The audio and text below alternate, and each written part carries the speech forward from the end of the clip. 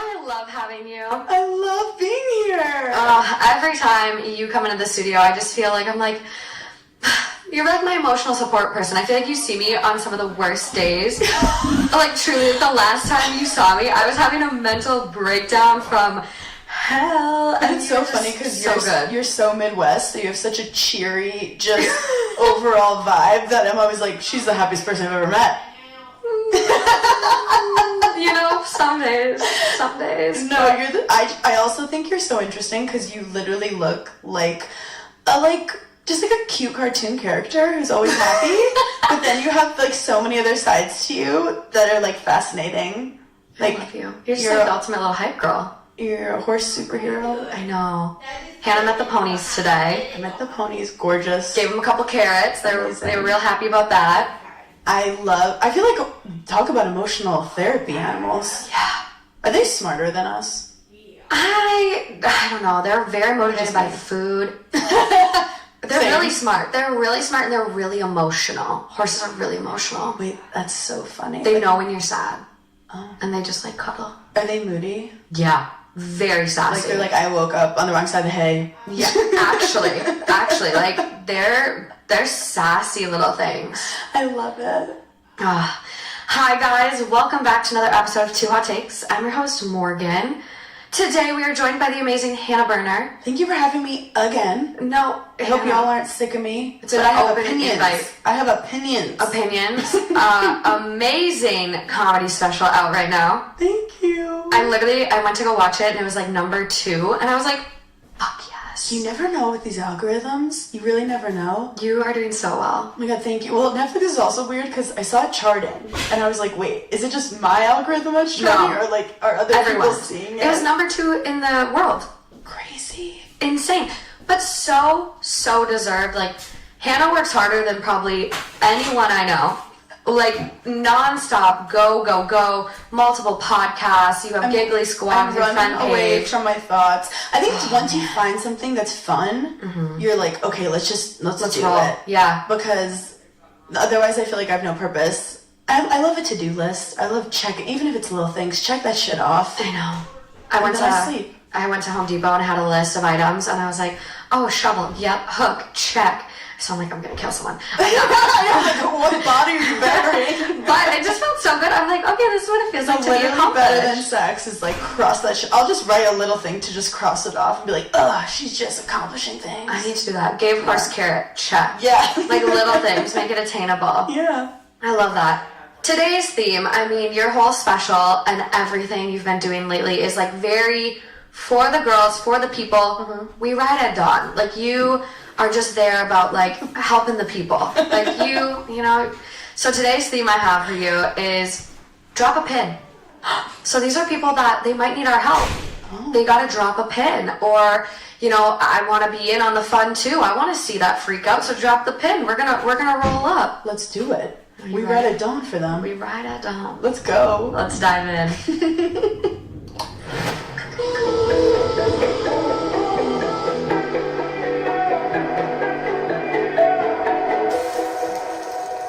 Okay, this first one is coming from Am I the Asshole? It is titled, Am I the Asshole for Returning My Wife's Shoes?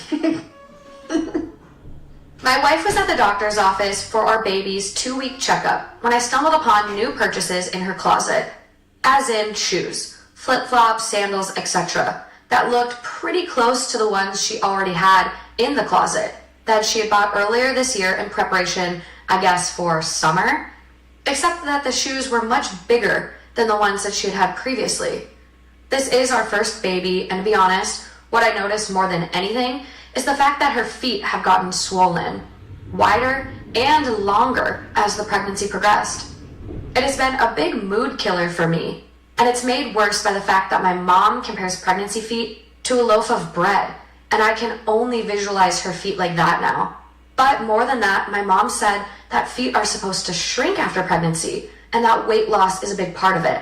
So I was upset that my wife just spent all this money on new shoes when she barely goes anywhere outside of either her bedroom or our baby's room, and should be gunning for weight loss instead of throwing in the towel. I thought that it was an impulse purchase that in the end was going to waste money and disincentivize her to lose weight and look for solutions for her swollen feet. As a result, I ended up taking the shoes back and getting refunds. Now my wife is pissed, and I feel like she's just going to refuse to lose weight out of spite. Am I the asshole? I can't help feeling not attracted to her, and unfortunately the state of her feet is something I notice very clearly. And I'm also still mad that she used my money without permission, and I'm tempted to cut up the credit cards she uses if she's going to impulse buy. So, am I the asshole? I need to throw that computer across the room. I'm enraged. I don't know if I've ever been so one-sided on one of these. Let's go. Pop off, girl. Well, also, I have so many questions. There's so many red flags. Why are you talking to your mom that much? Why are you a grown man asking your mom all these questions about your wife's feet? That's insane. Also, Unreal. When your wife just birthed your child and wants two-week-old baby? 2-week-old baby. 2-week-old. And wants to feel comfortable walking around. Also, okay, I get it if they were like Louis Vuitton. I don't think they were Louis Vuitton. They sound like Target flip-flops. I just want to say Louis Vuitton. I'm giving maybe $50 max. You should be fucking doing everything you can to make your wife feel as comfortable as possible. She didn't go behind your back, and she might have been a little embarrassed. And also, swollen feet is not the same as like losing weight. It's retention from the pregnancy. Let's go. We cried at dawn for this woman. How many times did he mention weight? It was crazy. She needs to lose weight. I hope she's not disincentivized to not lose weight now. She's gonna not lose weight out of spite. It's giving like he has like a weird foot fetish. Right? That. Well, his whole like, they're longer, they're wide. My husband doesn't even notice if I get a pedicure. Also, if you're worried about her feet being swollen, massage them. Mm-hmm. Massage them. Mm-hmm. Retrograde massage, baby. Mm-hmm. Come on, like, be a participant in this. Also, like, thinking of worrying the most about your wife's feet when you just had 2 babies. It's like, thank God she's healthy. Thank God I hope the babies are healthy. There's so many more things if we're going to be worried about something. I'm really not happy with this man. No. The other part that really irks me is the financial abuse comment. I'm mad that she spent my money on this. Mm-hmm. No, sir. Mm-hmm. If you have a stay-at-home wife and you're choosing to have your partner stay home to take care of your child, mm-hmm. that is your money. Mm-hmm. The financial abuse, and I'm sorry, if my partner cut up a credit card because I bought a couple pairs of shoes, divorce. Also, imagine dealing with this, like coming home from having a baby and being like, oh, where's my sandals? That just fit want my something feet. Comfortable. And he's like, I went out and returned. What? In that time, you could have massaged my feet and done whatever freaky shit you want to do to my feet, because clearly that's all you're obsessing about. All he sees are loaves of bread. Also, little sourdough. Who doesn't like a loaf of bread? What's wrong with you, sir? I love bread. Get out some bread and butter and let's go. I would take a baguette right now. With some buffalo butter. Have you had buffalo butter? No. The best butter there ever is. Like from buffaloes? Yeah, apparently they can milk those things. What? Next thing you know, you're gonna have a buffalo in your backyard with the 2 horses. Honestly, don't put it past me. Don't put it past me. I want a donkey really bad. I don't like buffalo sauce butter. No, like buffalo. Because that's some white trash shit. Tatonga. Buffalo sauce butter. Buffalo. Oh. Yeah. Cool. I don't know. I'm into it. I don't know how they get it, but milk it can be done. It can be done. Okay, now we're hungry. But no, I'm like at divorce level with that man. I am too. I think there's a lot of concerning red flags, and I do think if you are concerned about your wife's feet, like, talk to her, buy her a pedicure, do something about it. But, like, people's feet don't usually get smaller. Like, I don't know if this is, like... My feet get bigger in the summer just because it's hot out. That, and the more you work on your feet, like, your feet do change over time. Like, when I was a flight attendant, I was on my feet nonstop, or working retail, my feet did change. They got a little bigger. I went up a half size. Also, I'd love to see his fucking feet. They probably look disgusting. I see your fucking hairy toe knuckle. I have a hairy toe knuckle. I one time went to a pedicure spot and the lady just started tweezing my toe hair unsolicited. See, I love that. I'd be like, thank you. I mean, painful. I was so embarrassed. But I love that she didn't ask. That was nice of her. She didn't want to embarrass me. Yeah, she didn't want to say it out loud. I'll get a lot of like, I'll be getting a facial and they're like, do you want me to get a little bit of your mustache off? And I said, yes, ma'am. Oh my god, those chin hairs, they come in so like a hot. Billy goat. Oh my god. I had a joke that I said, I was like, live life like a chin hair. When someone tries to take you out, come back stronger than ever. If that isn't accurate. You're right, I don't. Oh my god, I need that on a t-shirt. Yes. Or a coffee mug. It's Damn. so motivational. It is. But like, they will come back stronger every time. And darker. Darker. They started out blonde, now they're black. And then TikTok tries to tell you have like a hormonal imbalance. I'm like, no, I think I'm just a girl with a chin hair that I get to play with when I'm like spacing out. I know, and if I find it when I'm driving, I just sit there and I just try to the whole car ride just to It's get so hard to get it, but when you do, like, cross it off your to-do list. It's so satisfying. Why do we like this? Oh god, we went off on a tangent. Top comment on this one.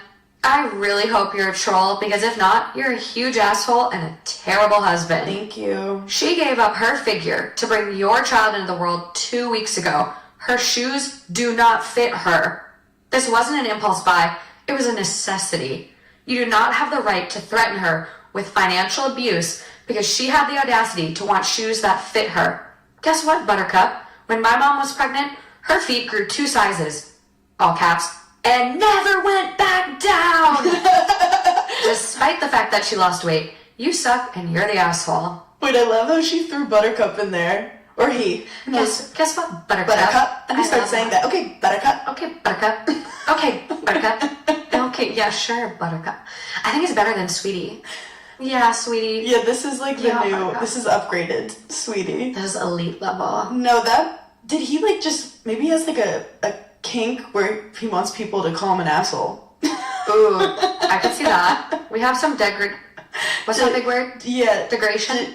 Yeah. Degradation? Next. That sounded like something people do in like a lawn. I degraded my lawn. It does, actually. You can go along with the irrigation. Yeah. I got some new degradation in my lawn. Look at you. Yard work, Farmer. Hannah. Farmer Hannah. Hannah. I could see you being a farmer. I do want to have like a cat dog sanctuary one day and be a painter in a farm. You have it. You have it's that. in me. It's I like, see it. It wants to come out. The overalls with like the paint all over it. Yes, I'm just like, and I'm always really busy, but I actually have nothing to do. Yes. I want that for you more than anything. You need a vacation. I'm not even where selling you the just, paintings. I'm just like, I have to finish this painting. Yeah. Oh, I love that. Okay, moving along. Okay, let's lighten it up a little bit. Let's lighten it up. This next one is coming from Am I the Asshole? It is titled, Am I the Asshole for agreeing with my niece being booed at her sister's wedding and then later putting her in check? I have 2 nieces, and one recently got married. The other one is pregnant with her first child. At the reception, she used her toast time to announce her pregnancy. My niece is selfish like that and has always stolen the spotlight. She always got away with it though, because she was the favorite. Well, she didn't get away with it this day. The groom's family and friends immediately booed her loudly. The best man, groom's brother, said on the mic, how dare she use his brother's wedding to announce that, and, quote, this day is not about you. The booing changed to applause, and not just from his family and friends. I clapped too. My selfish niece and her husband left out of embarrassment. I went to the bride to check on her and hug her. That's when I found out my niece had asked the bride for permission to announce it weeks ago. Quote, because it's practical, since the whole family will be there. But the bride had said no. She wanted that day to be about her and her husband. This made me very glad that I clapped. Later on, my selfish niece sent me a text message blasting me for clapping while she was being humiliated. I ignored it. She called me the next day and blasted me, but this time I told her she deserved it. I told her I knew her sister asked her not to announce anything. Quote, but you had to make it about you, like always. Then she had the nerve to tell me, quote, she's always been your favorite niece. And while that's true, that pushed me over the edge. I told her, quote, she, the bride, had to be someone's favorite since you held that title with both of your parents. Unlike you, she has a kind and selfless spirit that she'll pass on to her first child. Then I told her I don't want to hear from her until she grew the fuck up and apologized to her sister. Then I hung up. Now I'm all kinds of assholes to my sister, their mom, and other family members for clapping and for my words over the phone. I don't regret the clapping, but did I go too far over the phone?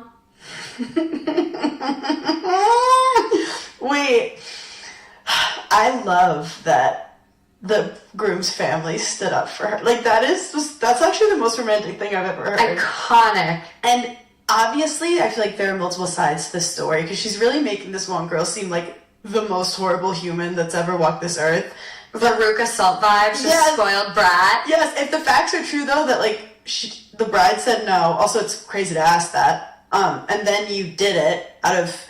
It was convenient, which that's not a good excuse, and you still did it. Like, you do deserve it. I do feel like if you're gonna clap, then you're asking for a little drama. Yeah. So, like, their responses are valid too, but I do think that she made a point, and you did you, girl. You, like, stand your ground, say it with your chest. Absolutely. You got told no, and you still went ahead with it. Mm-hmm. Looks like you're dealing with the consequences now. Exactly. That's how it works, babe. Exactly. That's how it works, Buttercup. That's how it works, Buttercup. Come on. That's such crazy behavior. Also, the whole, like, favorite niece thing. Like, okay, look, I know, like, we'll joke in my family and be like, oh, like, I got a lot of attention on this, or, like, yeah, my grandpa really loved me. But, like, it's not that obvious, and it's not true. It's a joke. Yeah, it's a joke. So the fact that they, like, have a ranking system, and she's like, you always thought she was the favorite. Like, what?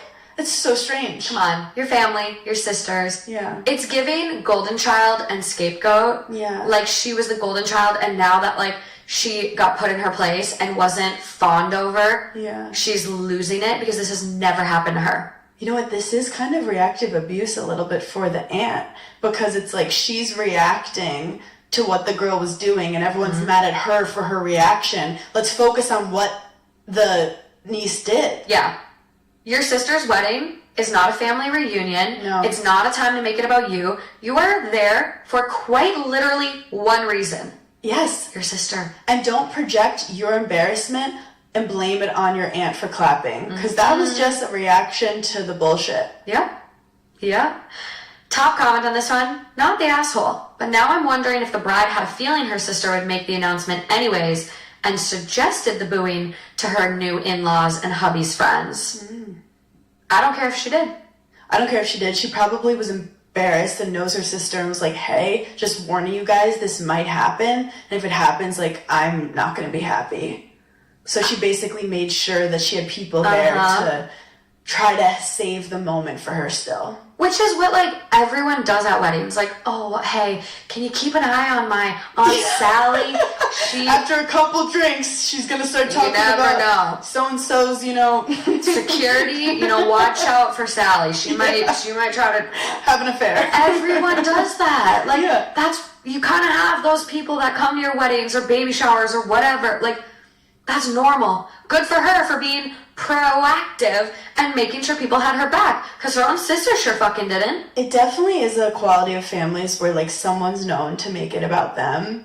Always. And it's like, I definitely have had these situations where someone's like, hey, so-and-so tends to make it about them and will be somewhere important, and someone suddenly, like, is always, like, sick, or, like, something happened that they're not telling people about, but it's, like, to get the attention on them. And you're like, how many times? It's, like, it becomes a pattern. But always. But then I sometimes, like, have empathy for them, because I'm like, what happened that you can't not have people worrying about you all the time, or, like, praising you all the time? Like, deep down, you really need that. Yeah. Yeah. And it's funny, because with me, obviously I love attention, but I, like, hated wedding attention. I know, I remember you telling me that. Attention. Like, I heard that story and I was like, wait, I would have loved someone else to make it about them. Because I want to, like, my own demons are, like, I want to earn people's attention. Like, I want people to be like, I don't know if I like her, and then be like, give me the mic and let me win you over.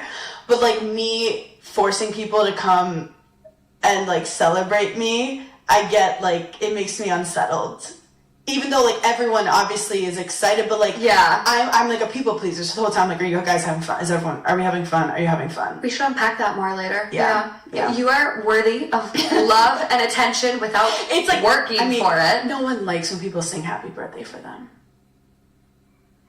I feel like that's a lie. I feel like it's the most awkward, first of all, difficult song to sing.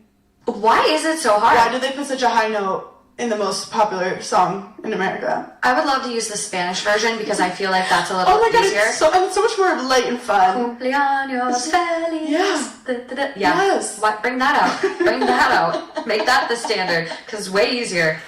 That's so funny. No, yeah, I never know what to do with my hands. Everyone's staring at you. Okay, I might... Oh, wait, I don't want to ruin it for you, but, like, I personally, like, I will fight to the death for people not to sing Happy Birthday. I do like the Applebee's version.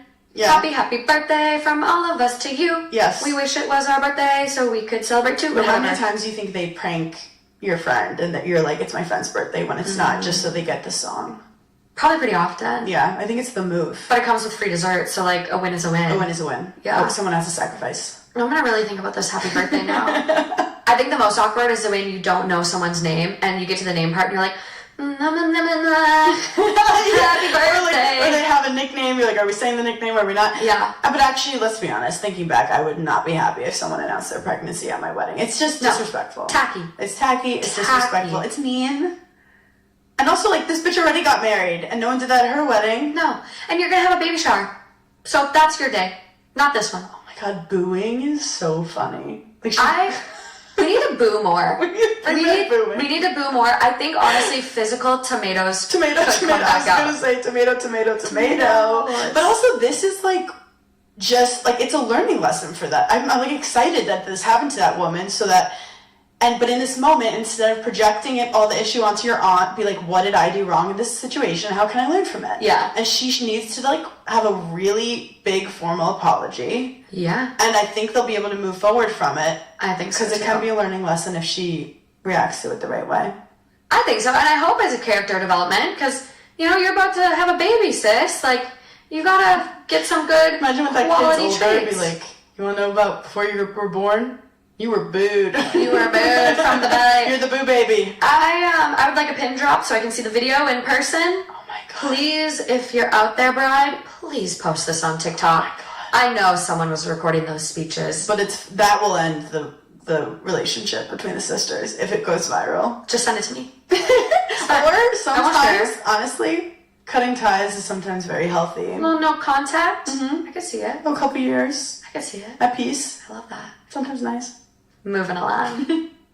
One of this week's partners is Skims. Think about how often you're wearing clothes. A lot. And there's nothing worse than clothes that don't have good fabrics, are itchy, scratchy, tags are rubbing on you. Maybe I'm just a sensory person, but I want to be in clothes that are comfortable, that are versatile. I can wear them lounging on the couch, working from home, or I can wear them to go run errands and get groceries. That is what you're going to get with the Skims Soft Lounge collection. Whether it's the Soft Lounge slip dress, the lounge tank and boxer set, my personal go-to, or the Soft Lounge sleep set, every piece is so flattering and just makes you feel good. I mean, it's gotta be a good fit if you can wear a tank boxer set out of the house. And I've gotten so many compliments on this set. And Skims has more than just this Soft Lounge collection. They've got the perfect t-shirts, amazing sculpting bodysuits, underwear, bras. The bras, don't even get me started on the bras. We'll talk about those soon. But if you're ready to try for yourself, shop the Skims Soft Lounge collection at skims.com. Now available in sizes extra small to 4X. If you haven't yet, be sure to let them know we sent you. After you place your order, select podcast in the survey and select our show in the drop-down menu that follows. Thank you. Do you want to ease into being mad or do you just want to like... I'm already mad. Okay, we're here. Okay. It is titled, Am I the Asshole for Slapping My Husband in the Face? Where is this gonna go? My 43 male husband thinks it's funny to constantly slap me, 43 female, in the privates all day, every day. He sneaks up behind me and will stick his fingers in my ass or slap my vagina. He does this in front of the kids. Once or twice is one thing, but this is at least 10 times a day. Tonight, I was in the shower washing my face and he came in and slapped my privates. He knows I don't like it. I've told him. I have bad hemorrhoids after having the kids, so when he sticks his finger there, it hurts. He knows this. Sorry for the TMI, but I am pissed. After the shower tonight, I slapped him in the face. Not hard, but hard enough to sting. His reaction was to punch me in the stomach and tell me he wants a divorce for hurting him. He's never done that before, and in my opinion, way overreacted. After 11 years of marriage, that was a first, and he said, I'm the asshole. Meanwhile, I'm ready to leave and take the kids tonight. I know his reaction was not okay, but was I out of line? What the fuck? Wait, it's obviously so easy for me to sit back in my chair right now and tell people to leave their husbands, because it's obviously way more complicated than that, but like, leave your husband. Immediately. Take the kids. You can stay at my place. Like, we'll figure it out. Drop the pin. We'll come help you move. Drop the pin. I got you. What? Like, that was so layered of so many weird things. And it's funny because when you stand up for yourself, I feel like sometimes their reaction really, like, confirms, like, oh, they have really been fucked up this whole time, and I was just giving them the benefit of the doubt. Yes. Have you heard about reactive abuse? Yeah, I've definitely been the victim of it. I feel like you hear about it, but like I just really learned about it recently, and that's what this kind of feels like. It's a form of gaslighting where it's like finally someone reacts and then they're like, you're the problem. Yeah. When they were the person that made you so upset. Was instigating it. I say, like, don't judge people based on their reaction to trauma. Ooh. Yeah. I don't always say that, but it is like how someone reacts to abuse, like they're reacting to abuse. Yeah. So you can't like weigh it to the abuse. That makes total sense. And it just like, I'm sitting here like, that's so Raven tunneling to like a bunch of moments in my life. I'm like, oh my God. Okay. Like Well, that's what they are good at with reality TV, because people are just reacting. And they're getting all these reactions, and then they decide how they want to put it together. So you don't always see what people are reacting to. So then that's you could terrifying. be the one that's considered crazy because they show you reacting to something that was but not the abuse that happened before. Exactly. That triggered that reaction. And then you could get bullied for your reaction to the abuse, like you were the bully. Reality TV is terrifying. So that's like one thing to look out. I actually can't watch it anymore now that I like know how the sausage is made. Yeah. Because it's like watching a fight, but starting in the middle of it and having to decide which side you're on. You ever see that sometimes on like TikTok? There'll be a fight and someone's freaking the fuck out, and you're like, they're crazy. But then you find out that person did something so beyond that you're like, of course she flipped out like that. Like, she should have flipped out more. Exactly. You see the other POV. Yeah. Yes. And I also think like, yes, like the physical stuff in relationships, there has to be boundaries. It could be super scary. But him reacting, I want a divorce immediately. It's like, then go. Please go. Bye. My hemorrhoids will be less inflamed. Well, he has no boundaries. And she finally was like standing up for herself, and like people be like, why didn't you tell him what he knows? She's told him multiple times. Yeah. He knows. And I understand, like, I am guilty. I like annoying my husband. Like, he's very ticklish, and like sometimes like he'll just like his stomach will kind of be out, and I know that he doesn't want me to, but I need to like poke him, and I'm like, why'd you do that? And like I try not to, but I think I'm like the older sister. Like, I love annoying my little brother, and it's something I'm working on. But it's also like we end up laughing, but I try to be like, I get in a silly mood sometimes. I think like a little poke, a little foot tickle, a little boop. Because he overreacts a lot, so I think it's really funny when he overreacts. He's like, it's not funny, you're like, I'm really ticklish. So like hearing this on a smaller scale, I'm like, okay, that's so valid, and I should listen to him more.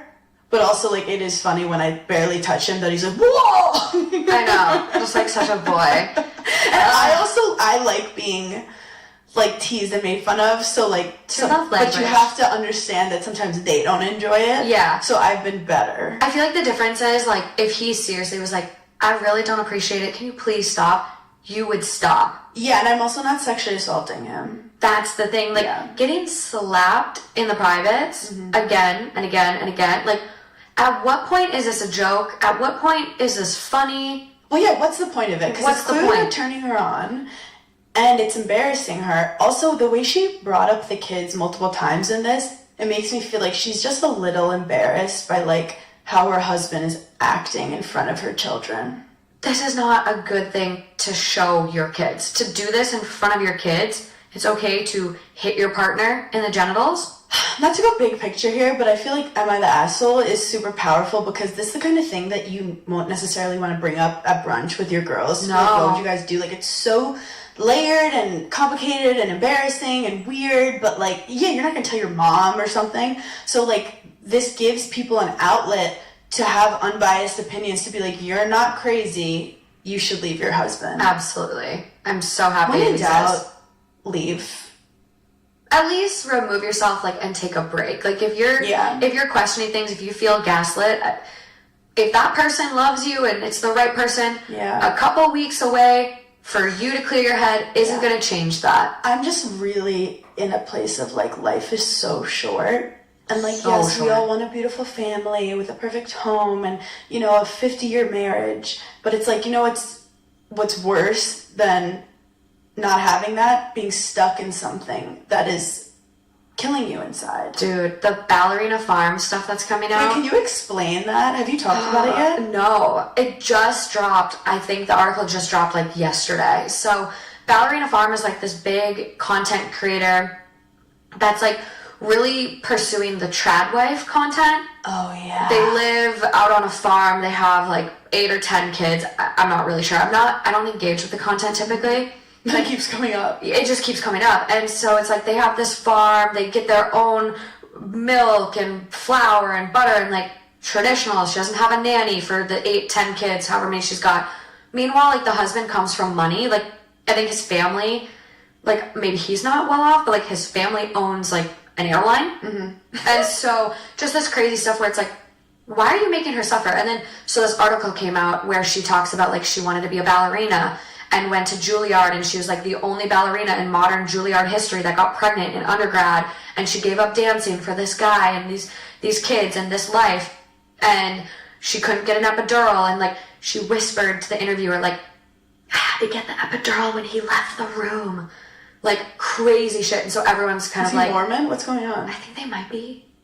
But it was just like this whole thing where it's coming out and they're like, holy shit, is she okay? It's honestly reminds me of a bit that's in my special about how I had bad taste in men, but it was never my fault. It was Disney's fault. Yes. It's the concept of like, we're trained to be like, you're gonna want a man that's, you know, he's tall and he is rich and he's a prince and he is the loudest guy in the room and the most masculine, and then you find these guys and they're not always right for you, and then you have to battle like everything you've been taught to be like, oh, I need to find a guy who's right for me and who's kind and who loves me, not just the guy who's like the Disney prince that is supposed to save us, which obviously doesn't work out that way, and could be, that's the problem. When you're with the wrong person, yeah, it can suck, but it also can like literally ruin your life. Yes. They're your everything. They're the person you bounce ideas off of. You make financial decisions. They can be super controlling. Like, it's a huge decision who you spend the rest of your life with. It really is. And like thinking about choosing the wrong partner, like if I would have been with any of my exes before my fiance, like I would not have this podcast. Like being with him is the reason I literally have this show. He bought me the equipment. He taught me how to edit. He encouraged me to do it. Mm-hmm. Any of those other people that I was with before him would have stomped that little spark out. Wait, like, you made me cry. Truly. Like I hearing you say that, I'm like, it's so important to have the right partner around you, the right friends around you, because it can foster or it can squash you. 100%. I'm very like quality over quantity with that stuff, because it's so many energies. You're getting all these weird things in your life. But I feel like these horrible relationships can be good, because then you realize like, oh, it's so not worth it. I never want that again. Like my worst breakup in my 20s made me finally stop being too boy crazy and just wanting attention from guys and being like, oh wait, attention from guys can be really, really bad.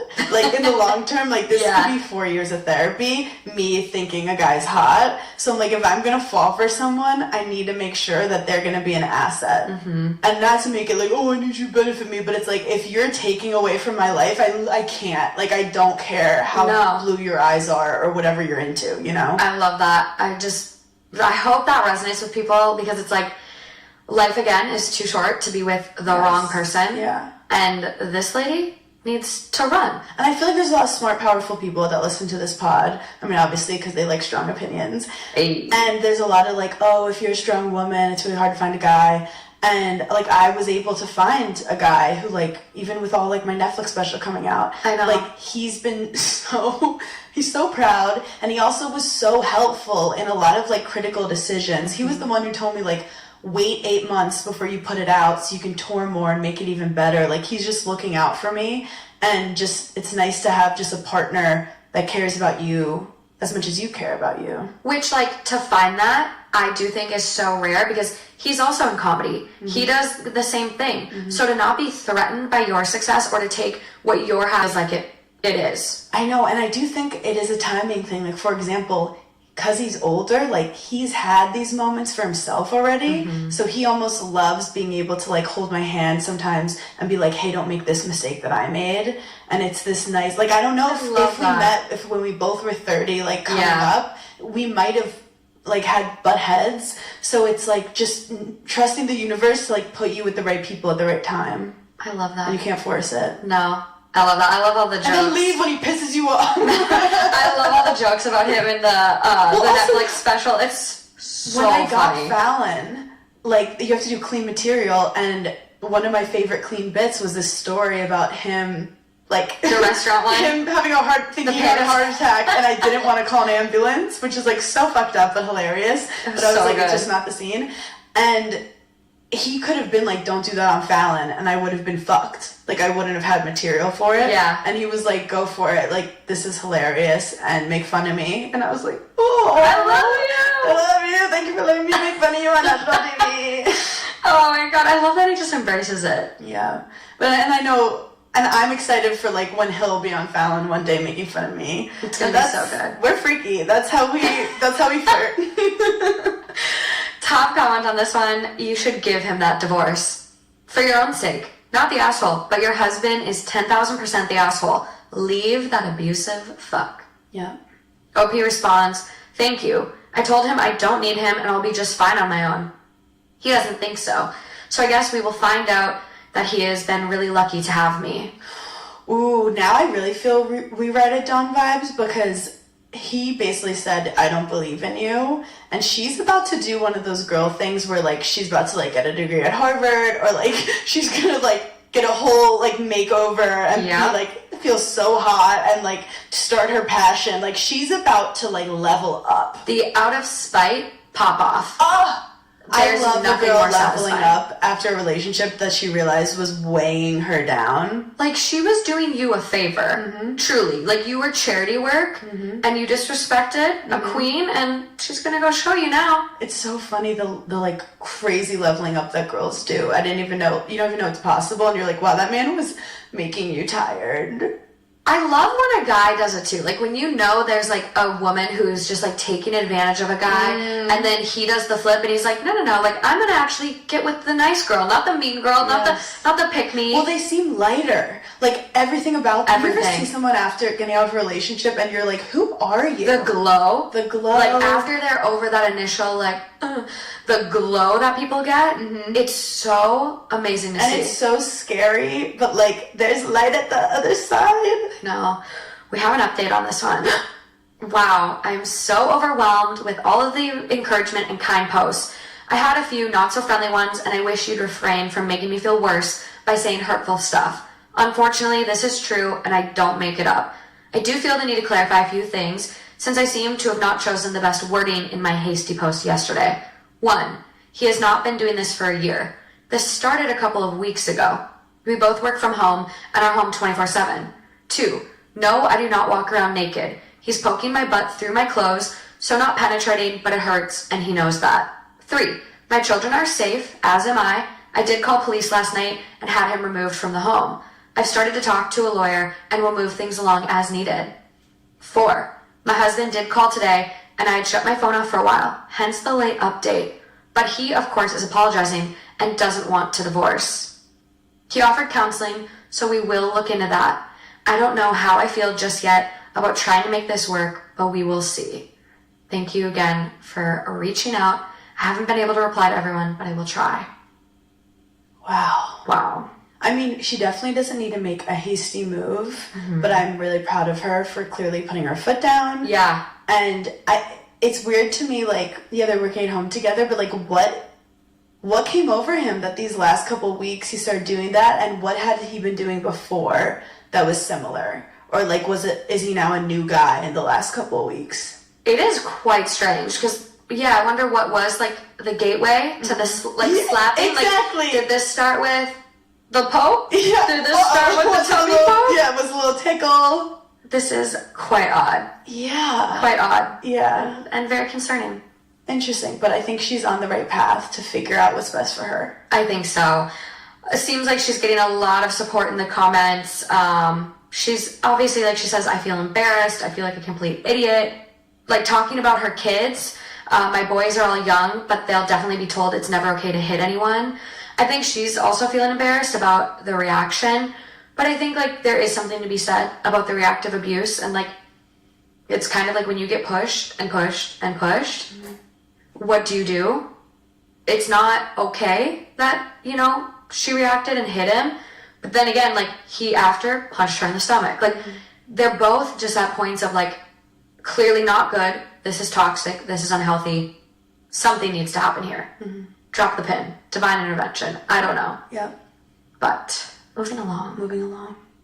Another one of this week's partners is Rocket Money. Do you think you could tell me every subscription you have right now? I know I couldn't before I started using Rocket Money. I actually found out I was paying for the same streaming subscription twice. And I'm not on my own in this. I just found out that 74% of people have subscriptions they've forgotten about. And how often are you really going through everything on your credit card statement? Rocket Money is a personal finance app that helps find and cancel your unwanted subscriptions, monitors your spending, and helps lower your bills so you can grow your savings. My favorite part that I've found with Rocket Money is they'll actually even try to negotiate your bills lower for you. Whatever Rocket Money does for you though, it's all going to be easy to track and see. There's a very clear dashboard where you can see all your expenses across all your accounts, and you can even create a budget. Rocket Money has over 5 million users and has saved a total of $500 million in canceled subscriptions, saving members up to $740 a year when using all of the app's features. If you're ready to try for yourself, stop wasting money on things you don't use. Cancel your unwanted subscriptions by going to rocketmoney.com/THT. That's rocketmoney.com/THT. rocketmoney.com/THT.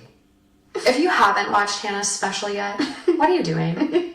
What are you doing? We're sitting here, we went like way off tangent in between stories, and I'm just like, I'm here just like talking about how much I love this special. No, like having like cool girls like you love it is all I wanted. That's all I want. It's so good. I'm gonna go watch it again. And you're so right about Beast. She's so hot. The Beast is hot. So hot. I say that he looks like Travis Kelce. Why do I see it now? They're just big and burly, and they have a good, like, furry. Why do I see it now? Why do I see it? I want to pick you up. Occasionally get mad. Literally, I see it. Okay, this next one. It's coming from AITH, 7 days old. It is titled, Am I the asshole for rejecting my friend's request to have an open relationship with my husband?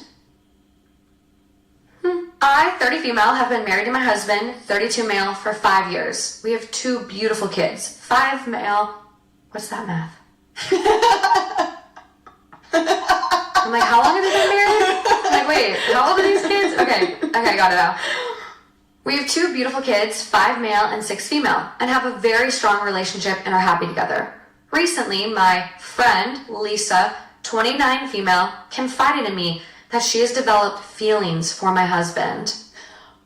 She said that she finds him attractive and admires our relationship, and she asked if we would consider having an open relationship so she could be with him too.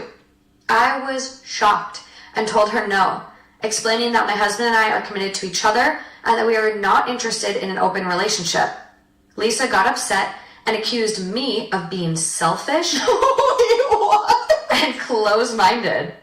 What? What the fuck is going on? Are we taking crazy pills right now?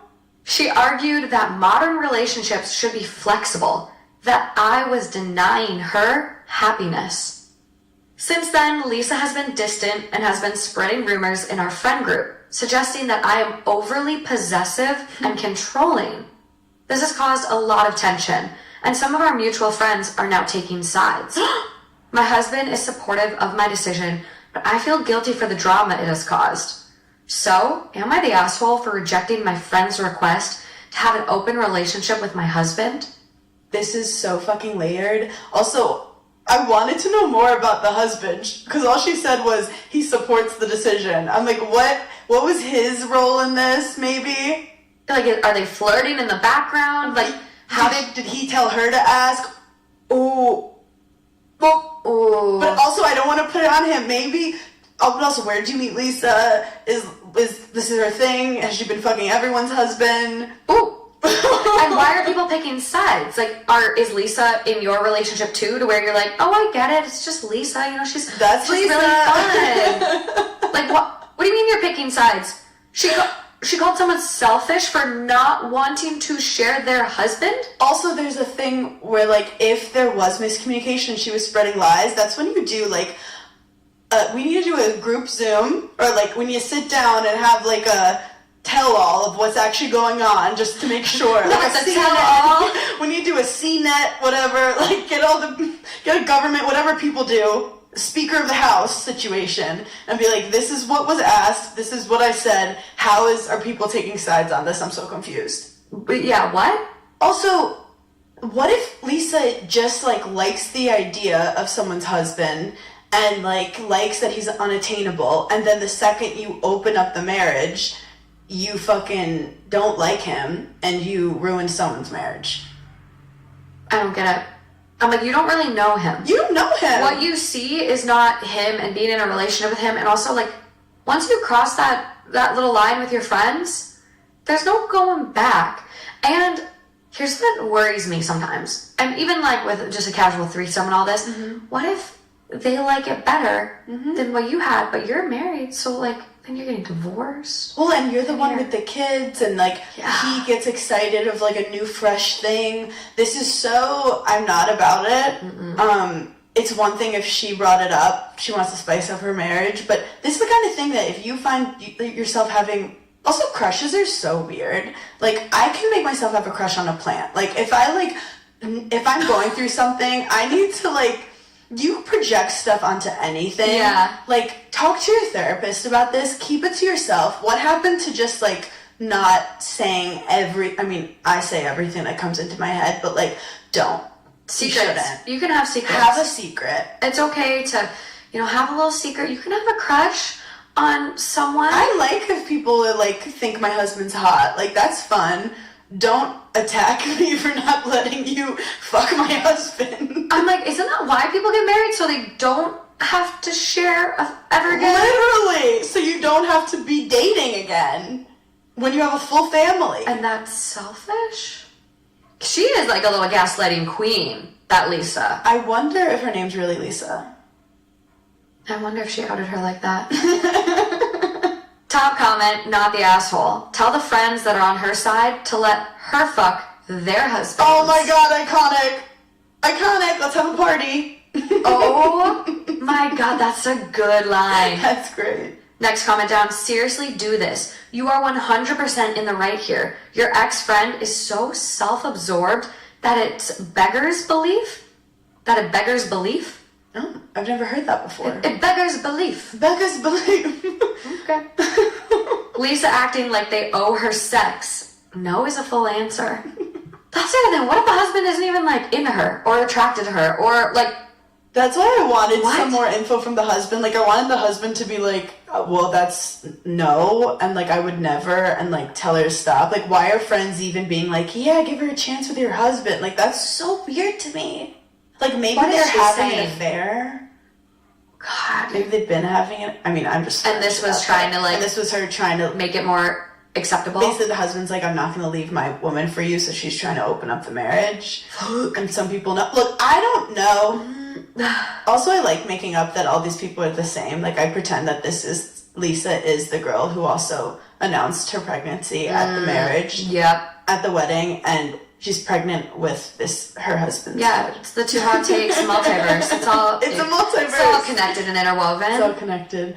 It's like a bunch of Sims characters. It really is. That's how I look at them. I'm like, I just... remember, these are all my little kids. We do have an update. After reading some of your comments, I decided to bring the group out for coffee and told them all about what Lisa said and the real story. I also showed them the Reddit post. After showing them, there were 2 girls that were still on Lisa's side. So I took some advice from the comments and said, quote, let Lisa fuck your husband, then you can be on her side. After that, everyone was on my side, thankfully. Also, don't be friends with those girls anymore. No, still. Let's not. You have the post, you have what Lisa said, and you're still going to be like, yeah, that's fine. Lisa should be able to fuck your husband. Yeah. That's fine. Lisa wasn't happy at all, and she started ranting about how it, quote, wasn't fair. She, quote, just wanted to experiment something new, and it wasn't even that bad of a request. You're making it such a big deal, which I didn't get. Me and the rest of the group have officially cut contact with Lisa, just hoping she doesn't try to reach out. We'll update if something happens. Also, just clarifying that Lisa also asked my husband for an open marriage. He also rejected it, saying that, quote, even if I was, I would never want to go out with you. Okay, so what is the argument here?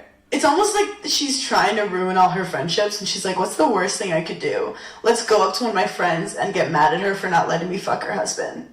Some kind of weird self-sabotaging behavior. Also, the husband, like, ate with that line. Even if she was open to it, I wouldn't want to be with you. Oh, good job. Good job. Slay. Go off, King. Wow. I would be embarrassed if I was this woman. I would tail between my legs, go hide in a hole, and she's doubling down? I know that, like, in Utah, they were, like, remember all the Mormons were, like, hooking up with each other's husbands, and it got kind of weird and crazy. Yeah. But this doesn't sound like that group. No. Mm-mm. It's also giving, like, there are other men in the world. How small is your community that you feel like he's the only freaky moment you can have?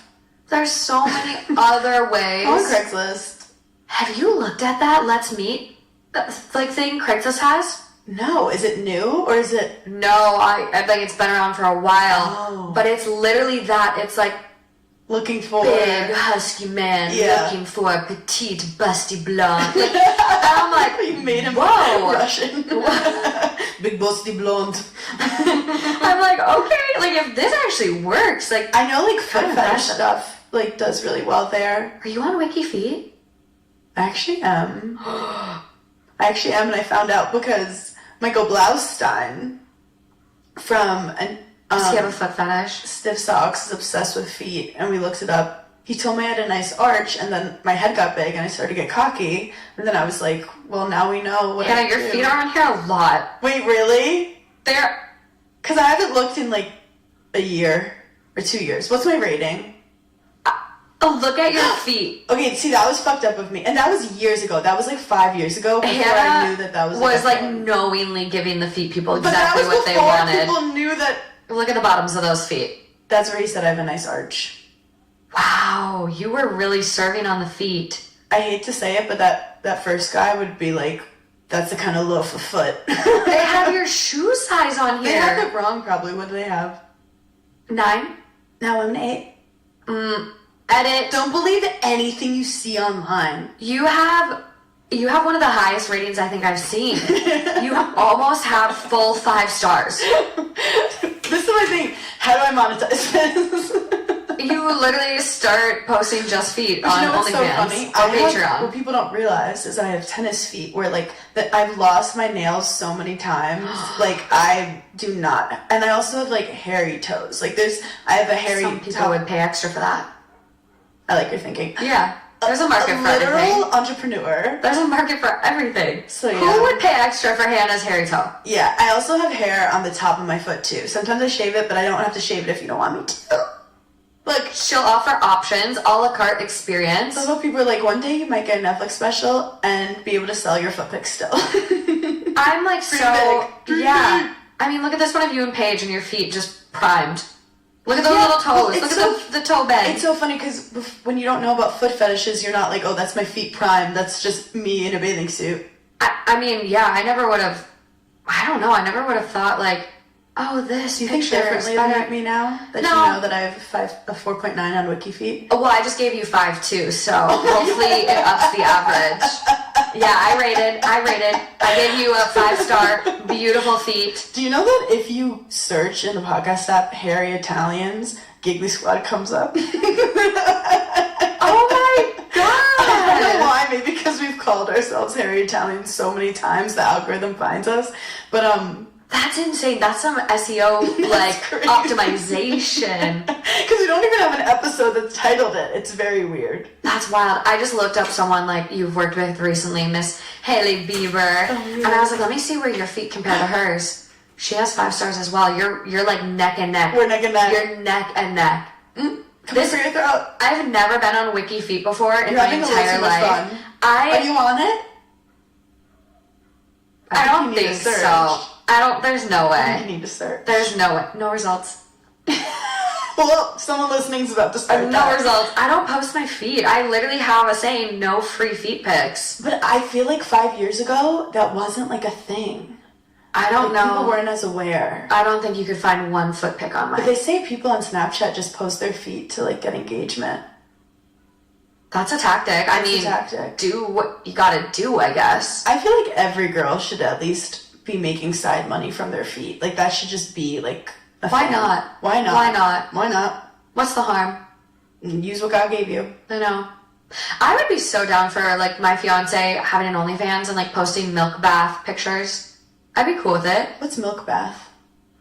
Oh my god. So you fill up your bath with water and then add milk and it makes it cloudy and people will take like very sexually artistic. Doesn't always have to be sexual. It can be very just tasteful and artistic. But like you can't see anything really. Yeah, only what you pop up above the water. Yes. Wait, is that like a thing on OnlyFans?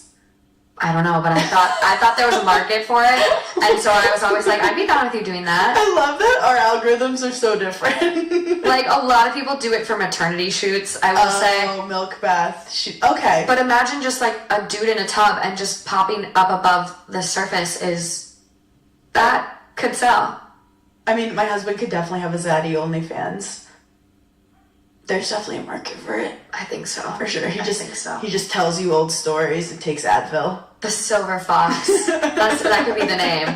The Silver Fox. Silver fox. He just complains about his lower back. Just talking about his physical therapy. Talks about the 80s. Oh my god. He was around during that time? Oh yeah. This was his prime. No, I actually feel like your age gap, like you make it seem so healthy because I'm usually not a fan. I think I've told you that. Yeah. And you just like, your relationship is so cute. Like the whole COVID start and your lockdown and then like you got engaged within 6 months. Yeah. Because honestly, my You just parents knew. did, so like it was kind of my love story in my head. But I do have to say, age gaps, I think, not good in your 20s. Like when you're in your 20s, your brain is forming still, you're not making a lot of money, you're figuring out yourself, you could get taken advantage of. It's just the power imbalance. It's the power imbalance There's gotta be I don't equal. fuck with. That's why I love, like, if you're in your 30s, you're single, go for these older guys because you're actually, like, on a similar wavelength as them. That's like, with age gaps, it's not the age itself. It's the power imbalance that typically will accompany it. And I was financially independent when I met him. I knew what I wanted to do. Thriving. And I knew what kind of guys I liked. So I literally say, like, I'll do my jokes at colleges and I'll be like, this is not for girls who are 20. Deal with men your own age who don't know what's going on either, who are like fingering you and it feels horrible. Just keep doing that until you're ready to graduate. Find Bucky the mascot, you know? Make some stories. Make some stories. Yeah. Ride around on those athlete scooters. We ride at dawn. Oh my god. Look at you. Just the big sis advice everyone needs. Well, there isn't an update on this one past the dinner, past the coffee with friends, which I love that you were like, get everyone together, do a tell-all. Yeah, do a tell-all. Do a reunion. She does have something in the comments that she has been considering cutting off those two that agreed with Lisa for a while, so... Yeah, that's weird to me. I think they're on their way out. I want to know what Lisa's up to right now. Trying to find someone else's husband. Yeah. Yeah. There's so many people out there. So many people. Find your own. You don't need to double up. Find your own. Or find a community that's into that stuff. There's those out there too. Yeah. I've always wondered about the naked cults. Same. That'd be a hard bit to commit to. Yeah. But I feel like it's one of those things that you just get so used to. Like at first you're like, oh my god, there's schlongs being thrown around. And then 4 days in, you're just like, I don't care. Just, you go a little blind to it? Yeah. Like nose blind almost? Yeah. Eyebrow blind? Yes. I started getting really worried about my eyebrows after that. Oh my god, now you have great eyebrows. They're microbladed. That helps. They look great. I need to get them touched up. Enough about me. Enough about me. I don't like attention. I'm the opposite. I'm like, give Hannah all the attention. I don't want it. No. Oh my god.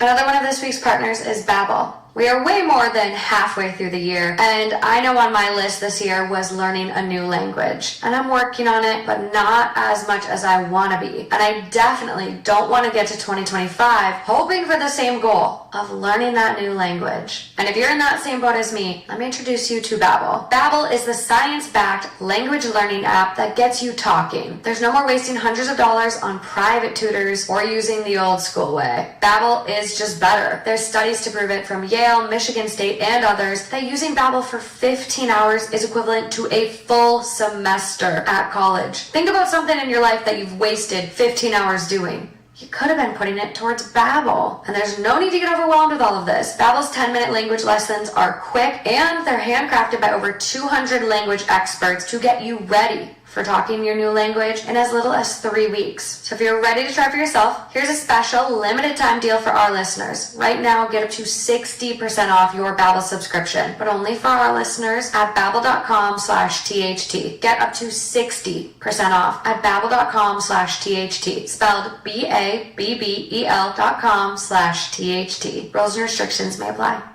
Okay, this one is fresh. This next one is only a day old, coming from Am I the Asshole, titled, Am I the Asshole for getting into an argument with my husband because he left me during surgery? What kind of surgery? I have follow-up questions. I am a 25-year-old female and my husband, 27, and I have been together for almost 4 years. We do not have any kids together. I had a same-day lumpectomy surgery yesterday. The tumor is not believed to be malignant, but I wanted it out since my mother had breast cancer. My husband got the day off work and drove me. The surgery was delayed for about 3 hours, and my husband was getting impatient.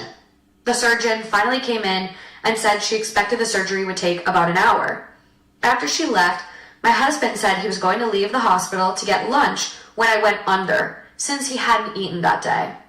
I wanted him to be able to eat and was trying to be brave, but I really didn't want to be left when the surgery was only supposed to be an hour. So I asked him if we could pick him up food on the way home. He gave me the impression that he would stay, and I was then wheeled away. Fast forward to 30 minutes later, I was being shaken awake by a nurse who told me I was sick, and she was trying to get in touch with my husband. Apparently, during the surgery, my blood pressure dropped rapidly, and my surgeon was able to get the tumor out in 20 minutes. But my BP was 70/30 by the time they got it out, and my lips had turned blue. I was very sick in my room. I was bleeding through my internal stitches, coming in and out of consciousness, and was vomiting.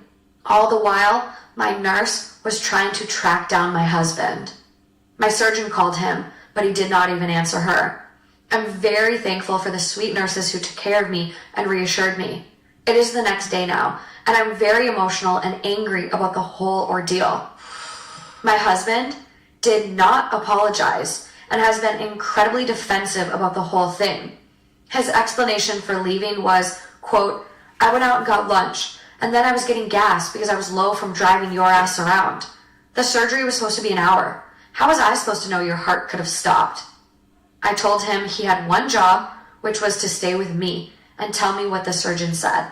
I could get over him leaving if he was apologetic or remorseful, but I'm shocked at his words / how little he seems to care for someone he claims to love.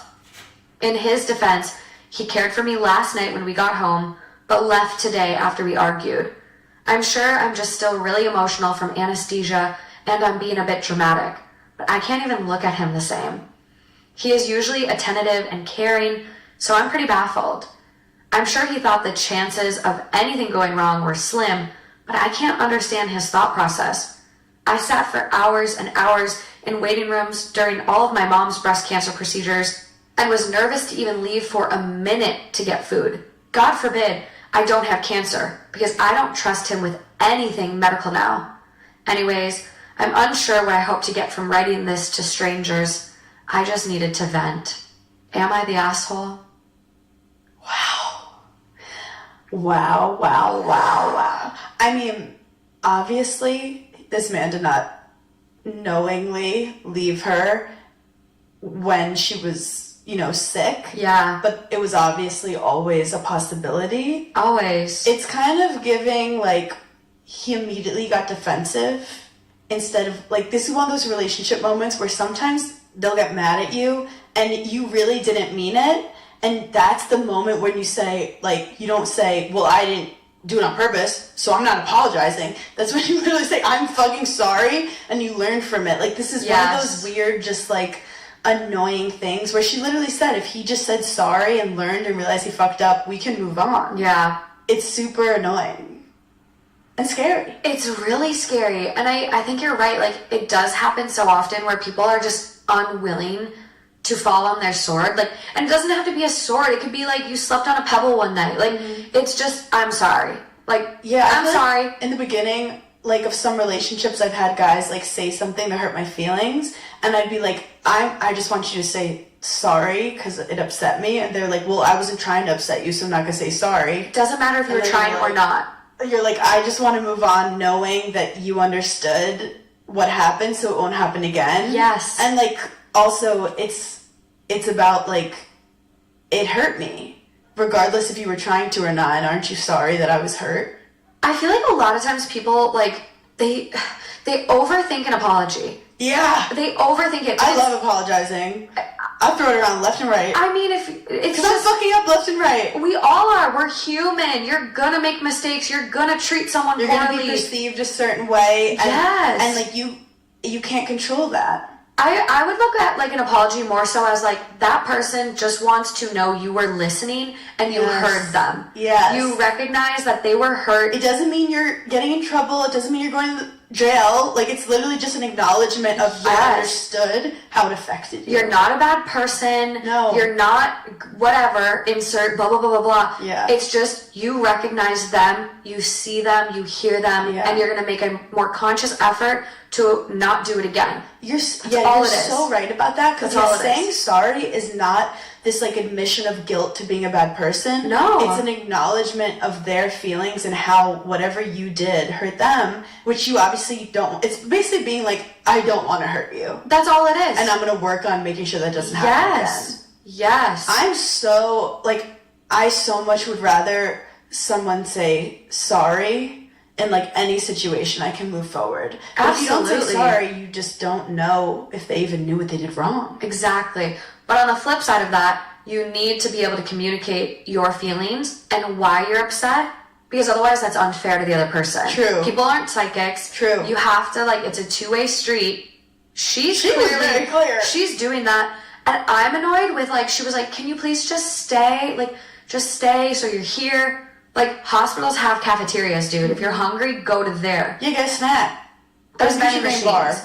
Bring snacks. Plan ahead. But then to be okay, I'm not going to leave. And then you still leave. I hate when people lie or think oh, she's not going to know. She's going to be under. She'll be none the wiser. Mm-hmm. I hate that. Then you have people calling your phone. Clearly something's going on. Why aren't you answering? You're not answering the nurse. You're not answering the surgeon. You're getting multiple phone calls. Why aren't you answering? Well, this is also, I wonder about him. Has something happened to him where he doesn't like being in a caretaking role because of something? This is, again, some trauma. Maybe he has. Maybe he has. It's this is a marriage, and I don't think it's as simple as, he doesn't give a fuck about you. Let's delve into, why this happened. Yeah. But I also don't like that, 2 days later, they get in a fight and he left her. I don't like the whole leaving. No. Go upstairs, maybe breathe some air, take a moment. Don't leave her. No. And, what if she is sick? Yeah. I get having, medical trauma and, stuff like that makes you anxious, and so you messed up, you left, now you feel guilty, you're embarrassed, so you're not admitting, you're not apologizing. Mm-hmm. But at the same time, Where do you go from here? What if she is sick? What if she has to do something else in the future? What happens when you guys, if you have kids? How are you going to react in that situation? It's like, you need to nip this in the bud now. I do also, she said, like, in the past he's been good at caretaking, so Yeah. that's also weird. I feel like some people have different love languages. Like, I know, like, my brother, wasn't that good at caretaking, and then, like, his wife was having migraines, and she had to kind of teach him, like, what she needs. Yeah. Because he's like, do you want me, like, there? Do you want me not there? And she was like, once I told him what to do, he was great. So it's like, maybe this guy didn't realize that while she was under, he needed to be there. Like, some guys are very, like, too logical. Yeah. Where they're like, you're literally... You're under, like, I can go get food, and I'm not going to apologize because of this freak accident. It sounds like he's just being stubborn, and he needs to fucking say sorry. Yeah. And I do think it's like OP being like, oh, well, can't we just get food on the way home? Like, I understand why he didn't want to do that, because in my head, I'm like, well, you have surgery for an hour, then you're in post-op, you're recovering, blah, blah, blah. Like, you're not leaving for another 3 hours. When I'm hungry, I gotta eat. Like, I'm a hangry girl. With that. So I get that, but cafeteria at the hospital, DoorDash, call a friend to bring you a sandwich. I don't know. It's But also don't leave. like, I'm trying to think, like, if I was in his position and I did leave, like, it's such bad luck, and that's when you literally have to, like, look at the person and be like, that was so fucked up of me. I'm such an asshole, and I'm so sorry, and, like, I learned now, like, I'm not fucking with, like, leaving you ever again. Yeah. And that would help so much in the situation. That's all it would be. That's Literally literally all it would be. I was an asshole is, like, so healing. I think for both people. Yeah. Seriously. If you can get the other person that was an asshole to, like, actually do that, why is it so hard? It wasn't on purpose. No. I mean, yeah, he was, like, a little lying and he was being annoying, but, like, you ended up being more of an asshole than you anticipated because of bad luck. Yeah. And just own it. You gotta own it. Top comment on this one. I think we know where it's gonna go, right? Not the asshole. I'm really sorry you went through that, and he's not being supportive. Did he actually say, quote, from driving your ass around? That's incredibly insensitive. OP responds, he did. That was the comment that really turned into an argument. It's also hard because things get emotional. I know. And then, like, he was probably really frustrated. But again, don't get mad at her because that happened and you didn't anticipate it. I mean, it's just like, I don't know why he feels the need to slough off all these excuses. Like, well, I needed to get food and then I had to stop and get gas. Those are both two things that still don't excuse you not answering your phone. Exactly. Where was your phone? What were you actually doing? Yeah. Because I don't think you were just getting gas and food. Or he was like, I'm not answering these calls, which is weirder. Your wife is in an operating room and you don't answer a phone call? Likely showing up caller ID, blah, blah, blah, hospital. Yeah. Those iPhones are smart. They know when a spam is calling. Yeah. It's true. What was he doing? Look at these conspiracy theories were started. Is he with Lisa? I think he is with Lisa. He's with Lisa. Lisa found a husband to He's steal. with Lisa. But again, this also could just be, like, learning how to fight better, where, like, he doesn't get super defensive because she was pissed off. Yeah. Like let your person's gonna get pissed off sometimes. Yeah. And it doesn't always mean they hate you. They just need you to hear them and to apologize. I know. It's okay to pop the lid here and then, but it's like, how do you come back from it after? And if you can't connect and communicate. And it's also that weird, like, pre-kid time. Yeah. Where, like, you're kind of keeping an eye on your man to be like, is he capable of, like, being there for the family? So I think it's like, it was extra hurtful to her to be like, you're going to be the father of my children and you left me for dead. Essentially. Literally left me for dead. Essentially, I mean, a blood pressure, 70 over 30. So scary. That's borderline, like, you're going down cardiac arrest. But, and when you were saying that, I was like, oh my God, he's going to be so upset. Like, he's going to be so apologetic. So it's less him going to get food, because I am a crazy food person like that too. It's more the after effect of how he dealt with it. That's the thing. Just fall on the sword, friends. It's okay It won't kill you. I promise. Someone else goes, that's honestly awful. Also, does the hospital not have a cafe? Someone responds, oh, it does. You see, this event wasn't about him. It was supposed to be about OP. So he made it about him by ditching and then talking down to his wife. I saw my father do the same to my mother. He called it a waste of time to be at the hospital during her mastectomy. Unfortunately, they're still married, and it's so obvious how much they hate each other. OP, you are not the asshole. Take a hard look at your relationship.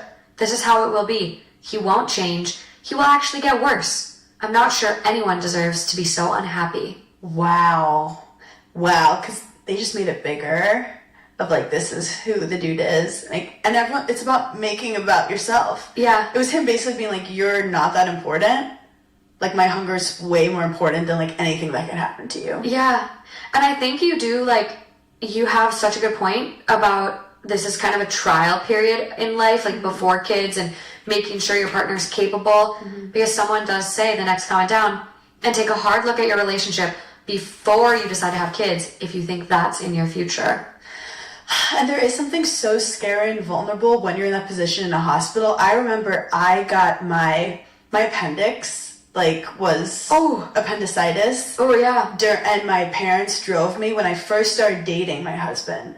And it was during COVID. So they literally, like, just had to drop me off. Yeah. And I was just lying there and no one knew what it was. They were giving me, like, Advil. And I was like, no, this is really bad. Holy shit. And my husband at the time was calling me. And he, like, drove and just sat in the parking lot for like a couple hours. Stop! Why am I gonna cry? No, I think he was good at like dealing with like. I'm literally like, what the fuck, Hannah? You got a good one. Oh my god. No, but that's when I was like, I'm marrying this man. I see why you got engaged in 6 months. That was like 2 months in. And I like wasn't responding because I was just lying there with my phone, and he was just like with my parents scared. But it's those moments that like you can see how much people care. That's the thing, like when people show up in times of need, like ride or die forever, like truly. And it's like, this was his moment. This was a moment. You don't know if it's not cancerous yet. You don't know. And you know what's so fucking fucked up? I do a joke on stage. Oh god, okay. I'm ready. Yeah, this is heading to transition. I wouldn't even call an ambulance on him when he thought he was having a heart attack. But I did a joke on stage about how we went to Aspen for the first time and he was skiing and I didn't want to ski and I wanted to get lunch when he was done skiing, and he calls me and he's like, we can't go to lunch, like I'm at the hospital. I think I tore my ACL. Oh. So I went and got lunch. Oh my god! Are you him? I am the man. No, but he basically was like being really tough about it. And we also joked, we're like, no one feels bad for you because you hurt yourself skiing in Aspen when you literally shouldn't have been doing like the hardest whatever. Just going down Black Diamonds. He literally took like a video, like I'm about to go down, I had to hike up something crazy. Like he was being wild. Okay. So I felt really bad, but I also was annoyed at him. You ruined lunch. But he also was like, hey, like I'm okay, like there's a lot of stuff going on. So like I got us 2 burritos. Oh. And I brought it. But then when you go and you see your person, like he had a neck brace on and I joked that I got the ick from it. Oh my god. You like have a different, like you're literally like, oh my god, I'm so scared with him. So yeah, these traumatic moments I feel like can really make or break relationships. Like you either realize how much you care about someone or you're like, wait, I'm leaving them for dead. Yeah. Well, and they're so young too. She's 25. Oh my god. 25. Again, I don't love getting married before your brain's fully formed. And it works out a lot of the time, but it's a risk. How old were you when you got married? I think 30 or 31. I feel like that's kind of young for my friends in New York. That's the thing about like here too. Yeah. Like I'm planning for a 2025 wedding. By that point, I'll be 31, and like I will be like my friends that are in Minnesota. They're kind of like it's different. They're still in the Midwest. You do get married. You know, your 20s I'm the only there. One in my friend group is married, and that will be me here. Yeah. I'll be the only one in LA that's married here. So it's like it's so interesting. Like geography can like impact stuff like that. Yeah, and your perspective of what's the right time. But I have a friend in Minnesota that, like, she was divorced by 30. And I think there's something to that. Perfect. No, I think there is, because you get that, like, fear out of the way. That fear of, like, starting over. That fear of abandonment. That fear of, like, that sunken cost fallacy where you're like, well, we've been together since we were 19 and in high school, and, like, this is my person. No. This is not your person. It's okay to check out and move on. No, divorce is so powerful, and also, like, even for people who are older, there's a whole wave of divorcees in their, like, late 30s and 40s that you find, or someone could be really right for you when you're 22. Yeah. And they're not right for you when you've both evolved and changed. People grow. And sometimes they grow together, and sometimes they don't. And that's not your fault. That's not your fault. It's not your fault. But this man, I'm mad at him. I hope the food was worth it. I hope the sandwich was worth it. I think the sandwich was someone else. I think he went to lunch with someone else. I don't think he was doing what he said he was. And that is just my gut. I don't know what it is. Well, yeah, because it's such weird behavior. There's no way you don't answer your phone unless you're doing something that you're really not supposed to be doing. Yeah. Lunch and gas, that's excusable. But, like, this is something else is And then to, fishy. like, stick to the argument that he didn't do anything wrong, maybe there is something deeper. I think so. I really think so. I love when we enable each other to be like, yep, he's having 10 affairs right now. Okay, I just what's that? Command F, where you can, like, search the page. Yeah. And I did cheat, just to see if anyone else is on the same page with us. Someone goes, hate to say it, but this is immediately where my mind ran to. Cheating. Even if he'd gone down the block to a restaurant and sat there to eat, he knew his wife was in surgery. Keep the phone on the table and see if you get a call. Yeah. Stopping to get gas too? Well, take the phone with you outside while you're waiting at the pump. See an unknown number during a time like this? Common sense says it's the hospital. The hospital could have been calling to say anything, and he did not pick up the fucking phone. He's cheating. Wow. I think something's going on here. Yeah, because it's giving, like, addict behavior where it's like you don't do things you would normally do to, like, get something else. Yeah. Like, what was he chasing? What's going on? OP has since deleted her account. Like, can't look at comments from OP, can't look for anything. Account's deleted. So What do you think that means? I think she's getting answers, like, I think maybe, like, with the cheating stuff coming up, maybe it's just like, okay, this is too much, like, I'm overwhelmed, delete. But I think this is someone who I think will have a wake-up call from this post. Wow. Especially having a mom that went through breast cancer. Yeah. And at 25 is getting a lumpectomy. Yep. Breast cancer has a genetic connection. Like, Yep. this was a glimpse. This was a speeding ticket. It's not, a full tire spike, you're locked up. Like, you're getting off with a warning, is what I'm trying to say. Like, take it. Don't look that gift horse in the mouth. No. You take it and you ride down the road on that little pony. You go. You wanted to bring up ponies. Anytime I can. Anytime. Another one of this week's partners is Stitch Fix. Going to a store and shopping for new clothes can be so overwhelming and leave you feeling terrible. But that's where Stitch Fix is going to come in. With Stitch Fix, you're going to get a stylist who understands your style, size, and budget. And they do all the hard work of that shopping for you. You're going to get personalized pieces that fit well, are high quality, and the pieces that you've wanted in your closet. My favorite part about Stitch Fix is that you can actually upload photos that you've seen on social media or outfits that you've really tried to find, and your stylist will go to work trying to find that same vibe. My issues with clothes is I know what I like, but I don't know how to put it together. And having a Stitch Fix stylist who picks out a couple pieces but then gives me a variety of ways to wear it has been so nice. So no more stores, no crowds, no stress, just personalized looks that you're gonna love. So if you're ready to try for yourself, personal styling is for everyone. Get started today at stitchfix.com/THT. That's stitchfix.com/THT.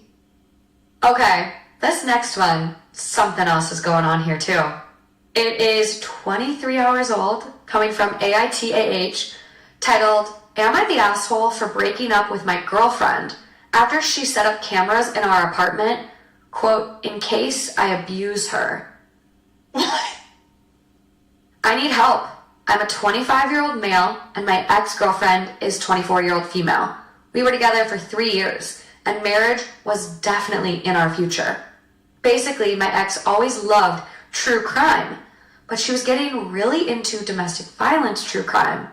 She had been down the DV rabbit hole for about 4 to 6 months, I want to say, before she really started acting weird with me. She didn't want me to have her location, which we mutually had for safety purposes. She was telling her mom, sister, and friends everything I did.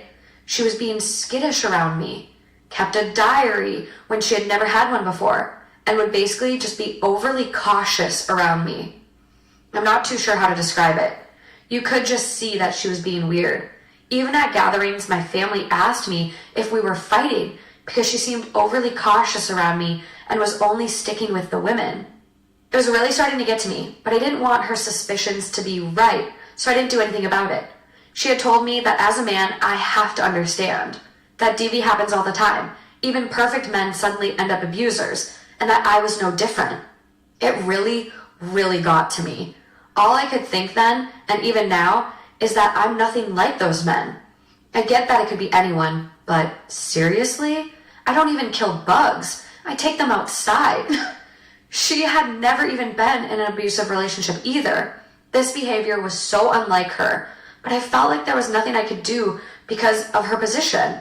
If I reacted badly, she would be right, and I know I'm not an abuser, so I just took it. We had been together for 3 entire years, and she really thought I would suddenly do something to her? I've never even raised my voice at her, and I came from a broken home with DV. She knows that. I would never treat a woman or child, man, or animal that way.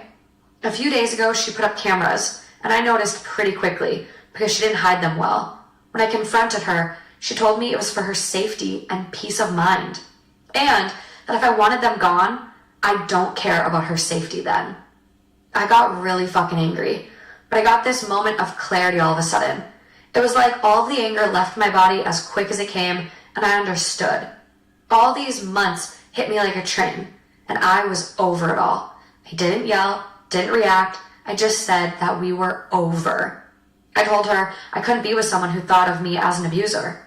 I didn't take any of my things. I just left to stay at my parents' house. She's been telling her family that I'm an abuser, and I've gotten a few semi-threatening calls and texts from her brothers. I'm really torn up about it, and I'm feeling like a real asshole now. Her texts range from, quote, I'm sorry, I know you're not an abuser, to how I never cared about her and she was right about me all along. Why did she convince herself that I would abuse her? I never, ever laid my hands on her, nor have I even yelled at her.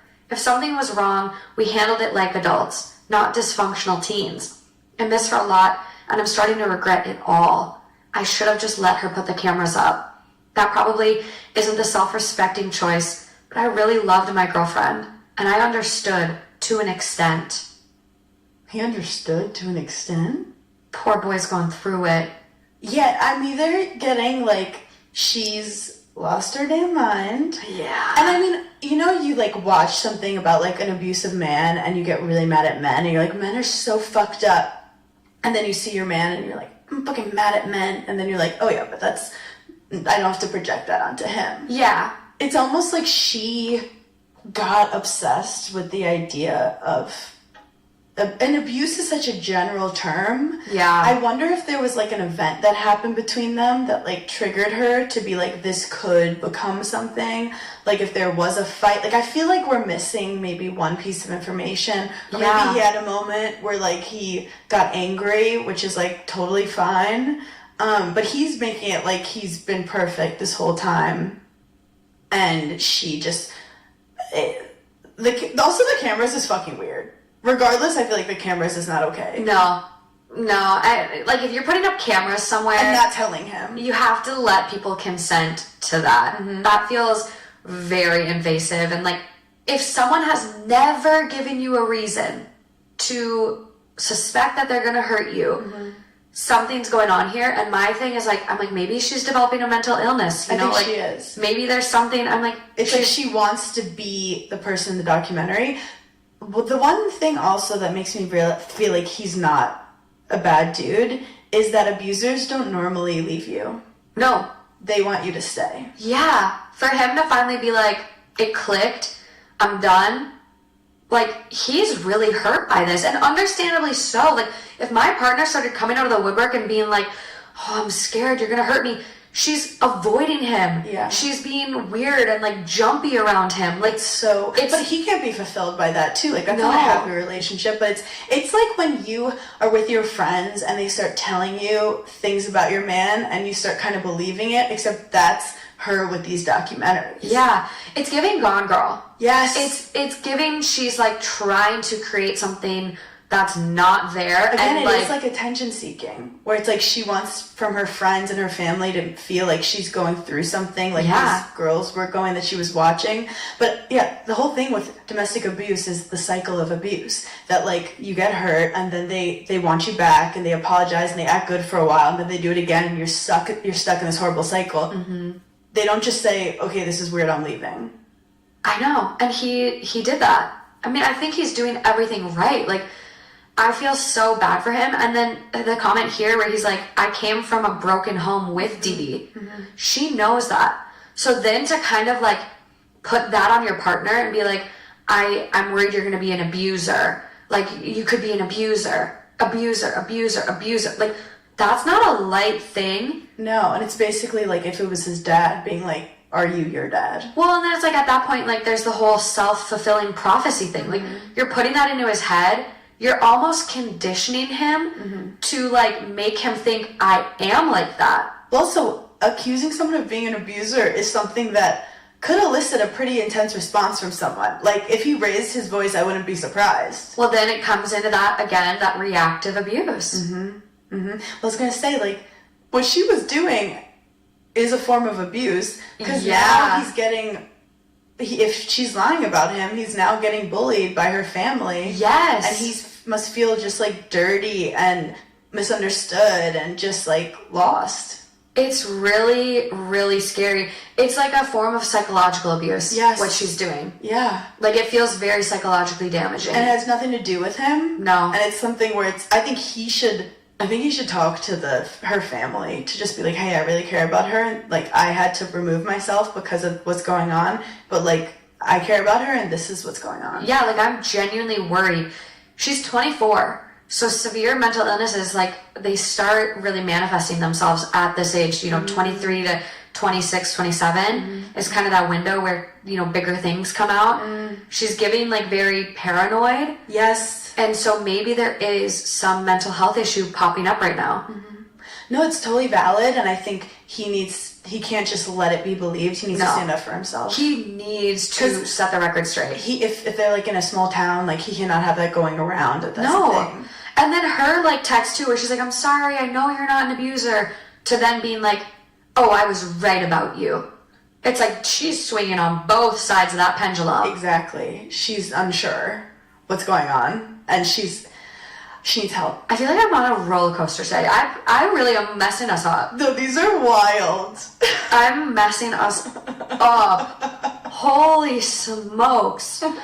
So there is only one comment from OP, and it is in response to this comment. Not the asshole in the slightest. I would check up on her, or at least urge her family to do so. Although, from my understanding, you are not on great terms at the moment, because it seems that she has come to develop what I can only understand to be some sort of acute paranoia as a result of the content she consumes. She can have her interests, but she, by herself, needs to be able to distinguish her own reality from others. Period. That is something which inherently is not your problem. But, seeing as you have been together for a while and were envisioning marriage, your approach to appeasement and not communicating your own emotions at the expense of your well-being also was less than ideal. You made the right decision anyways. You honestly don't need this, and her wrongs heavily outweigh anything you've done. OP responds, I did talk to her about it, but not in depth, so I didn't mention it in my post. Our talking about it was her explaining why she felt the need to be doing things she was doing and me reassuring her that I would never hurt her. She always replied, quote, "I know, it's just in case," and then carried on. I also think she's paranoid due to the media she's been consuming, but there isn't anything I can do about it now, and that's my mistake. I could have intervened much sooner, but saw no harm until it was too late. I can't really tell her family that I'm worried about her, but my sister extended the message to her mom. I don't know if they'll be doing anything about it. Well, I hated when he said, like, I didn't want to respond to things because I don't want to prove her right. Because you can't be in a relationship where you can't at least voice your concerns or boundaries without being accused of being an abuser. Yeah. Like, you have to... And also, in your relationships with people you love, sometimes they see, like, the darkest parts of you. Yeah. Because, like, you're going to show them everything. And I think he's being put in a really fucked up situation where he can't even speak up for himself. No, because anything he does or like any feelings and speaking up for himself that he does articulate, it's going to be like, well, if you weren't an abuser, you would let me do this. Yeah. It's going to be twisted on him. Yeah. So it's like he can't even say how he actually feels about it, which is so toxic. Also, just like putting the abuser title is so impersonal and so just like projecting where she can kind of define it in however she wants. This is actually kind of a scary one. Yeah. Top comment on this one, not the asshole. This person is unhinged. I'm a woman who enjoys true crime. This is so weird. It's giving Gone Girl. It's giving Gone Girl. Yeah. Which there's like another Netflix thing that just came out. It's really good. Did you watch it? It's incredible. The one that like faked her own kidnapping, right? It's incredible. And it is another thing of like wanting attention and seeing how much someone like wants to be with you or like how much people care about you. And it's a sickness. It's a sickness. So get help. If you need attention, throw a birthday party. Start stand-up Go to comedy. Applebee's, start stand-up comedy.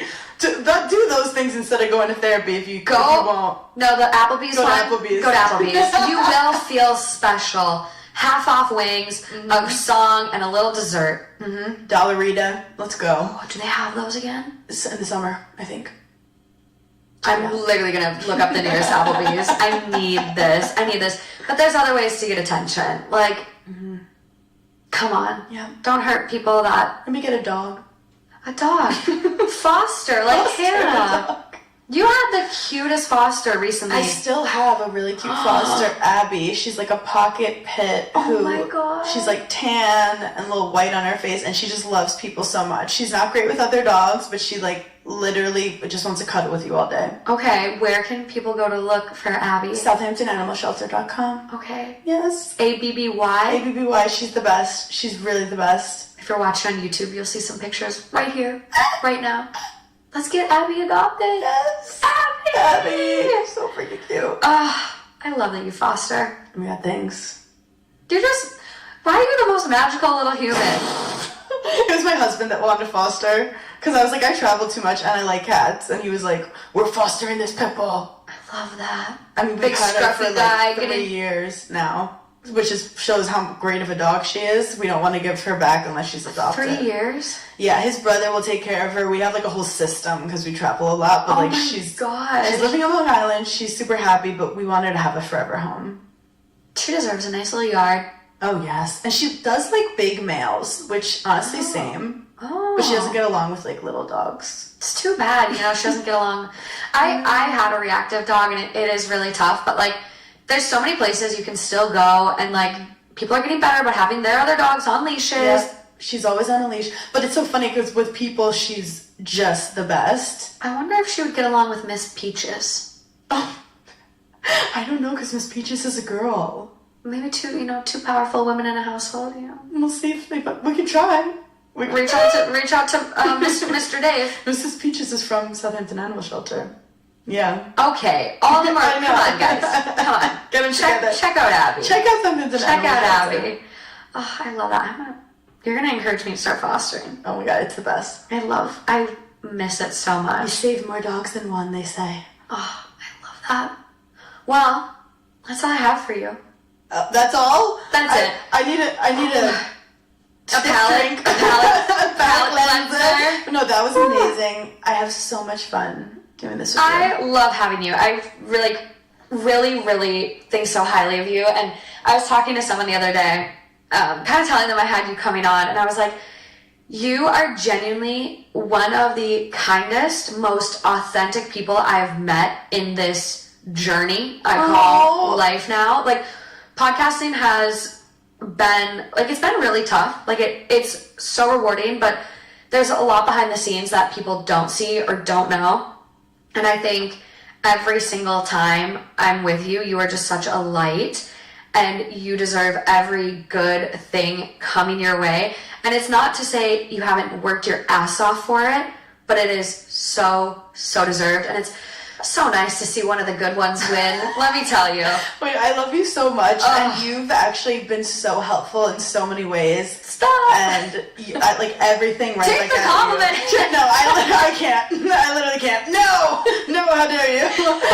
No, but seriously, I love you, and this community you built is so fucking great. It's magical. It really is. We've got some good ones, and good ones that are hopefully going to come check out where you're at now. You have a podcast with your friend Paige, Giggly Squad. Giggly Squad. It's very silly, very funny. I love it. And we read it on Netflix. Message me, tell me how you like it, tell me your favorite bits. Yes. Get into it. Yes. We should do a poll. What have you found to be very polarizing about your special?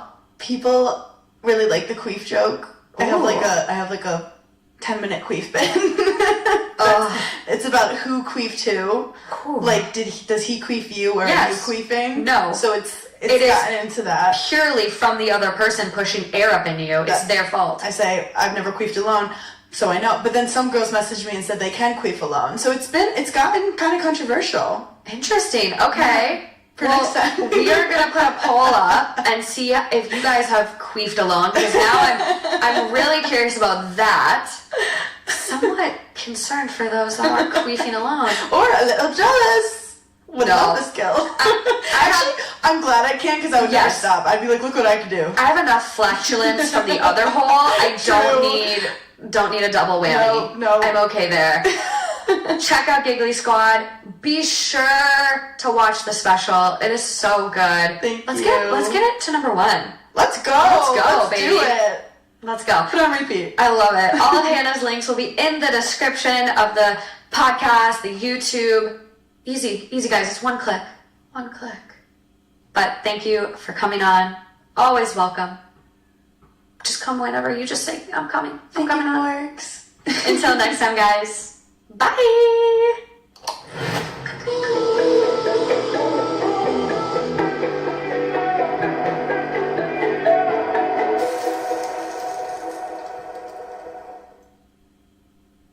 Shopify helps you sell at every stage of your business. Like that, let's put it online and see what happens stage. And the site is live. That we opened a store and need a fast checkout stage.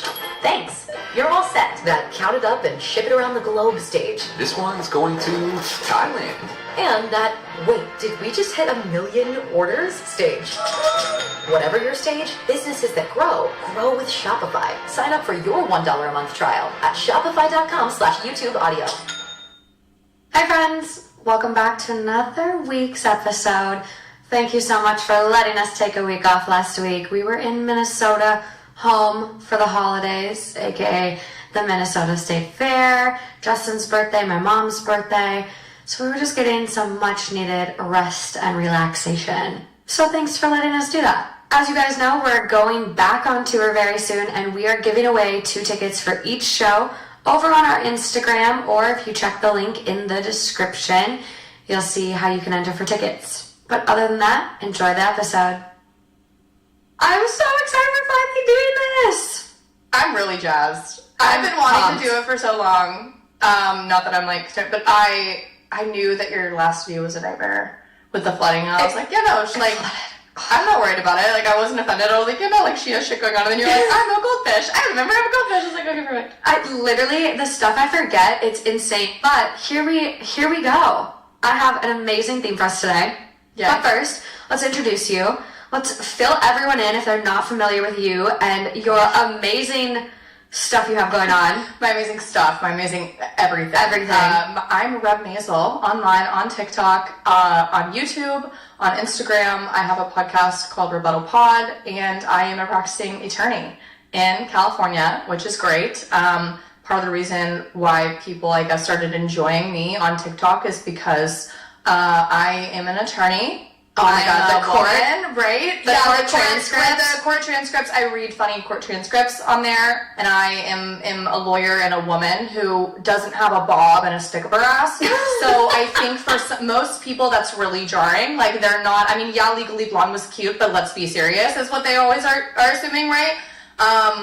You're right. You gotta be boring, and you can't be funny and have a personality as an attorney, which any lawyer in this field would tell you that. Even the judges are giggling along with me, and having a ball, which is great. You know what I recently discovered? What?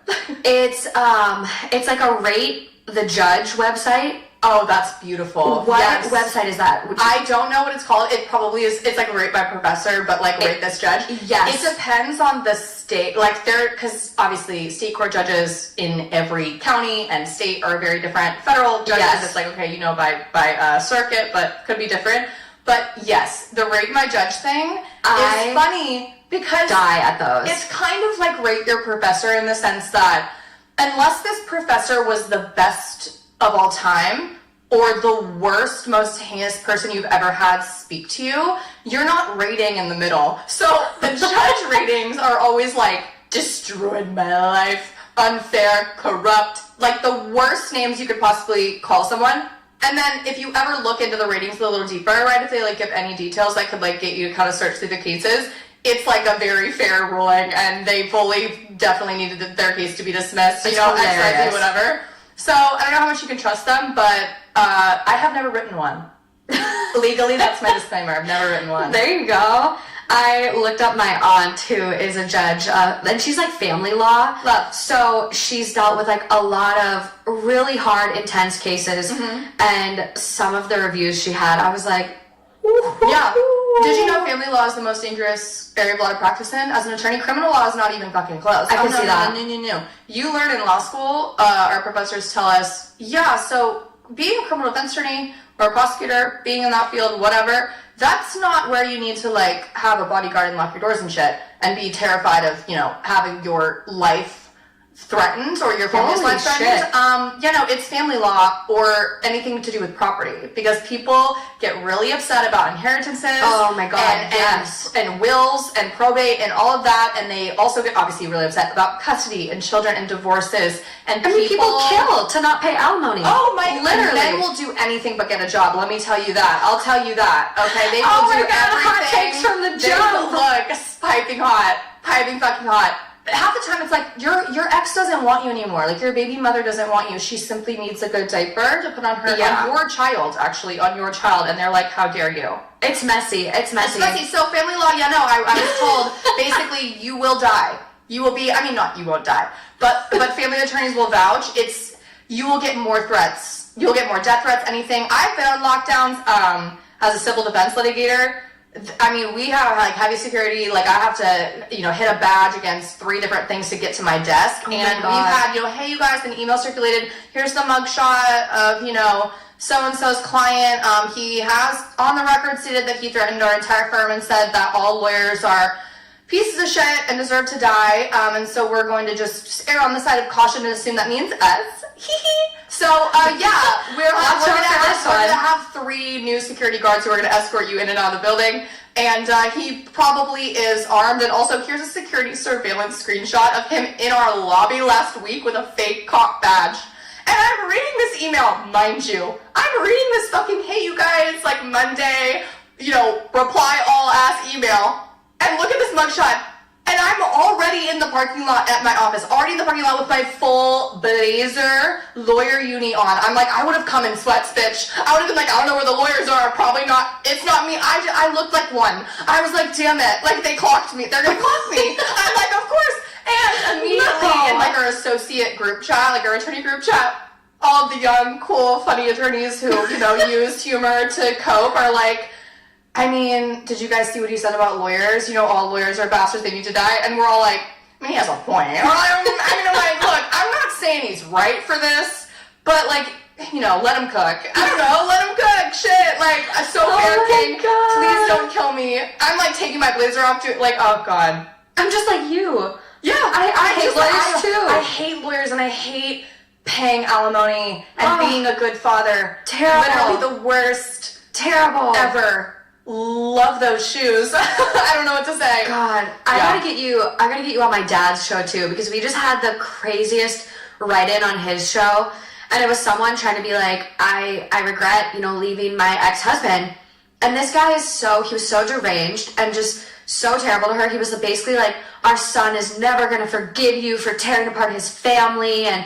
if you take me back, then I'll stop being so mean and terrible. And it's like, you're scary. You are scary. Yeah, no, and I'm putting you on mute and typing out an email while you're giving me that rant. Like, how do you sleep at night? I'm like with a silk pillowcase and the AC on high. Like I'm, it's not because I'm representing evil people or working places or doing things that I think are morally corrupt for a bag.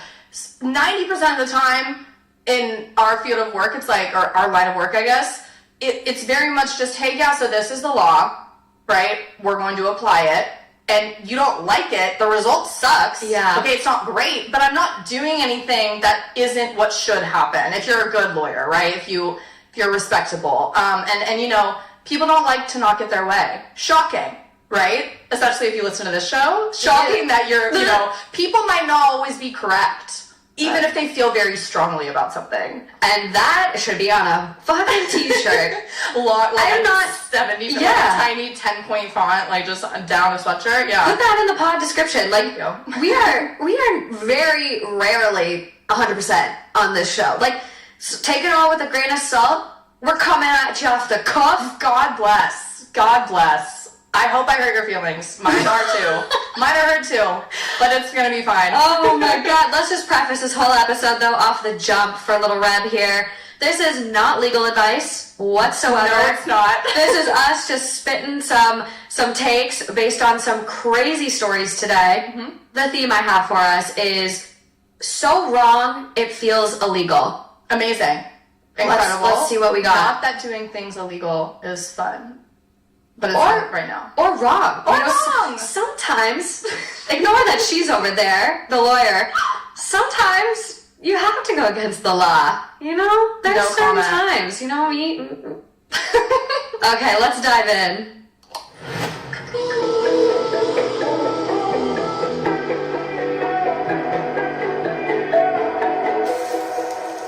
Okay, so speaking of alimony, I feel like you're already going to have some good ones about this one. This is coming from Legal Advice UK. It is Scotland related. Titled, Divorce. Can I go after ex-wife's daughter's income? Is it a man or what? I need to shut up. I need to shut up and let you get through it. I'm already pissed. There you go on. My wife and I are separating due to irreconcilable differences. It appears it's going to be a clean split on the finances. I'm buying out her half of the house, etc. My main issue is that my wife has moved out to stay with her daughter now, which leaves me to cover all of the household bills, etc. I earn about $80K a year, so it won't be an issue, but up until now we had always split bills 50-50, so I have grown accustomed to a certain standard of living. My wife is only on a minimum part-time wage, so I don't think I would be able to go after her salaried income. However, now she lives with her daughter, who is quite well off, and she has very little outgoing expenses other than food, phone bill, and car payments, as I'm assuming her daughter will be paying my wife's way. So, once the dust has settled here, I'm going to be spending more every month, and she will be spending less. Is there any recourse for going after my stepdaughter's income, since it will be being spent on my wife? So would that count as income for my wife? I would like to know. Please help. Well, again, I cannot give my legal advice or legal opinion on the laws of Scotland for sure, and I'm not even going to get into what it would be in America, but just as a person that I am, a hot take that I am, anything but getting a job. Absolutely anything but getting a trabajo. Oh, that's what men... Wait, you said it was a man, no? There was never a mention, okay, actually. Well, let's think. Let's throw in ballparking, okay? This is your stepdaughter. It's not even your daughter. And okay, would it be better or worse if they were going after their biological daughter's income? Yeah, but the audacity to go based on the assumption alone that your ex-wife is obviously going to be living off of, you know, her daughter's income. Babes, who the fuck said that? Maybe your ex-wife's getting a job after getting free from that cage, that fucking jail that she was in with your ass. Oh, you suck. Wait, also, Tio, he's like, oh, we got accustomed to a standard of living. So who was providing the funds for that standard of living when you were together? That's what I'm curious about, because he's making $80K a year in Scotland. Quick Google search. Don't know what that means. $80K a year in Scotland. According to r/Scotland, a Reddit sub, this person would consider $50K a good salary in Scotland, north of Edinburgh. Okay. So $80K seems like that is quite nice. You're not impoverished, that's for sure. You're not scrounging for dollars. That seems pretty good. If you want to get another Audi to add to the collection, obviously look at your stepdaughter. That's insane. It's insane. Like, to even go after your wife who's making less than you. Like, he realized that he couldn't go after the wife because she's making less. She's got a minimum part-time gig. Yeah. But then to be like, I'm gonna go after my stepdaughter. In what world? Not in the world I'm living in. Not in this world. Not in this world. Unless no, there's not even an unless in this situation. No, you can't. No, you can't do that. No. No, you can't. No, you can't. All right? You're done and you're split.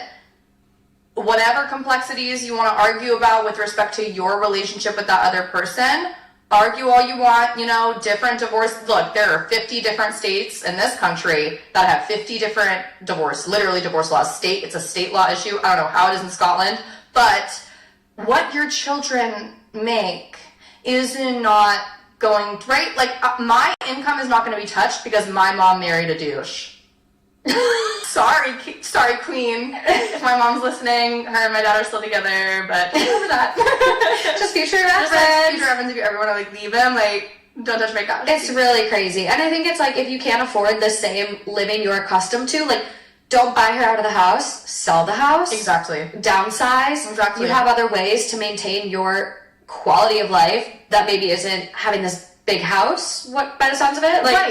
Right. You can change a little. Obsessed with you because you're like, here's the logical, let's do an account, go on accounting Reddit, right? Let's start opening up some Excel spreadsheets and really budget a little, right? And I immediately, knowing the tone of that post, just went straight to fuck you.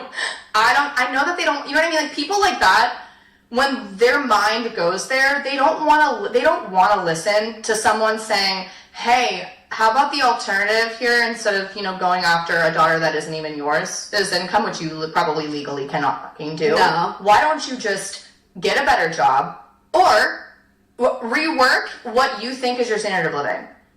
Exactly. But they won't.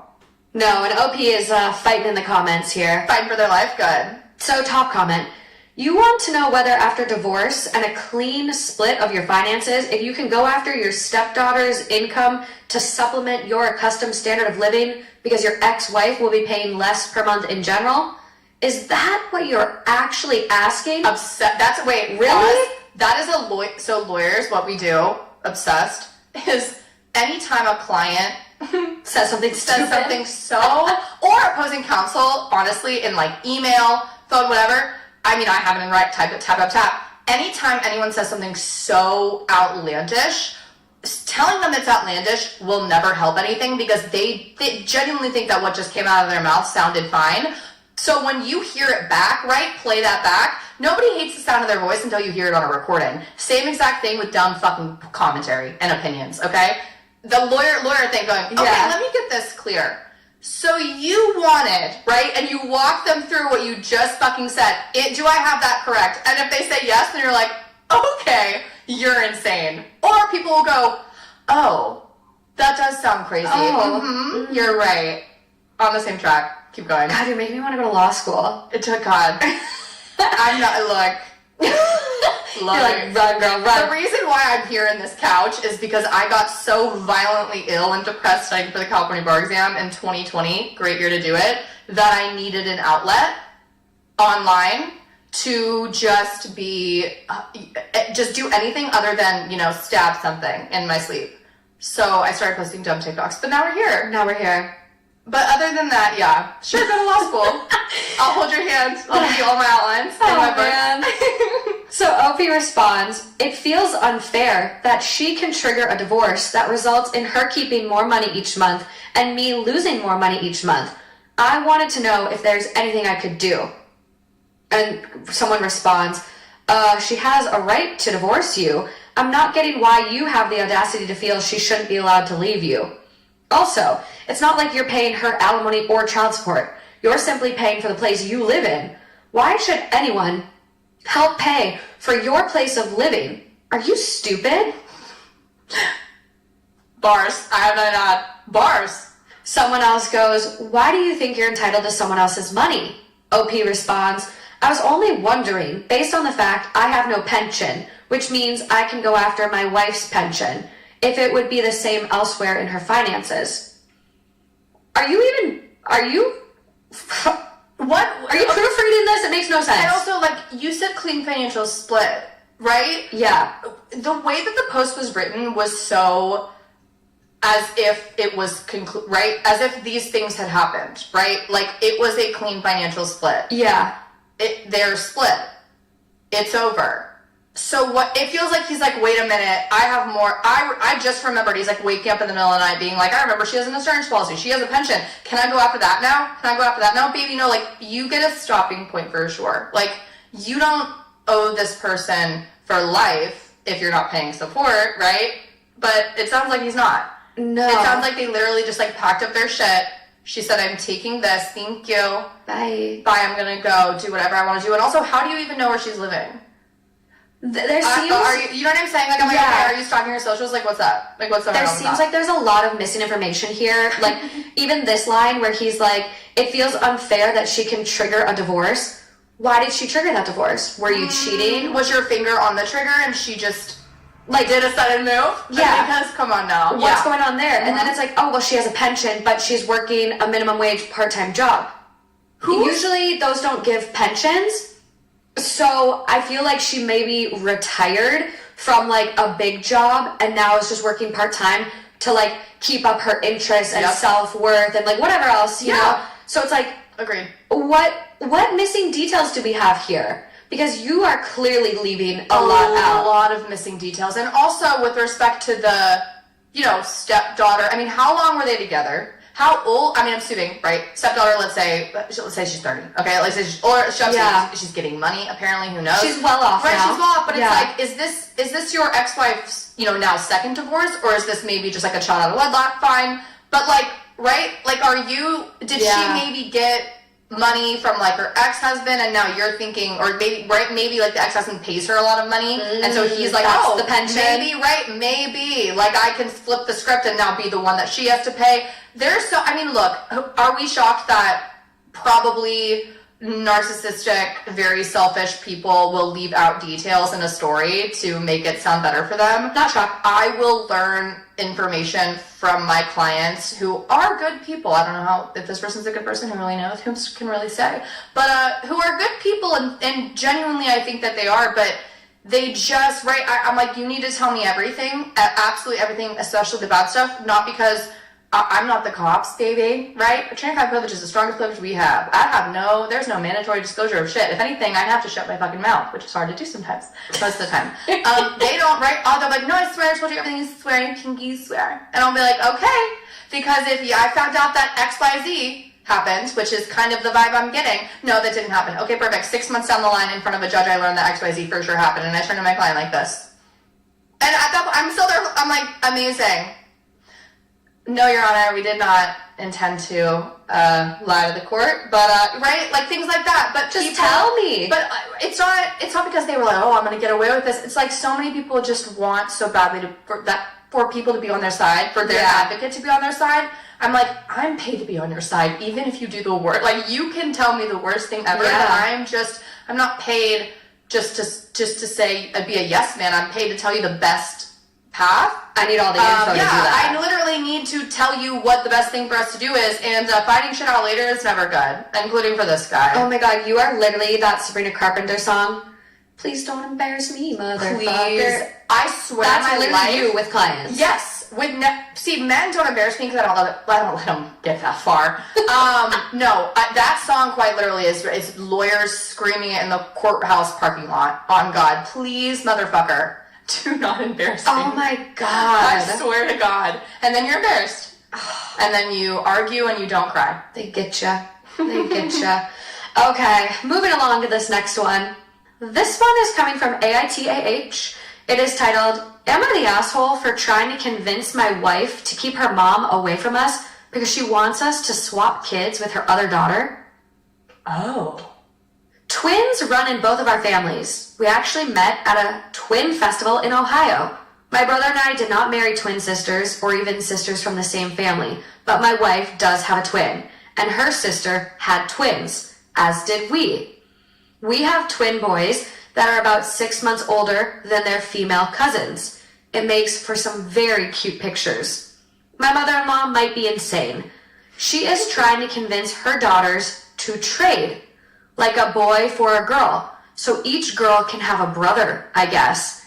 I think it is the craziest thing I've ever heard. My wife also agrees, but won't tell her mom to drop it. My sister-in-law and her husband are on my side. It isn't something that any of us are entertaining. At first, I thought she was just making a joke. No such luck. She is seriously proposing this. The thing that might make me an asshole isn't turning down this whack job. It's telling my wife it might be a good idea to distance ourselves from her mom. My wife loves her mom and her foibles. She says it's just the way she is. But I don't want my kids around someone so unstable that they think this is a normal thing to suggest. So, am I the asshole? No, and it's giving restraining order. It's giving like The Hand That Rocks the Cradle. If you want to see that movie from like back then, look, listen, look, and listen. Mother-in-laws can get insane in ways, as this show has taught me so well, in ways that I didn't even think existed. Mm-hmm. And asking dead serious, 10 toes down, looking them dead in the eyes, asking your children to switch children? Mm-hmm. Switch children. Like, being cousins isn't enough? Like, how is that not... Like, my cousins, I feel like, are like my older brothers, whatever. You are not the asshole. She's not only an asshole, I think she's clinical. That's insane. I would never leave my children alone with this woman. Ever, infinity. Yeah. Ever. It's giving kidnap. It's giving kidnap. In every way, shape, and form. It's giving, like, one eye squinted. What was that? Like, literally backing away slowly out of the room. I don't even have words. Because she's not joking either, right? Like, she's genuinely serious. She's 12 cans short of a six-pack. Like, there's not even a way that you can be rational. And I'm not even trying to, like, two sides it at all. There's no way you can. There's just a 2 cans short of a six-pack. She's a few tomatoes short of a thick sauce. Like, what? The only benefit that she's saying is that the daughters can have brothers. Yeah. They're your cousins. They're your boy cousins. Raise them like siblings. And I'm sorry, did he mention that only like a few, like 2 of the parents were on his side? Like, there's a camp building on her side? Like, she's Marilyn Manson cult type shit? Pardon me? So, I think everyone is on the side of like, yeah, mom is crazy. But some people are like, it's fine. It's not that big of a deal. Yeah, oh, okay. His wife doesn't want to say anything to her mom and shut her down, which, I'm sorry, you need to stand by your partner, protect your children, and Correct. you need to tell your mom, not entertaining this at all. Correct. This is not going to be brought up, and if it is, you are going to be asked to leave. It makes us feel uncomfortable, unsafe for our children. Do not bring it up again. Correct. If you were anyone other than my mother, I would probably not see you again. If you were a friend, if you were a stranger, a coworker at work who kept insisting on this idea. It's weird. It's bizarrely weird. And blood doesn't matter when it comes to protecting your kids, when it comes to protecting your family. And also, it's like, yeah, no, you should be staying by your partner. It's not like, oh, they didn't defend me. You should be caring about your kid's livelihood enough. And also, it would be insane when these kids grow up to be a little older if the mom was like basically enabled to continue this shtick, to like keep this idea going and not immediately let it go to the point where you're like, no, don't say it anymore. Then when these kids, you know, have a conscience, like become conscious, and start hearing like this weird shit from grandma, like they want us to switch. What do you mean they want us to switch? Are you like, what do you mean that? What if she's like, oh yeah, that's your brother, like actually, like that should be your brother. Like what if she starts like talking to the kids like that? I don't know, I'm thinking worst case scenario, but like,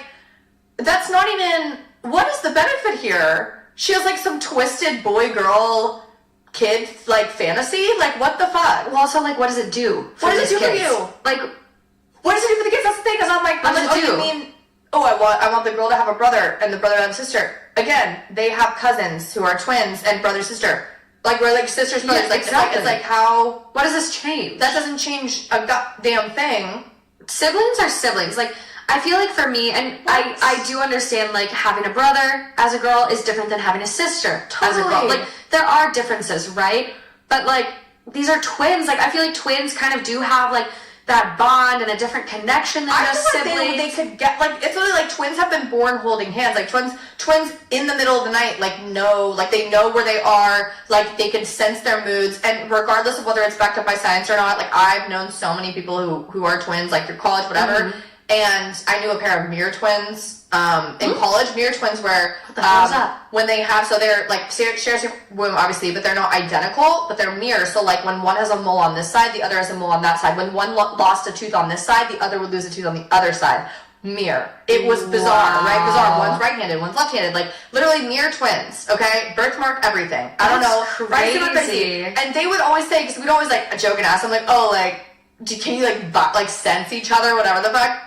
And then I don't know, like, it's like, yeah, she's like, yeah, sometimes I'm, like, having a good day, but I'll feel kind of down. And then, like, I'll find out that my twin, like, was having a bad day, and I'll be like, wow, it's like telepathy, we knew. And yeah, probably, maybe wrong, maybe isn't, but, like, there's so many accounts of twins saying, like, I knew the moment my twin passed. Because, like, I felt something. Yes, like, I heard that. Knew, like, and then I got a phone call, and I knew what it was. You can't switch fucking twins. Especially as children, I feel like they're going to look and be like, this doesn't smell like the mate that I had in the womb. Do you know what I mean? The roommate I had, the womb roommate that I had. And I hate, this is the thing too, I feel like the highlight of this episode too is like, people always like, oh, just want to cast things off as a joke. Like, even if like his wife is like, oh, like she's not that serious, you know what I mean? It's not a joke. I'm like, but you're not funny. None of you are funny, first of all. And second of all, if no one's laughing, right? It flopped. It failed. It didn't land. So let's get serious, okay, about what this is.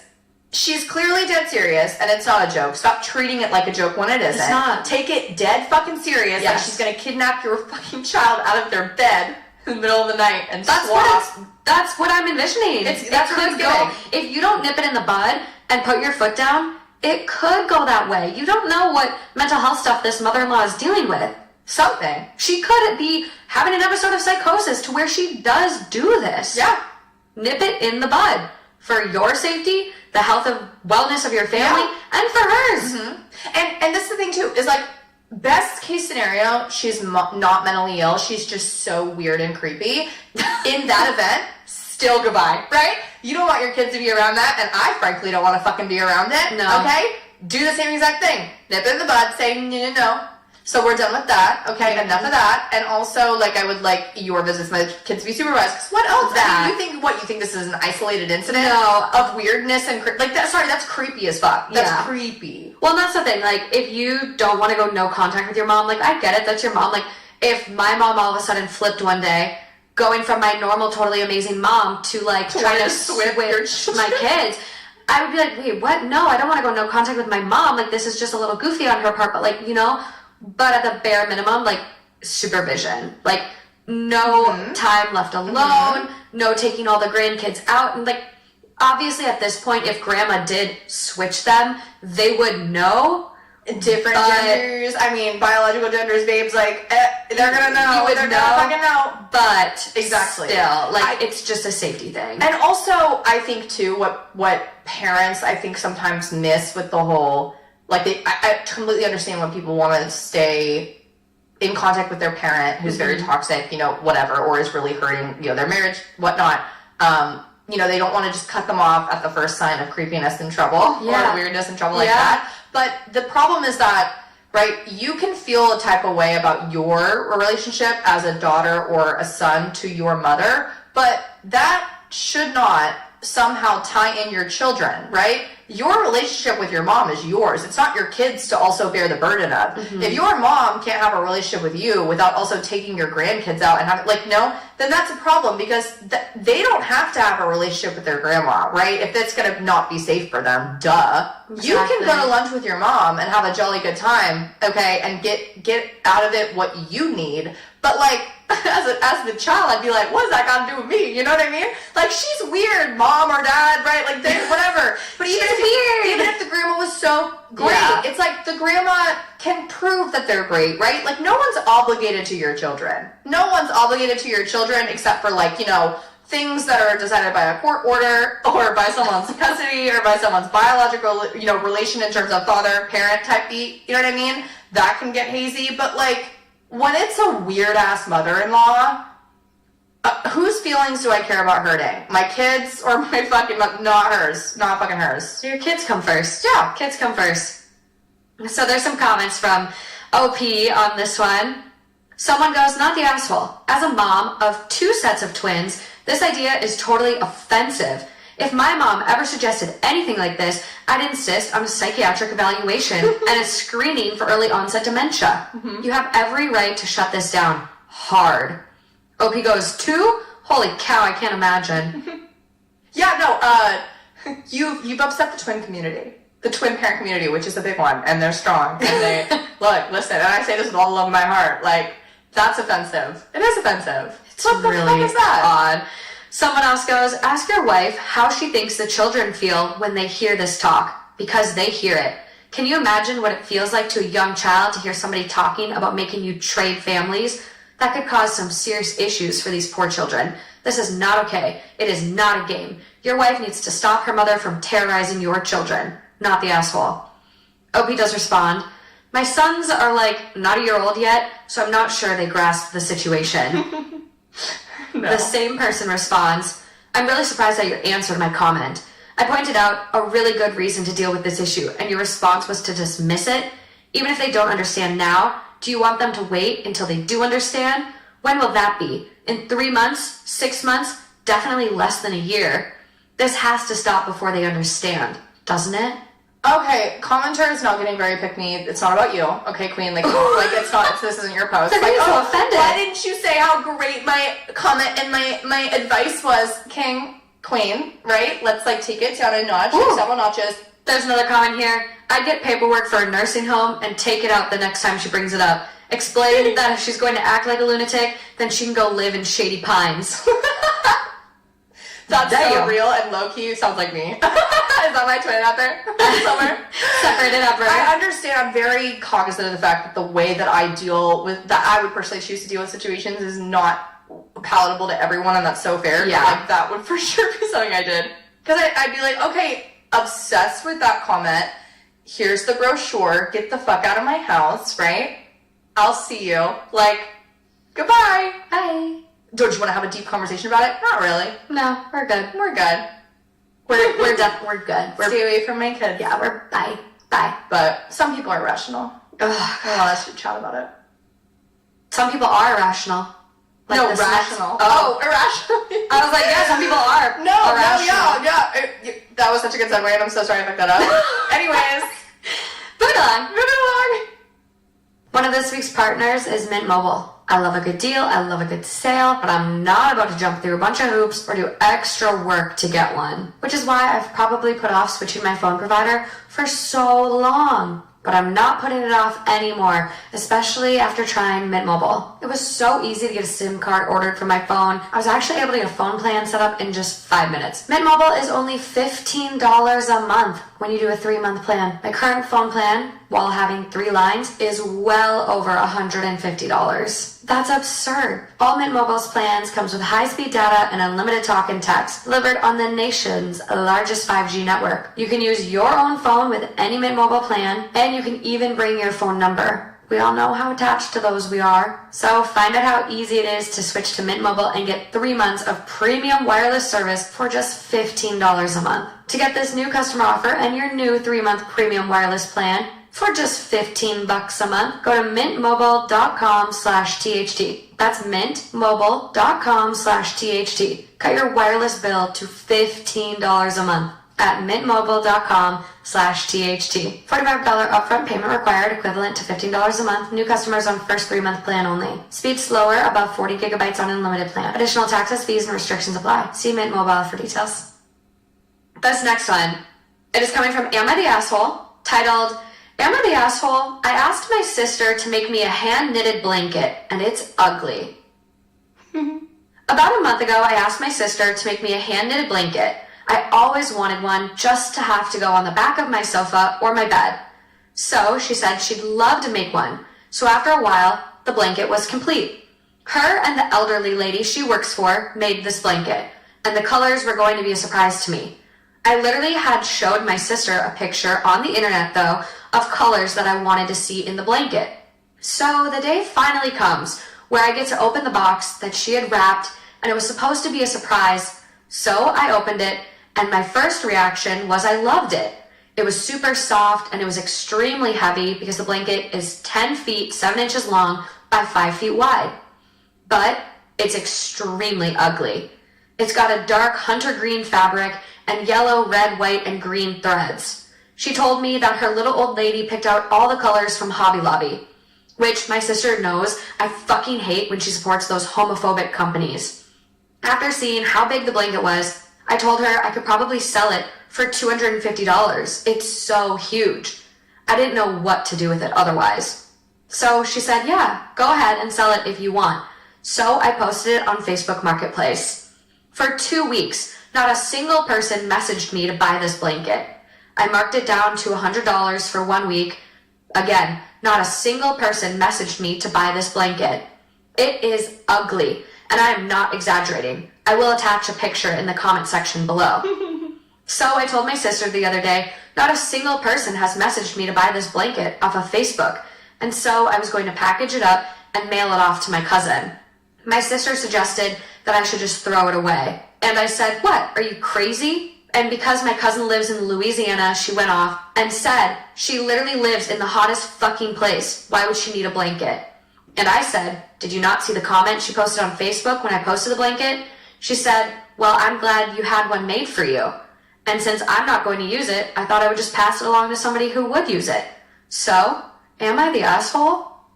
No, I don't think so, but there's a lot to unpack here. Because my thing is, if this thing is so heinous and ugly, but it's huge and it's obviously like a knitted blanket, I mean, what if you have a picnic outside? Like, what if you have like a dog puke on your house and you need to like put something down? I don't know. You could like use this blanket. She's like so desperate to get off her hands. Like, it feels like a horror movie where like the doll, you know, like the haunted doll. Oh my God, Annabelle. Yes, Annabelle. And they're trying to like hot potato it. I'm like, it's a blanket. It's an ugly ass blanket. You're not going to get money out of it. You're going to just re-gift it like a cursed blanket to a cousin. And also, the sister sounds like she's not upset at all. She's like vibing, I feel. I'm interpreting it like the opposite. Okay. I think the sister is so sad about this. Okay. And it's just like, I think you should just throw it away. Like, because she's so hurt by this. Okay, yeah, no. At first I was like, wow, she's like being really nice about this. But that actually makes a lot more sense. Yeah. This is my thing, okay? You can choose to shut your mouth. Always shut up. Lawyer, but that's actually can't be legal advice. Shut your mouth. Okay, shut your mouth. Right, shut your mouth. If your sister maybe was expecting to see it on the back of your couch, like she said in the beginning, for sure be like, hey, like I think it's like clashing maybe, like a bit with like my scheme. But I do still have it and I love it. I use it. It's so warm. When we have movie night, I wear the blanket. You can say things like that. You don't have to be brutally honest and be like, I want to sell it for money that you, right? Like, this was a gift. Like, why did you sell it? I'm going to send it to a cousin. Okay, red flags are flying. Like, your sister, you have to tell your sister because your sister's going to see it. I mean, you didn't have to say, like, she's, like, giving the, like, very detailed breakdown to her sister about how fucking ugly this shit is. Do you want to see it? And you don't, yeah. I better have, like, a really Is it that ugly? No, Oh, wait, this is gonna make me sad. it's beautiful. Oh, I'm really sad. It's It's like beautiful. 90s, like, you know, like the 90s, like Ski- taco, like ski outfits. Yes, like ski outfits. Wait, that It is beautiful. I'm pissed off. Wait, this bitch is insane. Yes, you're the asshole. Back it up. You are the fucking asshole. And the color, it's literally like a little bit different than the color of the green that I'm fucking wearing right now. I literally That want to is ask to buy it. So put it on the show. I'll hang it up back there. I'm Wait, want that to buy makes me it. mad. I take back everything I said. She should have shut her fucking mouth. No, she should have given it to her cousin. Her cousin maybe would have loved it. No. Forever. Because now I'm mad that you have it because that's such a cute. And also the fact that she took a photo of it when it's folded up, trying to make it seem like it, like it's just gonna be folded up. I love I love the rainbow little colors. It also looks like it's well done. I'm not a knitting gal. I don't really know about whether it's good or not, but it looks fucking good to me. It looks incredible. It keeps you warm. Have you ever knitted? Yes, Knit. I knit. Knit. But there's a difference between crochet and knit. But I know that there's like a very look, you can't fuck those up, okay? There are some niche communities that would be like, babe, like that's like a slur, like separate it. So whether she knitted or crocheted it, like amazing, that looks good. It's beautiful. It looks good as hell. One of my really good friends, Izzy, can crochet knit the vests and blankets. She's like sewing me a fucking robe out of IKEA towels because I needed a new robe and it was like really cute.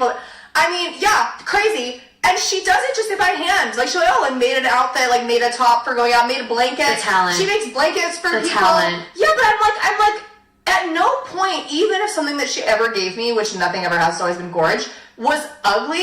It's like, when do you need a blanket? Always. Like literally always. For like going to again, picnics outside, going to the beach, outdoor activities, when you're cold watching a movie. I've never been at someone's house and been like, hey, I'm cold, can I have a blanket? And they painted me a blanket and I'm like, not that fucking ugly one. That one's so fucking ugly and it's literally so cute. It's literally giving 90s like Utah ski. I'm pissed. One, it was a gift. It was a gift. That's a thing too. It's a gift. You don't tell someone, oh, I think your gift fucking sucks. It sucks so bad, I'm gonna try to sell it on Facebook Marketplace. And also, mind you, this greedy bitch, okay, this greedy sister, whatever, alright, I have a sister. We're mean to each other. This is crazy. Now this mean. She asked her to bake it. Mm-hmm. I'm sorry. Beggars can't be choosers. And also, it's so cute. It's literally so cute. I want to, wait, that makes me mad. I want the blanket so bad. OP has since deleted their account. I can't even message them to be like, good. Hey, can I buy the blanket from you? No, I'm sure. So if you're out there, yeah, please. I would like to buy the blanket. Facebook Marketplace, we're on it. I'm sure thousands, I hope, all the comments, all these people were probably like, can I have the blanket? Literally ship it to me. Like, people would pay money. I would pay money for that on principle alone. Like, a lot of money. Literally. That's so, you mean a handmade blanket that's beautiful? And I also cannot imagine in my mind a blanket that would be ugly enough for me to say no to. I would never turn down a blanket. That's the thing. Never. I was trying to conjure up in my head before you spun your laptop. Obviously, that was not it. But I'm like, conjure in your head a blanket that is so ugly that you would at the very least be like, no, I don't want it. I'm thinking like, okay, even if it was traffic cone orange, like just traffic cone orange and brown, I'd be like, no, I still want it.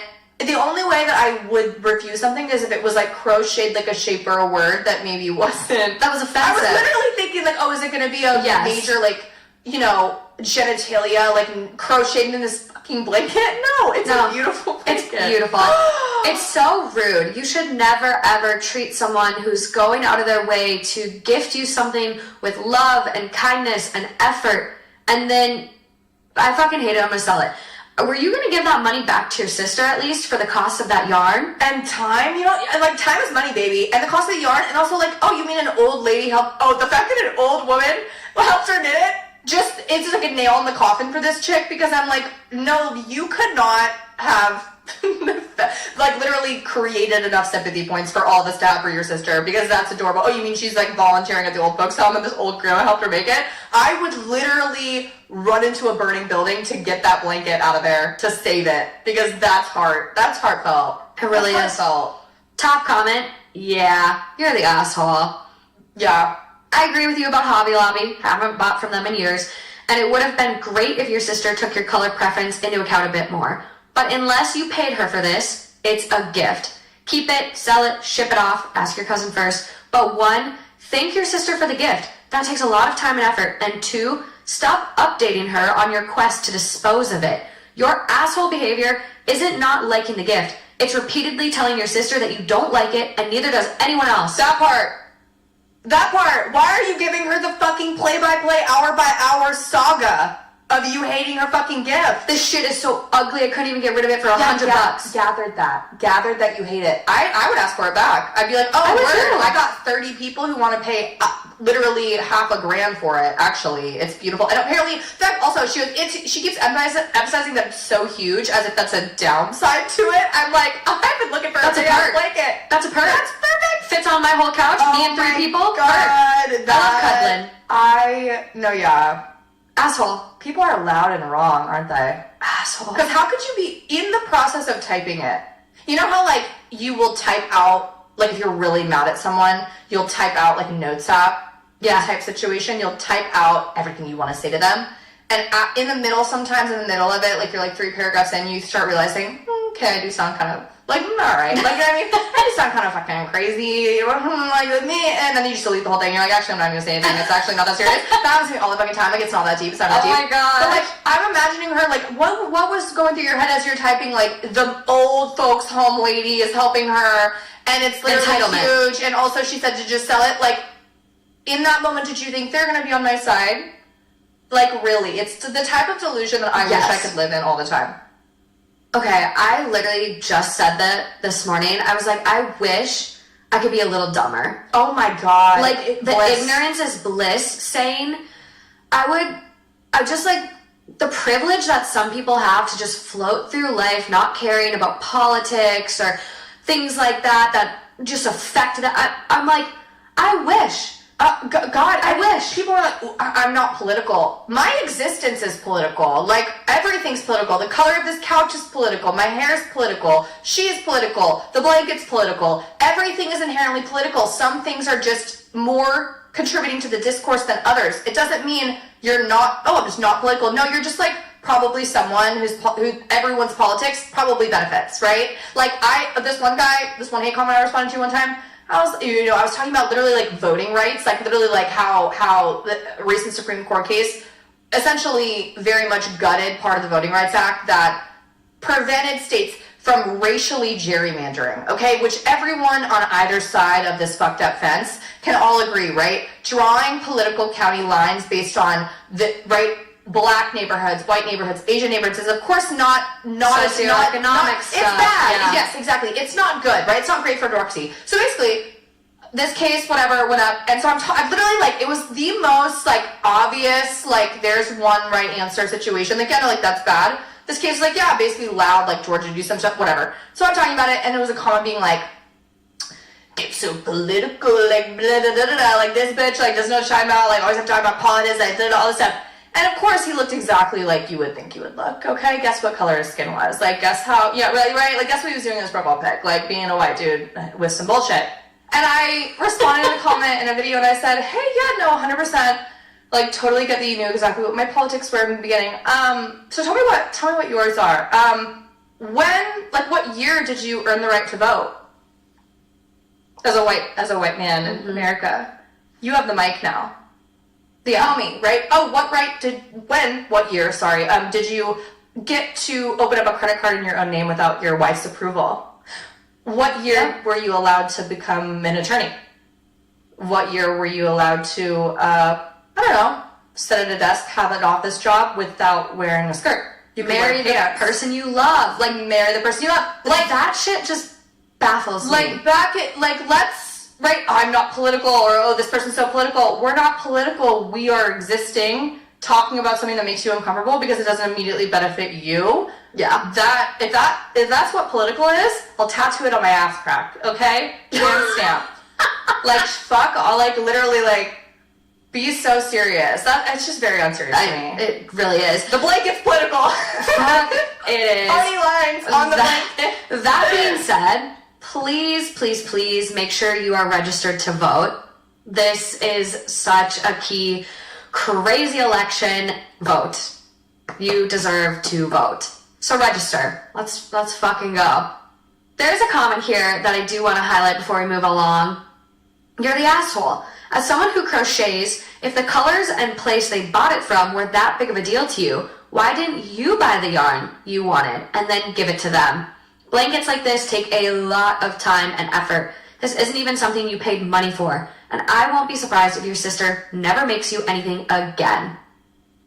Great point. I forgot about the whole, how could she buy it from Hobby Lobby, those homophobic assholes. I go, like, I have a lot of gay best friends who are like, look, unfortunately Chick-fil-A's fries are really good. Like, unfortunately, like, I'm not saying support these companies, but that being even a comment that she would include, like, for us to try to hate her sister is crazy. Yeah.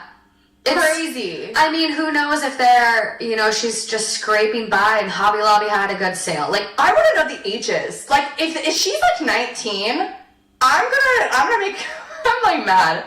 Yeah. Like, what if they were like 30, 32, right? Or what if there's a big age gap? I'm getting the vibe that the younger sister crocheted it, which is gonna make me sad. I know. There's no mention of ages. No mentions of ages. No mentions of gender of OP too. So, like, I do, like, in my head, I assume this is, like, two sisters, because, like, I feel like like a man would not take it this far. A man would have just, like, thrown it in his closet and forgotten about it and just been like, look at this ugly fucking, like, he wouldn't have had so much chat about it. Exactly. And maybe that's stereotypical of me to, like, assume and absurd to say, but we all have some biases, like, But, like, and also, like, hopping on Facebook Marketplace really quick and, like, trying to make no guy that I know would go through that effort. No, the vibe of it all is very much like you could have just thrown it in your fucking closet and instead you couldn't shut up about it. Yeah.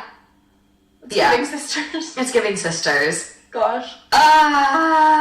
Yeah, there are some comments that do mention, like, Hobby Lobby and the fact that, like, not everyone is so privileged to be able to shop based on their politics, so please keep that into account and things like that. But yeah, very clearly asshole. OP was so embarrassed with their asshole garnish that they deleted the post and they deleted their account. So, my house right now because I just love it so much. But someone made me a blanket at one of my Denver live shows and gave it to me. And it is the most beautiful little thing. It's green and white checkers, and it's like my vibe to a T. I love it. And anything, I made this. It's just handmade for people who aren't, like, craftsy in the sense of, like, I can paint, but I can't, like, make a shirt or a blanket or whatever. That to me is, like, it's so cool. Like, that will stick with me forever. I know. Someone else crocheted me a poop knife. I love that. I get really, like, you guys out there that come to the live shows with presents, But I love that. Like, that's my favorite thing in the world is you and you love. I know. Like, you're thinking of me. Love my humor. You got it. You got it. You're so cute. That's great. Okay, moving along. Buckle up for this next one. I'm buckled. Another one of this week's partners is Via. As you guys know, I'm a lover of gummies, and Via has THC and THC-free products. For me, I've been loving their calming drops. I have a really hard time winding down after a stressful day. My brain can't shut off, and I just feel, you're no longer cranky, irritable, and you're just in a better headspace. You can be present, whether that's with your kids or your family. And they even let you relax, maybe in the bedroom. Have you tried that? Because next level, let me tell you. And they have so many different doses to encourage whatever level of comfort you're looking for. And all of their products contain the highest quality hemp, sourced from trusted, independent-owned American farmers. And the best part, they ship to all 50 states in discreet packaging directly to your door with a worry-free guarantee. No medical card required. So if you're 21 plus, check out the link to Via in our description and use code THT to receive 15% off. After your purchase, they ask where you heard about them. Please support our show and tell them we sent you. Enhance your everyday with Via. Again, if you're 21 plus, check out the link to Via in our description and use code THT to receive 15% off. It is 2 days old, coming from AITAH, titled, Am I the asshole for getting hurt and upset over a harmless prank that my husband pulled? So me and my husband have been married for 5 years. We are currently female 24 and male 33. Way before we met, when I was 16, my mom's house had a house fire that burnt literally everything down. And sadly, my childhood cat was also killed in it. Oh. I remember my mom and brother waking me up screaming, Fire! Fire! Get up! Get up!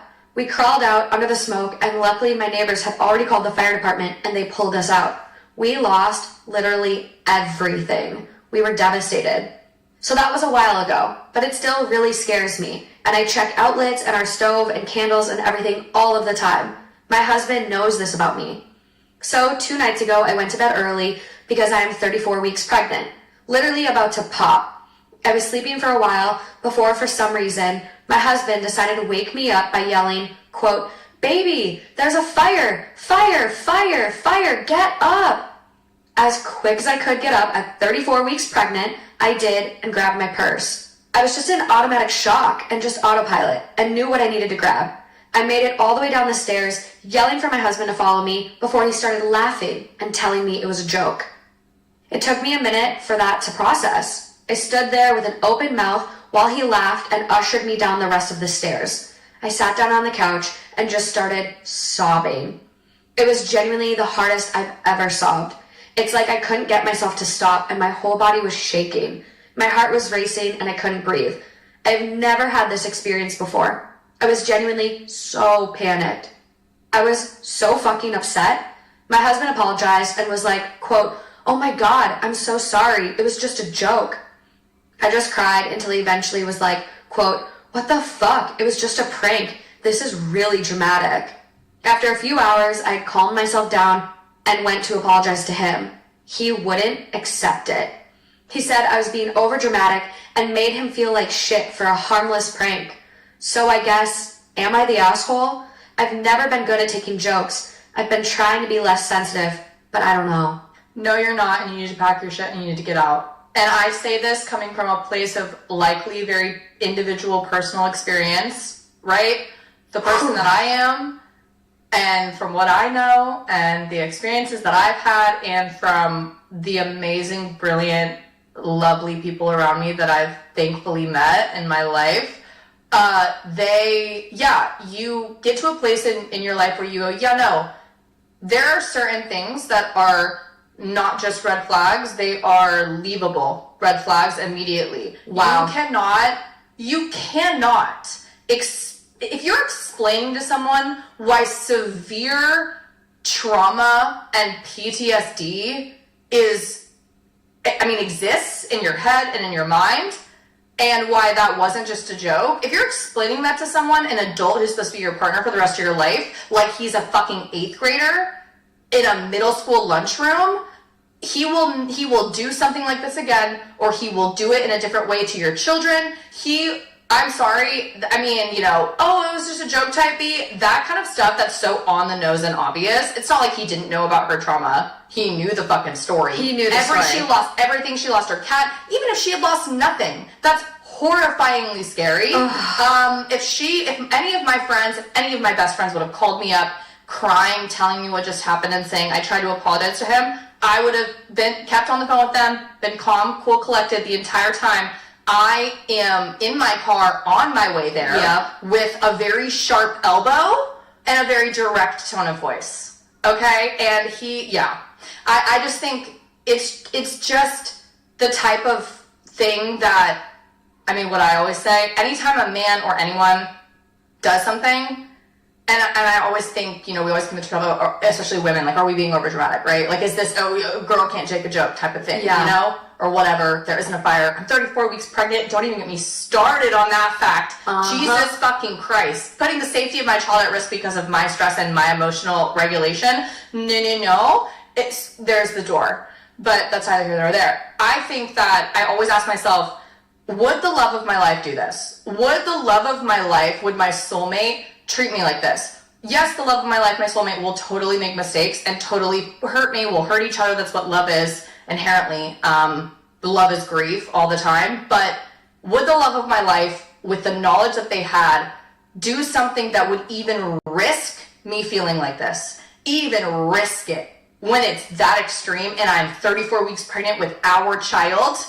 That's, at that point, I'm calling a lot of people and who are gonna show him who's boss. Mm-hmm. But this is really disgusting. You hit the nail on the head in every direction. Like, there's clean house for me. But it just hurts my soul to think about, right, like where she is in that moment typing this up. Like in her home, is he at work? Is she has she been gaslit so fucking hard by this guy that she's thinking, well, I can't split up my marriage. Like, we have a child coming. Maybe I am being drunk. I mean, that's what hurts my heart, is I want to hold her hand and say, you're right. I just can't imagine, like, having to apologize to someone after they did this to you. I mean, he clearly knows about the trauma. And let's back this way up to the beginning and let's do some math here. So she's currently 24. He is 33. They've been married for 5 years. So they got married when she was 19. The fire happened at 16. So the fire, from the time of the fire to when they got married, is only 3 years. They probably dated for at least a year. So maybe they started dating when she was 18. And he is... I mean, he better hope they started dating 27. when she was 18. That's not I'll tell math. you that much. About now. Not math that I love here. Not obsessed. And no reason, no excuse to not know what your girlfriend, wife, 19, just went through 3 years prior. So to then do this at any time, but let alone when she is 34 weeks pregnant. What if that caused her to go into premature labor? What if that put your baby's life at risk and you lost this child because of that stress and trauma you just put her through? He wouldn't have had remorse. Unacceptable. I mean, look, I'm gathering, like, some people are malicious and some people are just really stupid. And you always really hope that it's the second one, because you don't want to feel like you married someone who would be that genuinely evil, because that's what that is. It's not over dramatic to say that that's genuinely evil, especially with how late she is in her pregnancy. I mean, if I had heard this story from a coworker, an acquaintance, someone I didn't even like that much, I would be on the local news. Because that man would have, I mean, legally I can't admit what I would do, but, right, like, I would be on the news. And he would have been dealt with, because you're putting that baby's life at risk. You're putting the wife's life, of course, at risk. I mean, it's not even funny. No. I mean, even if none of that had happened, even if she was not pregnant and never had a fire happen, if my brother did that to me, and he's 34, I'd look at him and go, are you good? Have you been watching too much shitty South Park? Like, what the fuck? Do we need to check you in somewhere? Literally, are you fine? Like, I'm gonna hold your hand when I say this. You're never gonna find a woman. But my brother's not like that. He has a fiance and she's great. So there you go. But yeah, no, I'm not obsessed with that math. No. The fact that he met her when she was 19, and mind you, people are gonna, of course, that's illegal, I'm not saying it's not right. I didn't do the SVU theme song because I think that it, wasn't totally fine. I'm doing the SVU theme song because we better hope they started dating at 18, right? We better hope. We better pray. I mean, married at 19, like, it's crazy. It's just For a lot of wild. people. I mean, he would have been 27. Like, that is a big gap, different points in life, different power dynamics. I don't generally love huge age gaps, but it's totally fine if you're at the same point of power in your life. You're both in careers, you're established, you're not having to rely on this person isn't going to take advantage of you. That's fine and dandy then. Yep. Have 20-year age gap. I don't give a fuck. Agreed wholeheartedly. I always say, too, I'm like, it's not right, because you can be, our parents, half people's parents, their age gaps are crazy. But there's a difference between dating someone when, you're 26 and he's 35, which is completely fine, right? And I'm saying legally and socially, like, I wouldn't blink at that. But what I always say is, you change the most physically over the 4 years of high school, right? Your bodies, you're a teenager, from freshman year to senior year, it's like a completely different person physically. You change the most, I think, mentally and emotionally when you're in that hot spot age of being quote unquote an adult, but you're out of the house probably, you're starting working, you're working or you're going to college, right? Regardless of what you end up doing, or maybe you're just, out of the house and figuring life out. Between the ages of 18, 19, and like 25, you are changing the most maturity-wise, emotionally, mentally. You're figuring your shit out. So when someone, right, is like 26, 27, 28, even in their 30s, when I look, like I'm 29, I look at someone who's 21 and I'm like, no, I can party with you, right? I'll see him in Vegas, like at the club, happy birthday, right? Buy him a shot, amazing. But like, I know that I can't connect with them in a way that would not be a disservice, because they have to go through shit without me influencing it. And it's so easy for a man to manipulate, especially a young girl. You know, maybe she wasn't. Maybe she had a good head on her shoulders. Maybe this wasn't predatory. I'm not necessarily saying it was. But the fact that this ended in her apologizing to him is like very indicative to me of a power dynamic that I think is a great point you brought up, right? Like, you're not on the same plane. You don't see yourselves as on the same plane anymore. No. And I think like there's obviously some people that can be very mature at a young age, whether that's from being forced to grow up early or raising a sibling or whatever that is. Like, I definitely have always been told like, oh, you have an old soul. Mm-hmm. And that's tough. Like, but at the same time, like, you haven't necessarily like matured mentally, even if you are that person. That's me. Mm-hmm. And I was talking to my dad last night about like Jackie O and when she became the first lady. She was the first lady at 31. Mm-hmm. I cannot even imagine. I'm 30 and I feel like, if you ask me how old I feel like I'm 27, 28. Mm-hmm. Like, I cannot even imagine having to be the first lady at my age now, 30. Like, what? Right. And this girl, like, she is 24. Yeah. Like, and so many, I mean, I know so many people. I grew up for most of my childhood in like a very small Midwestern farm town. God bless Illinois. Lafayette, tornadoes and mud and sticks. And it is the culture to, you know, in those types of small towns, especially in middle America, to marry pretty young. And 24 to me, right, and to you, of course, like, we're like the working independent women, you know, who are like obviously gonna be later in the game when it comes to that kind of stuff. But the age of getting married isn't inherently the issue. It's like, no, everyone, no matter what, when you're 24 years old, even someone who's gone through traumatic experiences, she probably grew up fast after having PTSD, you know, from that horrible experience. God. You're 24, you should be at the club. Like, you should Get be at in the club. there. This man, even if you want to have kids, like, that's great, but you're 34 weeks pregnant, and to be honest, I mean, I broke up with one of my relationships because he was like 3 years older than me, and I met him when I was 19, and he was, 21, 22, and I remembered I turned 21 and I looked at him and he had stayed the same age mentally. I was like, oh, right. Like, it clicked for me, and it wasn't right. Like, that's how I feel with this scenario, is like, she's 24 and he has not grown, because this is the most immature bullshit I've ever heard in my life. And your pregnant spouse, like, any man who has even a sliver of a kahuna would never do this. no. Top comment on this one? No, you're absolutely not the asshole. No, get fucked. Indeed.com, send it to him. Whatever. That wasn't a harmless prank when he knows your past trauma. It also wouldn't have been a harmless prank even without that trauma, because you were pregnant.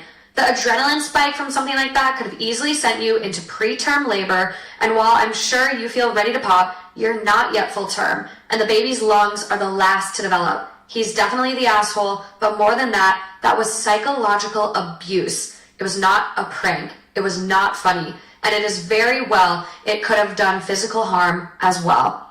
And now he's trying to gaslight you into thinking that you're the problem. Please be very careful and keep yourself safe. Snaps. Agreed. Snaps all around. Agreed. And goodness gracious, safety is the most important. Like, God, I mean, if you need to move out and take some space, you don't want to end your marriage, that's cool. Mm-hmm. But at least go stay with some family, be calm, be happy and safe, and take some time to just ensure that you can get to the 40 weeks. Yeah. Without issue. And every single pregnant woman in this country, whether you are 16 and pregnant or, 35 and pregnant, whether it's in vitro or an accident or whatever, every single woman deserves to have a pregnancy that makes her feel safe. You can't control the health of yourself or your child always, your infant that's inside of you, the fetus that's inside of you. Things can go wrong. I've had so many friends who've had preeclampsia. I've had so many friends who've, been bedridden for the last however many months just because, they didn't want to risk it.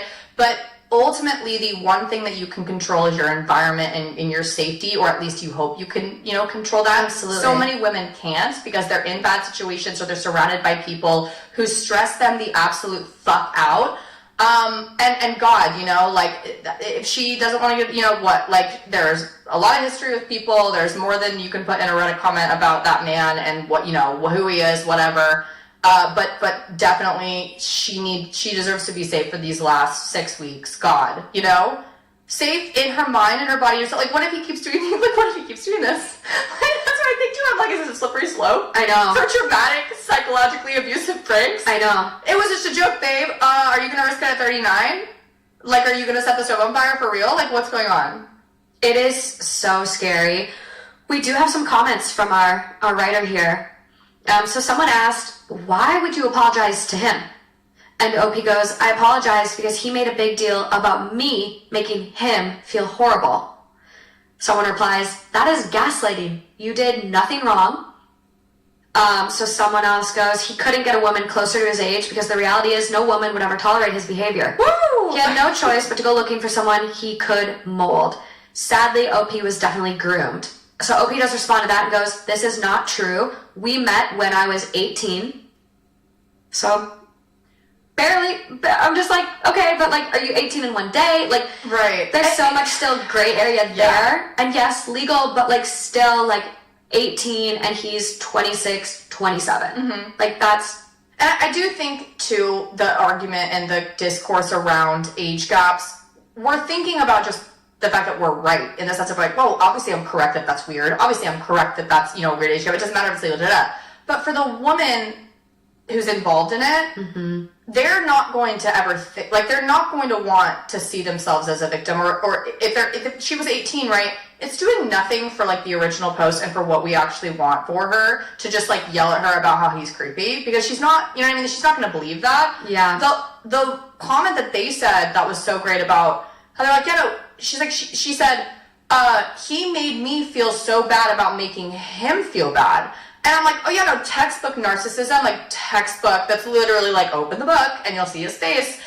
Anytime someone else makes their reaction your responsibility, it's manipulative, because the way that you made me feel and the way that I expressed that to you, just because, yeah, you should feel shitty about how horrible I felt about that. I just explained to you rationally what your batshit insane prank did to me mentally, emotionally, all of that. You saying, well, that makes me feel bad.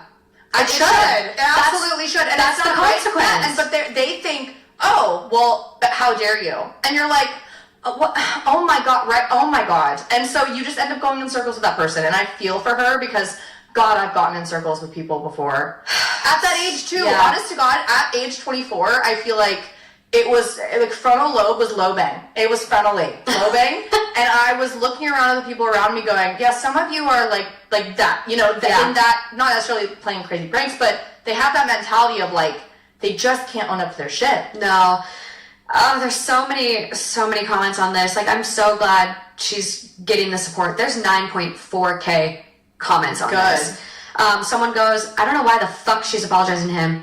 She had a stress reaction at 34 weeks pregnant that is related to a past traumatic event that he triggered. Ma'am, let that sink in. Your loser husband is a douchebag. This is not a prank. It was insensitive, ill-timed, inappropriate, and downright disgusting. He is disgusting.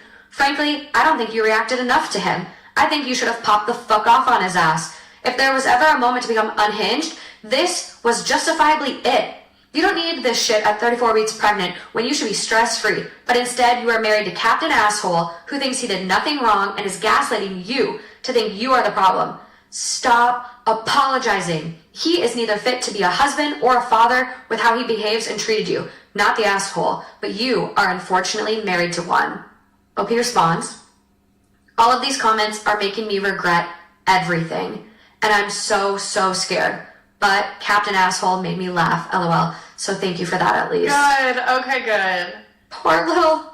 Not little, because she's pregnant, but yeah, little. I'm like, I mean, Just, look. I call everyone. I'm just like, you're I just know a little I'm nugget. like, you're little in my mind because I just want to put you in my pocket. I'm very, it sounds like from her tone, that makes me happy because, sometimes you see people get like, super defensive in comments and then you're like, fuck, like, I'm glad that she's realizing. I hope that she has someone else in her life physically who can also hold her hand. I know. There's one last comment I'm going to read from her because it looks like it's going to be a juicy one.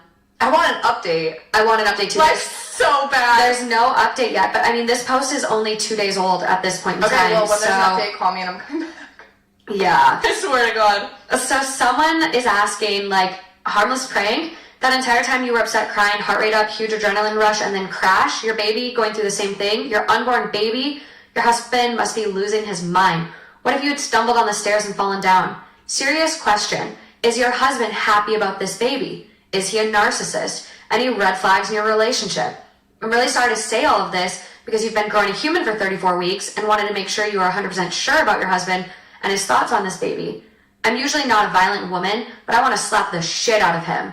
Women worry about certain things when pregnant, and men worry about certain things like their jobs and job stability, money, afraid they are never going to have sex again, all kinds of things. I want to give him the benefit of the doubt, but then I picture you jumping up and running downstairs and my blood pressure starts going up. OP responds, he is happy. He's the one who wanted a baby. I don't think he's a narcissist though. I'm not sure the definition of that. And no, I don't think there are red flags other than what is being pointed out in the comments I'm reading. That is mostly that he tries to make me feel sensitive about our ages, but I always knew that and I never cared. Worst case scenario, because, look, worst case scenario is that he wanted her to have the child to trap her, which is the textbook classic dust off the old book and the old tricks, okay, for men who do this to women, right? Especially young women. They want to keep them. And right, I'm obviously going to the extreme of with all the knowledge that we don't know about these people, but him wanting the child doesn't negate the massive bullfighting red flag, because he could have wanted the child for a million different horrible reasons that weren't him being joyful about bringing life onto this earth. He could have wanted the kid because he knew you wouldn't leave him, because he knew that you'd need him, right? They want to be needed. People like that want to be needed. And also, I agree with that comment in the sense of, I'm not a violent person, but I want to throw a hand, throw a swing. There are certain things that no amount of over-explaining, tumbling over your words you can convince me that is not insane. Like what he did to this 34-week pregnant woman, there's no excuse in the world that could justify it to me. No. None. Zero. No. It's over. It's done. Oh, well, you need to hear both sides. There's no side. There's my side and that's it. It's my side. And there are so few things that happen in life where you're like, well, maybe he cheated on you because that, whatever, right? You could explain things away. You could think about it for a minute. No. Jail. Start out in prison, prove your way out. So wrong, it feels illegal. Yes, exactly.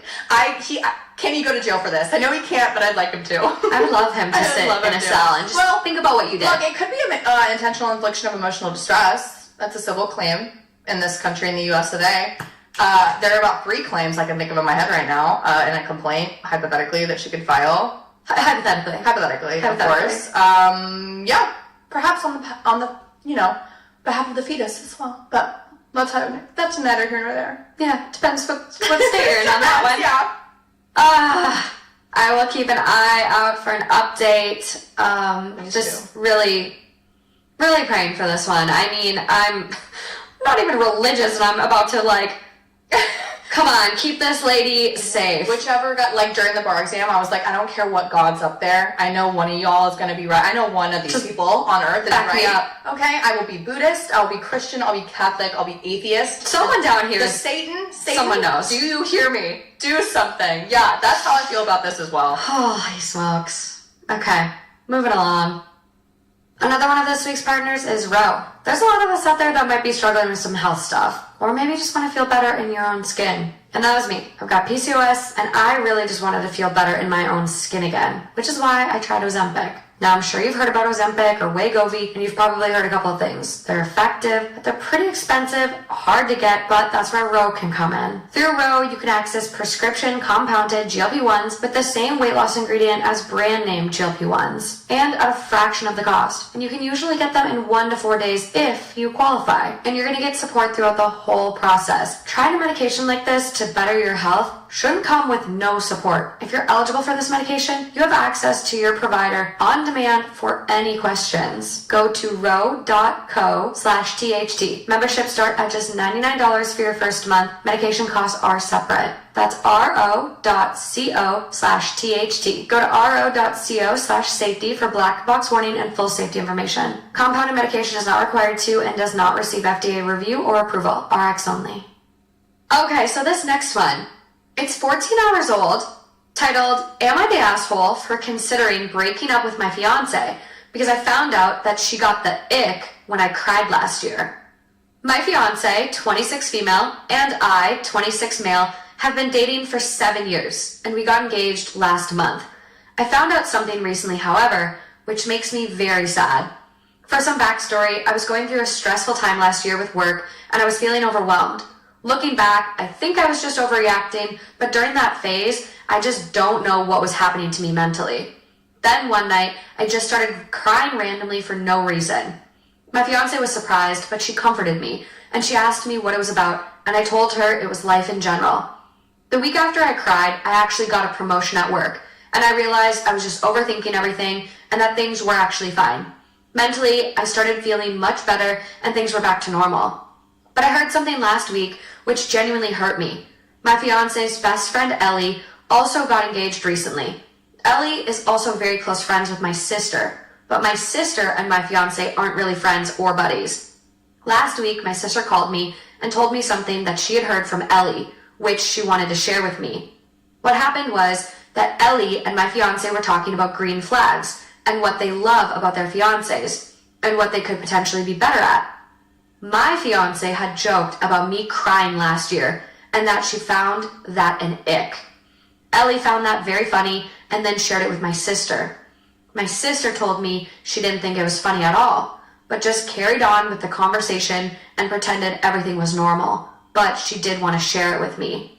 I then asked my fiance about it, and my fiance seemed a bit nervous, but she admitted that she had said that, but that she was just joking and didn't mean it. I told her I needed some space, and my fiance started crying and told me that she was just joking about it and that she loved that I was comfortable expressing my emotions to her. The thing is, I don't really believe my fiance, and I feel really sad and hurt that she found me crying an ick, and that she joked about it with her friend. So, am I the asshole for considering breaking up with my fiance? I don't know, because being a woman, having the inside info that we do, right, about conversations that go on, especially early on in a relationship, where half of you is like, I could be in love with this man, and the other half is like, wouldn't it be great if I wasn't, though? Because I don't want to have my heart broken, right? Ooh. I do this shit all the time. Yeah. I'll be like, oh my god, he's so beautiful, I need to get on his nerves immediately right now so that he gets the fuck away from me, because I know he's a nightmare. Like, he's a red flag walking. He's been ran through more times than a truck stop. I need to get the fuck out, right? And these are all defense. These are all defense mechanisms. The self-sabotage. Look, and women talking about icks. Yes, men, a lot of men online, and I know it's like the extreme, like incel type men will take the ick thing so deep, right? They'll be like, oh my god, like this, so whatever. Same thing as us, like saying women are fat and ugly and fat. I'm like, no, that's actually not the same thing. I think I have enough conversations with my friends, genuinely joking about like icks when it comes to like sandals, like your dog's out, right? Your feet, sandals. Wearing flip-flops, men wearing flip-flops, or like skipping, or like chasing after a ping pong ball, things like that. And the chase after a ping pong ball one? There's just no way you can do it looking cute at all, like at all. No. So it sounds like that happened like early on in the relationship, right? Like she wasn't saying it like a week before. So timeline here is they've been dating for 7 years, just got engaged last month. The crying happened on the 6-year mark. So it just happened a year ago. Okay, yeah, that's tough. Okay. So my whole spiel is about nothing. Well, okay. But, right, like, I do see where you're going with it, though. That, like, why don't you believe your fiance, though, when she says that it was a joke? That's kind of where I'm going to, is like, okay, you've been with someone for that long, you know them well enough. Do you not believe them because you know them well enough and you know they wouldn't joke about it?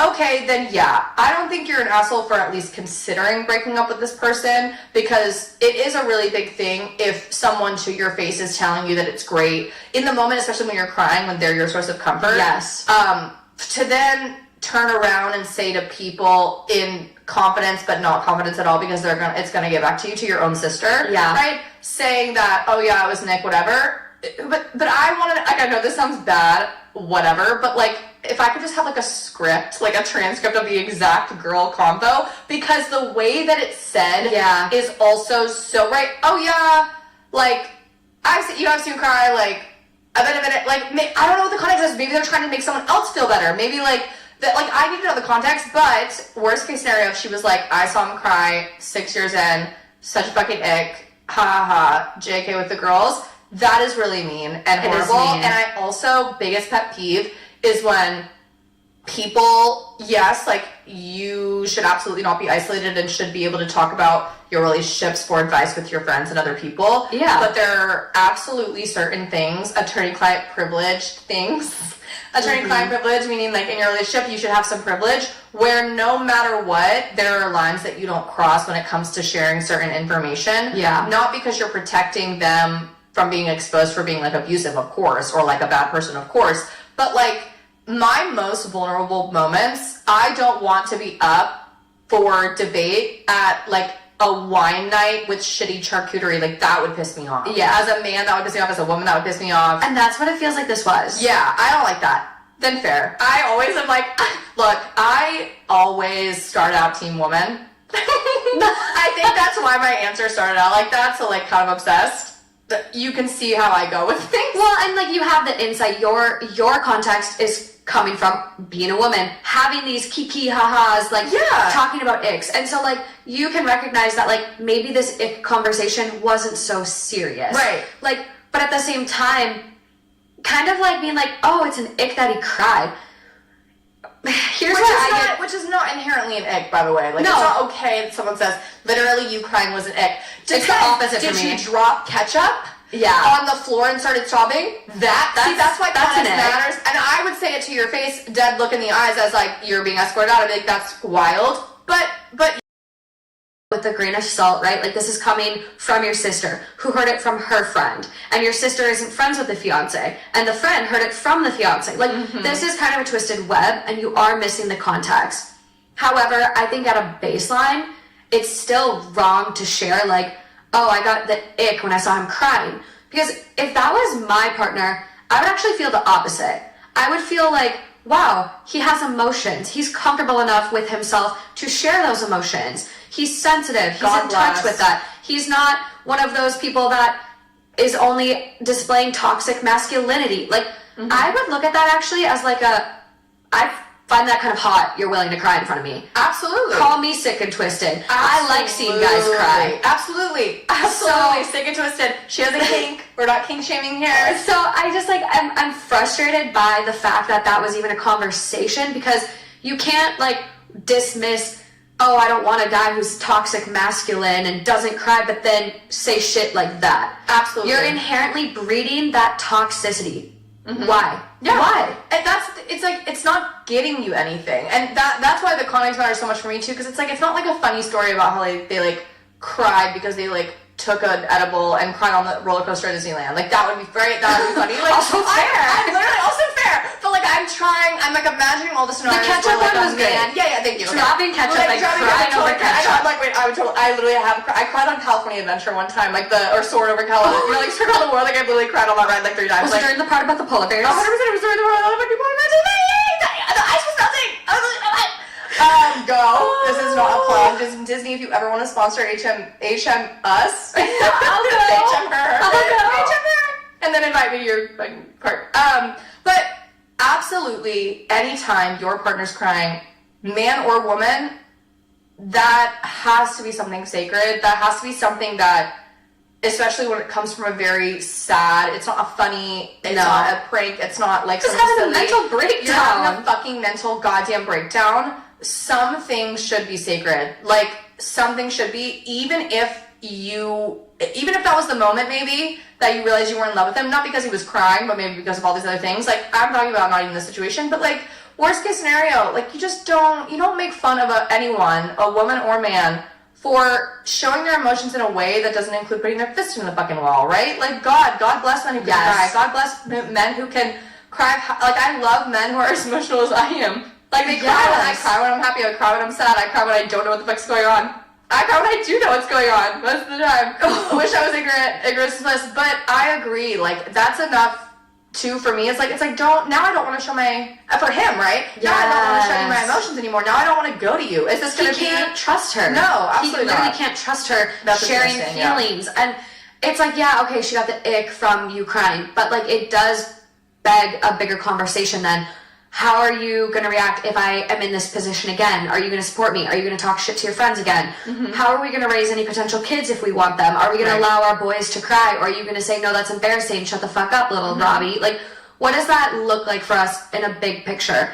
So I totally think he's valid, and I think this begs a very serious conversation, especially you're 7 years in. That's an insane amount of time to be with someone, and you're kind of like now like the rug's pulled out from underneath you. Yeah, and the fact that also I think that he's hearing it like 3 people down the line is also, it's a bigger conversation, because if she had said it in passing when he was there, like among company, thinking genuinely that it wasn't a big deal or whatever, yes, it's still bad and still you should talk about it, but like, what else have you been saying to people about me? Like, why? Who were you talking to? What was it? Like, you know what I mean? Like, I don't want to hear what the people that I love are saying about me behind my back from my sister. That's wild and crazy, and it's just indicative. Like, I hate, like, trust is just broken, because I'm like, there should always, again, like I said, there should always be a line. No matter what, you can make mistakes, you can talk shit, right? Like, if you talk shit to your best friend about how your husband's being a fucking asshole last week and whatever, all this stuff, it's like there's still always going to be a line that you don't cross, that you don't say, that you're never going to make fun of your partner for fucking crying. No. Top comment on this one with 3.1k upvotes. So this potential wife is someone that you will lean on heavily as a spouse. Marriage is not a Disney movie. You need to know this woman will have your back if you lose your job, if you have a terrible accident, if you have children that are non-typically physically or mentally, if you basically don't have sunshines and rainbows every day. I like the other response where someone said to make her red, green flag list. Have you two really been through challenges together? Or has she only been with you through smooth sailing? It's how you face challenges together that determine your success, and you need to know you can trust her, not the asshole, because your gut is telling you something important. Yep. Trust your gut. You have to trust your gut. I know. Someone replies to that comment and goes, having felt more alone with my ex-husband than I do now, actually alone, you are absolutely correct. And that like, that's my biggest fear, like in life. Is commitment. I'm a Sagittarius. Like, stop. No, it's not commitment, but it's tying yourself to someone or something, anything, a location or a job or a place, just because you want to feel community, you want to feel like you're not alone, and then it does the exact opposite for you, and you just feel even more isolated, and you also feel like, yes, you want to be loved, but you want to be understood and seen before you're loved, honestly. And clearly there's a disconnect. You can love someone for 7 years, that's such a long time. I know. But if they don't see you and understand you on a level where they're, like, this wouldn't be sacred, then thank you, next. But that's easier said than done. That's easier said than done. It totally is. There's a comment here that OP does respond to. The person says, ask yourself, do you feel that her reaction was a socially constructed response that she'll be able to overcome with introspection? Or is this an embedded personality trait? If you have kids and your boy cries, will his mother think less of him? If it's something you believe she can overcome, then I suggest couples counseling. If you believe she'll treat future children or future you this way, then please cancel your engagement. And OP goes, even if she overcomes this, the issue is, I don't think I'll ever be able to overcome it. I don't know if I'll ever feel comfortable crying in front of her, and I already feel sort of humiliated that she joked about this with her friend. Yeah, it sounds like he's made a decision in his head almost, And obviously it takes someone who knows her very well to like feel that way already. I mean, without context and without knowing their relationship, I would absolutely have wanted, even though, yes, the situation sucks regardless of how you slice it, I think it can also be sliced in a way that's much more positive than the worst case scenario of her just talking shit about him with her friends and it got back, Maybe it was like, I'm thinking of a scenario, right? Devil's advocate here, I'm paid to do it. Like, what if another friend was crying about her boyfriend, or like a guy who dumped her, situationships. Like, we've all been through them. We all hate ourselves enough to go through them. Right? And she's talking about, like, I just can't, I love everything about it. And, like, you're trying to, like, relate to someone, but you're in a really loving relationship, and you're like, I mean, no, yeah, like, is it weird that I got an ick about this or that? No, yeah, I mean, I got an ick from my fiance when he cried. Yes, it's still so inappropriate, and you totally shouldn't say it, and it's rude of her, but I don't. But like the intention behind something is so important, especially in a relationship that's gone on that long. Yeah. And it's not like I'm not sold that like she's a bad person, not just because she's a woman. They can be awful too. Look at the mother-in-law from before. But right, like I'm not sold that like you could break up and she could be a fine person, right? It could still mean you break up, but I think that she at least. He owes it to her, maybe after this long, to at least let her explain. I would agree. What the context is, because then he can walk. If he does walk away from the relationship, like she don't want him to walk away from like someone that he doesn't even know that. Like it's a lie. Like no, I want you to know everything before you leave. Well, and that's the thing too. Like if this is coming down through the grapevine, I would also on her side be upset that my partner didn't at least give our relationship the dignity of a conversation. Like, totally. Hear me out, hear my side. What if this is all a miscommunication? Yeah. And he did, like, ask, hey, is this true? And she said, yes, it is. It's kind of unclear if context was, like, really explained, but at this point, he seems like he's still so fine with it regardless. Someone does ask here, though, and I find this whole thing very interesting. They go, has your sister ever said why she and your fiancé don't get along? OP says, yes, a few reasons. She finds it hard to connect with my fiancé because their personalities and lifestyle choices are just very different. I've also been spending much less time with my sister than before, and my sister has been upfront that she sometimes gets sad about it and wishes she could spend more time with me. It all probably started when my fiancé made me miss my sister's birthday a few years ago. Yeah. There's something going on here.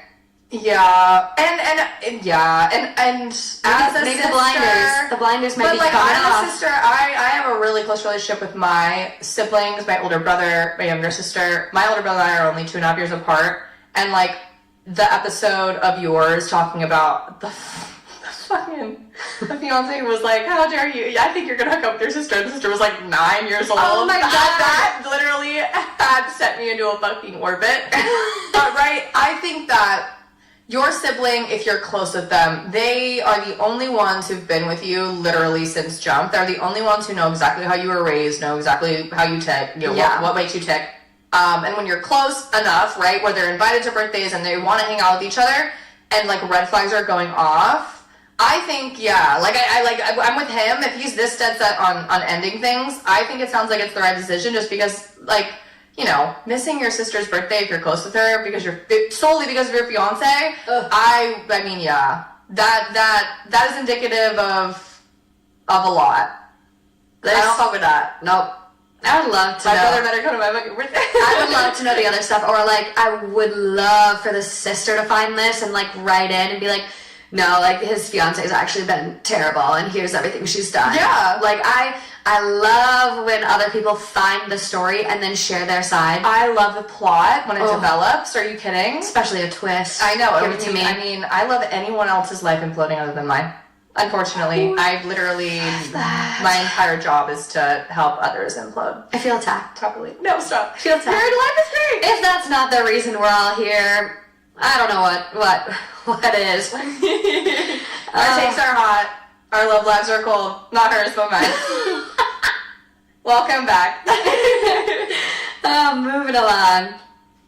Another one of this week's partners is Lumi. As you guys know, I'm notorious for forgetting to put on my deodorant. And of course I did the other day on the way to a big concert outside in 90-degree heat, and I was panicking. Luckily, Justin's mom was still at the house and was able to grab my Lumi travel size that I just bought earlier that day at Target and bring it to the concert. If it weren't for that Lumi, I never would have been able to dance with my arms up, having a good time at that show. Lumi works for up to 72 hours, and you can use it everywhere. Lumi is also baking soda free, paraben free, and it's pH balanced. There's no need to be stinky or just feel gross. Not when you have Lumi. Lumi's starter pack is perfect for new customers. It comes with a solid stick deodorant, cream deodorant, 2 free products of your choice like mini body wash and deodorant wipes, and free shipping. As a special offer for listeners, new customers get 15% off all Lumi products with our exclusive code. And if you combine the 15% off with the already discounted starter pack, that equals over 40% off their starter pack. Use code THT for 15% off your first purchase at LumiDeodorant.com. That's code THT at LumiDeodorant.com. Last but not least for us, this one is coming from Am I the Asshole? It is titled, Am I the Asshole for giving my daughter a breakdown of what it costs to raise her when she asked me for her university funds? My daughter Ava was a handful growing up. Her dad passed away when she was 5, and even with therapy, she was a very angry child. I still love her very much. She is my daughter, and I would do anything for her that I can. Her dad didn't have a lot of insurance, but enough to pay off a small house and top up my daughter's 529 education fund. I kept adding to it over the years, not much, but as I could. When she was 11, I met and married my husband. I thought Ava was okay with it. She never brought up any problems to me or in our therapy sessions. However, she was not okay with it. When she was 13, she accused him of something inappropriate. I called the cops immediately. He was arrested and he lost his job. He was innocent. She did it to get rid of him. We divorced. I was obviously heartbroken. I did my best not to take it out on her. I did punish her. She started acting out. She got expelled from school, then another school. I ended up having to send her to a private school. Even with a voucher, it was expensive. It worked though. She is graduating this year with honors and a scholarship. She asked me about the money in her account. I said it was all gone. She got very upset because her scholarship won't cover all of the costs. Even with financial aid, she will still be paying a fair amount. I said I would co-sign a student loan for her, whatever she needs. She said that she wanted to know where the money went that I wasted. So I got out a pen and paper and I wrote it all down. The cost of my divorce, the rising cost of living that I paid for by myself since I didn't have a partner, her tuition and fees for private school. By the end, she was crying and saying that I was blaming her for everything. I've never blamed her. I did punish her for the trouble she caused with my ex, but I think that was reasonable.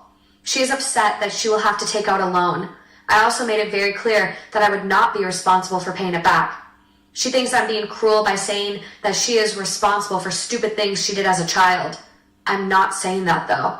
But I cannot pull the money I had to spend because of her out of my ass. So, am I the asshole? Yes, but I'm saying this. Why am I scared? No, yes, because a 13-year-old making something up like that, right, to presumably, in her mother's mind, get this guy out of the picture, is an extremely wild thing to say. Because children, 13, right, no matter how mature a 13-year-old is, like, they understand they understand at that age, like when I was 13, like I would understand that there would be consequences to that. I want more elaboration on what we have knowing that she made it up, right? Because I don't even fuck around with questioning child victims, even in like a random Reddit post, unless there's something more to it than just the mom's opinion on her making it up, you know, because we hear so many stories. I mean, there was a massive story in the news of a very extremely, I forget her name right now, woman in literature who won the Nobel Prize, and her daughter came out years later after she had, and it literally said, I reported to my mom that my stepdad was abusing me and she did nothing. And she did nothing. And then she was writing all of these inspirational, novels and things about like young girls and childhoods and all this stuff. Like, wow. She was seen as this like feminist icon, and then behind the scenes she was, completely discrediting her daughter. So like I'm hesitant to be like, fuck your daughter, what a bitch, because how do we know it didn't happen? Yeah, it's really tough. I mean, it's crazy that a 13-year-old would be so diabolical to just like make that up. But at the same time, like, there has been other stories, and I don't know if this was a Patreon or not. Our Patreon fam is making a list, so this will be easier for me soon. But there was a story where this child did not want a sibling. And so this child, a 9-year-old or 11-year-old or something, pushed their mom down the stairs to end the pregnancy. See, there are so many. There are very few stories like that. That's why it's so horrifying. Of children doing very extreme psychopathic things where either they genuinely don't have something in their brain that we all have that triggers empathy, or they just genuinely don't understand the consequences of their actions. A lot of times when kids are very adolescent, very immature, they don't understand that if they do something else, 1 + 1 = 2. Like putting your hand over a stove that will burn you. Like that's something that you right? Comes a little later. Totally believable. Like that could happen. But right, like what, like why wouldn't she have followed, like the OP have followed up, like with saying she made it all up with like explanation on how they know that? Did she admit to making it all up? Yes. So we do have, we have so many comments from Amazing. OP. Let's hit the comments. If I tried to read right, that, you're like, fuck. We would be here all day. Right, the ultimate question is, am I the asshole? Well, I also do think, right, if you still stood by your child, if she made it, let's say she made it all up, right, but you stood by your kid, and, you know, you had to take out all this money from her fund to pay for all these things, and you still love her, et cetera, and your kid is, you know, demanding this money now, whatever, all of that. I mean, I don't necessarily think in any scenario, regardless of how much you want your kid to understand, like, I don't think that making your kid feel bad about their existence is helpful in the long run. I think that giving your kid a notarized list of every single expense that took out from the fund. Yeah. I don't think that's really necessary. I think you could just be like, look, like I had to pay, like broad strokes, like I had to pay for the divorce, I had to pay for this, I had to pay for that. I was a single mom, I couldn't afford this stuff. You know, I would love to help you, but I can't. But then it's also like, well, if you, like, I don't know. I will say, like, knowing just initial posts, because I haven't gotten into these comments at all. The post was in itself a lot to unpack. Yeah, but like I feel like for me hearing this, you know, she is 18 now. I don't think the mom is necessarily the asshole for giving her this breakdown. It's kind of like that harsh reality. It is what it is. Yeah. Could she have maybe like sugarcoated it a little bit for the 18-year-old who is, you know, now just an adult and going off to college? Yeah. But at the same time, this girl, this is kind of the reality we're living in, and she maybe needs to hear this. Like, your actions have these long-lasting consequences, and you're gonna have to pay for college like a lot of regular people, sweetie. Yeah, that's fair. That's actually really fair. Sorry. I mean, not actually. That is really fair.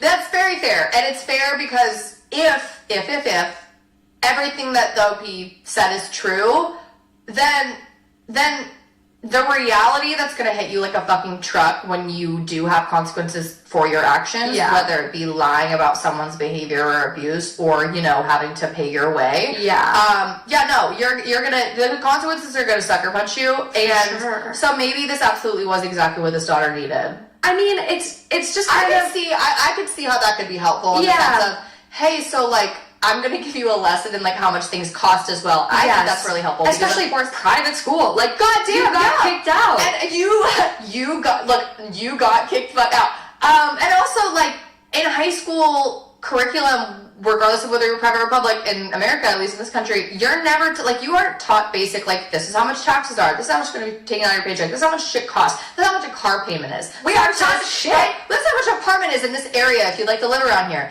And if your parents don't teach you that, right? Or if you aren't exposed to it young, and she's already kind of being, you know, if her attitude is very much like, I'm entitled to you to, like, pay my way, then yeah, I think a dose of a little receipt maybe is helpful. For sure. It changed me. Yeah. It me. Well, and I think it was the way the daughter kind of came at the mom too, where it's like, well, where is all this money? Right. You wasted it. It wasn't a, look, I need help, but I know you have this fund, like, why can't I have it in a very, you know, because if my parents had a fund in my fucking name, that was literally titled, like, Rev Education Fund for her college education. Yeah. And I thought in my head that they were, like, holding onto it when I didn't want to take out loans, right? Like, I wanted to focus on school. I would absolutely be like, hey, not saying that I'm entitled, but, like, what's up with that, right? Like, what's up with that? But I think that the way that she approached it is very much also showing her immaturity. Yeah, and the daughter has a right to be upset. Like, I get it's probably a shock. You're going through school and you're excited to go to college and have a free ride. But the mom's like, I'm upset. I've been through it. They're both just, they're going through it. But let's get into some of these comments from OP. So people are asking, like, how do you know that she wasn't telling the truth? Like, charges were dropped, whatever, but, like, still, what if she was telling the truth? So OP responds, the police investigated. The charges were dropped for lack of evidence. Also, there was evidence that what she claimed was impossible. I will give one example. My ex worked in his truck. She claimed he came home during the day. His truck had a tracker from his employer and a camera that showed he was on the other side of the city. Yeah. So, a lot of comments. I had a partner. He made a good living. With him here, I could have saved more. I could not have spent that money on her high school then. I used the money for her education. People are asking about the ex. Is he okay? You know, things like that. My ex is okay. We still talk. He got a new job. He is still angry. He wants nothing to do with her.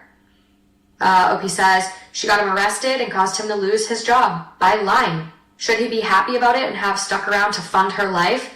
Do you think it was easy for me to start a relationship with a man after they found out what she did?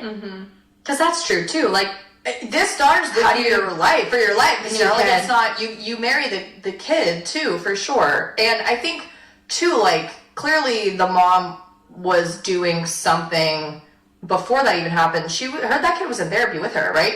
She mentioned, like, in therapy, she never said she had a problem with this relationship. Yeah. And that's also, like, and yes, of course, like, we're talking about a child, right? Like, look, like, the amount of times I was 13 beefing with a 45-year-old teacher, please, you know what I mean? And then now that I'm older, I'm like, what the fuck was her, like, why was she beefing with me, though? I was like, it wasn't that serious, but, right, this is obviously much bigger than that.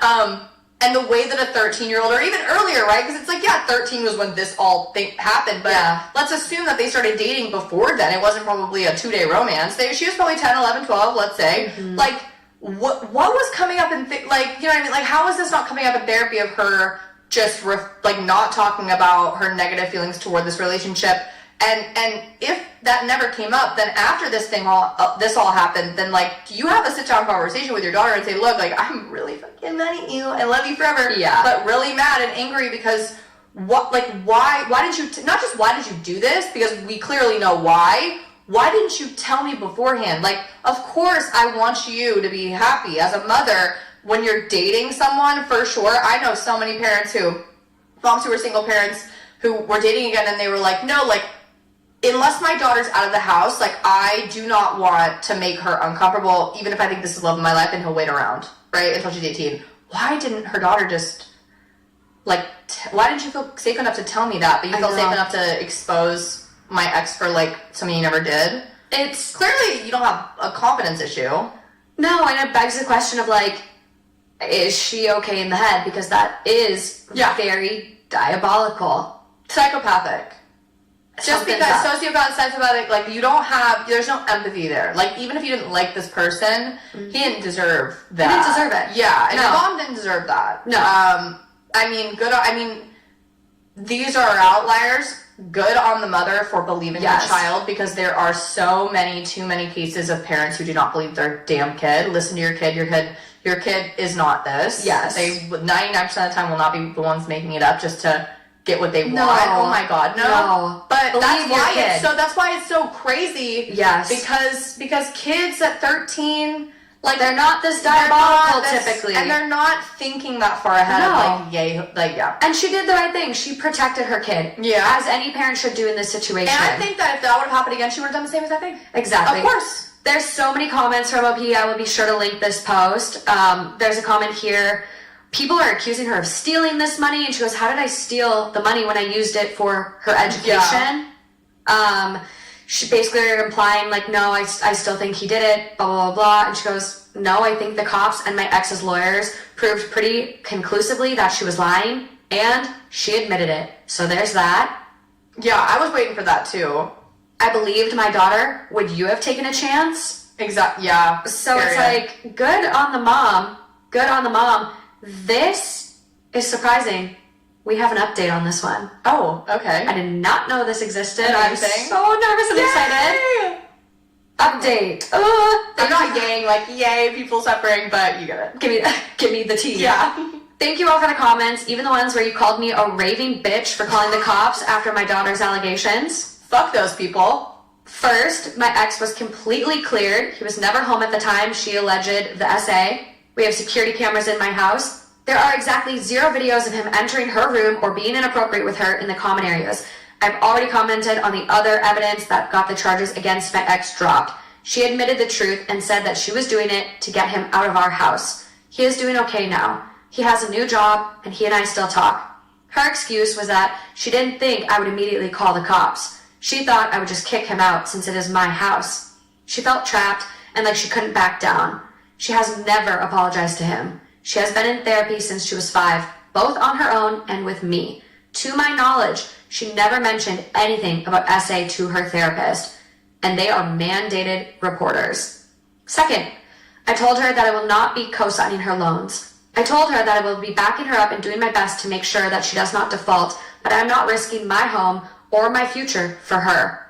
She fully understands now where her savings went.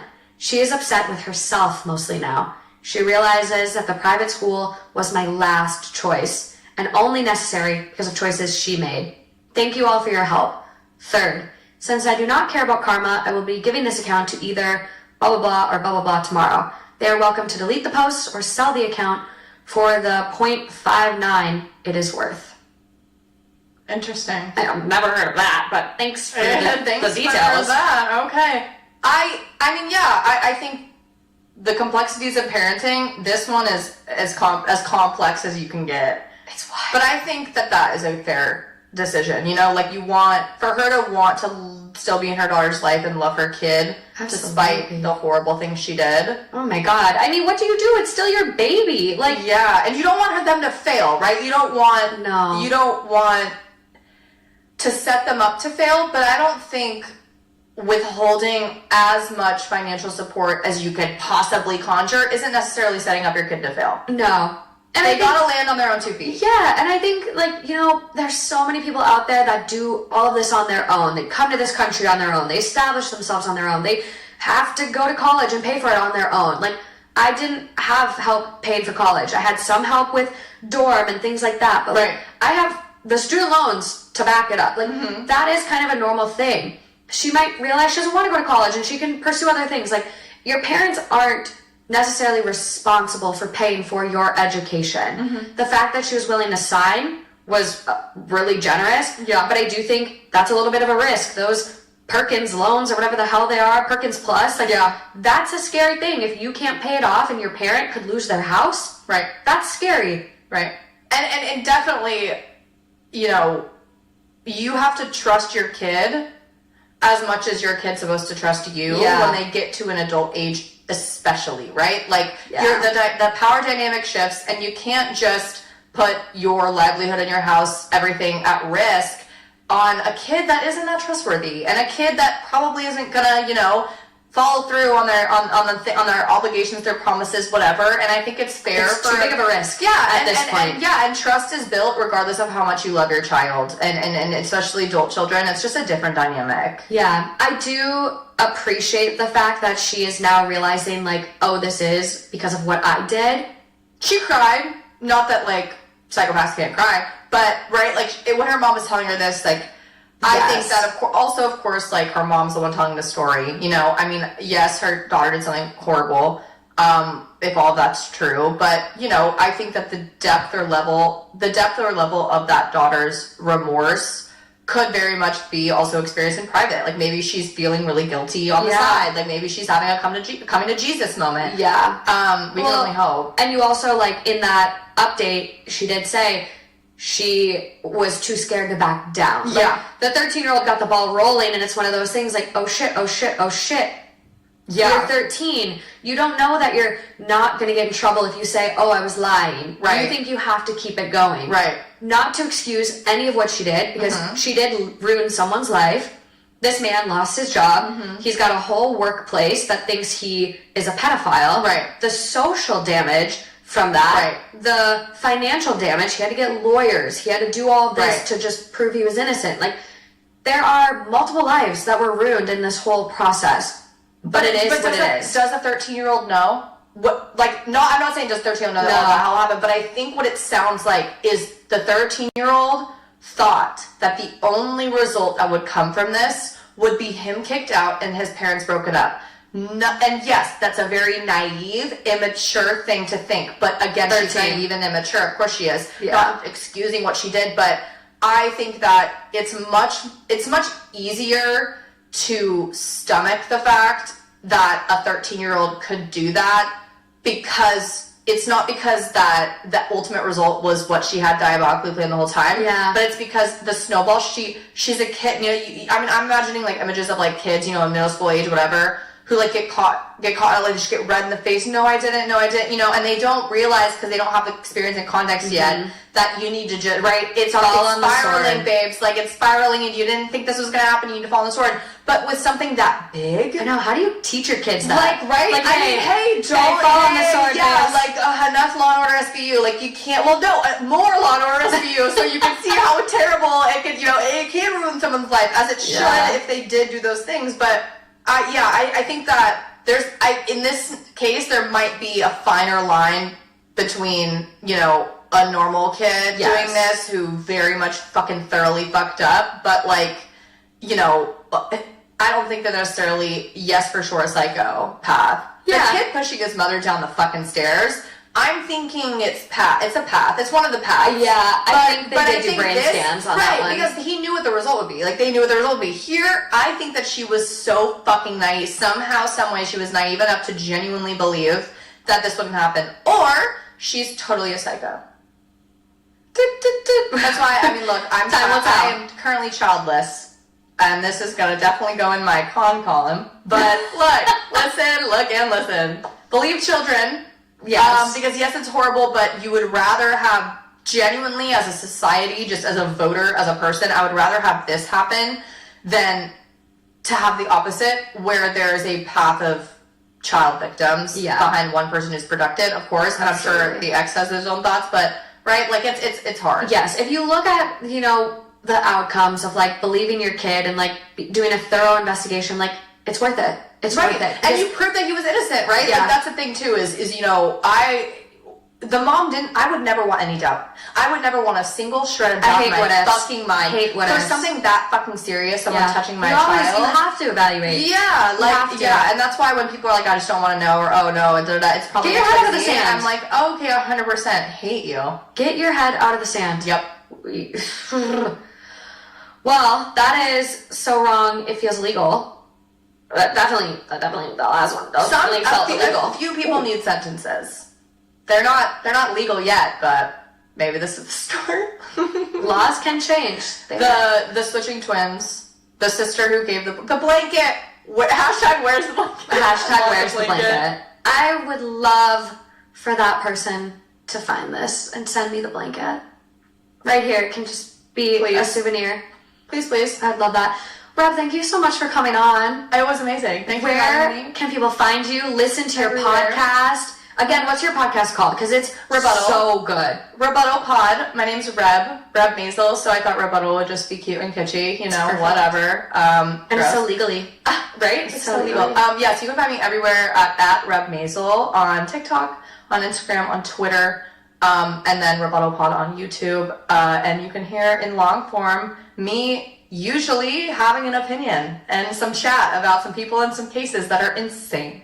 Give people like one of the craziest cases you've had on your show. Like what one is like really sticking with you? Well, the one that I've been thinking about a lot recently is so a dad, his son was married a fiance that he didn't like. Okay, the father, all right, and the father owned like a bunch of apartment buildings and they leased them out. So he was sitting on some very big money, pretty big fortune. Okay. So his son marries his wife. So of course, right, like the way that inheritance works in California and most places, like it's gonna go to the son, which would then, his wife would benefit. And he hated his son's wife so much that he was like, I don't even want her to see a dime.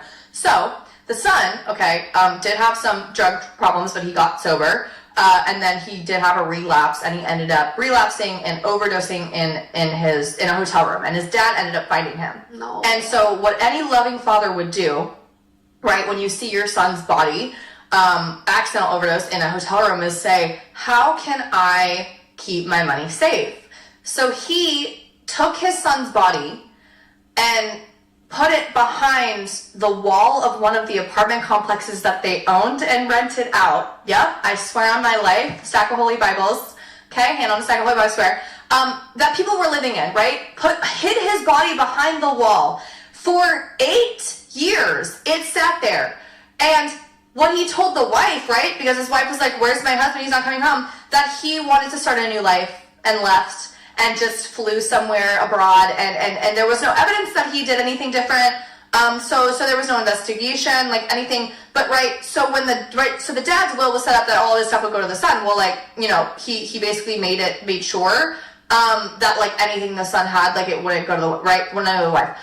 Yeah, and I'm still back at the wall. Right, the wall. Yeah. So yeah, the son's body's behind this wall, just behind this fucking wall, and it's basically like, you know, he just wanted to make sure that whatever money that his son ever got, like, it wouldn't go to the wife, it would go to the son's kids as opposed to like the wife, because typically it's like whatever. So it's this whole thing. So it ends up that 8 years later, the police show up to the guy's house, and find he had killed himself. The father had killed himself at his home, and they found the son's body behind the wall because they were like, something fucking smells in here.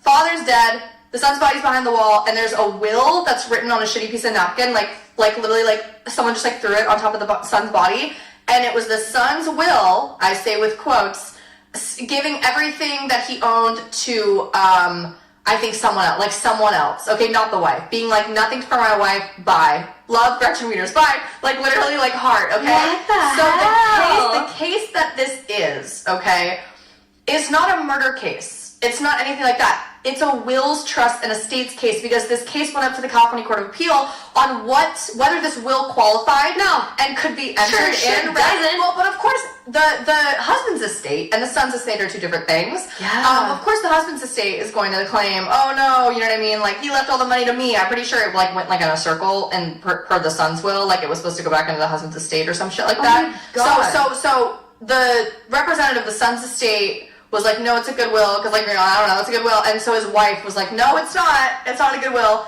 So, but, right, you have to prove this shit. So there was a bunch of reasons why, like, the way that the wife was referenced, he never called her by her full first name. It was always like a nickname first name, and like she only used her full name certain times, but he was using her full name throughout the entire will. Do you see how there's like, and also like the signature was a little weird, but like the phrasing was also weird, and also like he spelled one person's name wrong. So it's literally like it is very interesting, right? And it would be super interesting. Like, you're like, wait, what? Right? They were literally, because the court has to go through all the factors of like, okay, why would this be fake? Like, we have to prove it, because wills are accepted. You could write in blood against a side of a tractor, which someone did in Canada, and it was accepted. I give everything to my wife as he was laying dying, and it was seen as a good will. It was totally fine because right, there are only a few factors you need for a will. You don't need a witness, you don't need a notary, you don't need any of that shit. All you need to do is literally, yeah, like that crazy. You can see that be crazy. What? You don't need, like, people always go, you know, witness and notary. Notaries,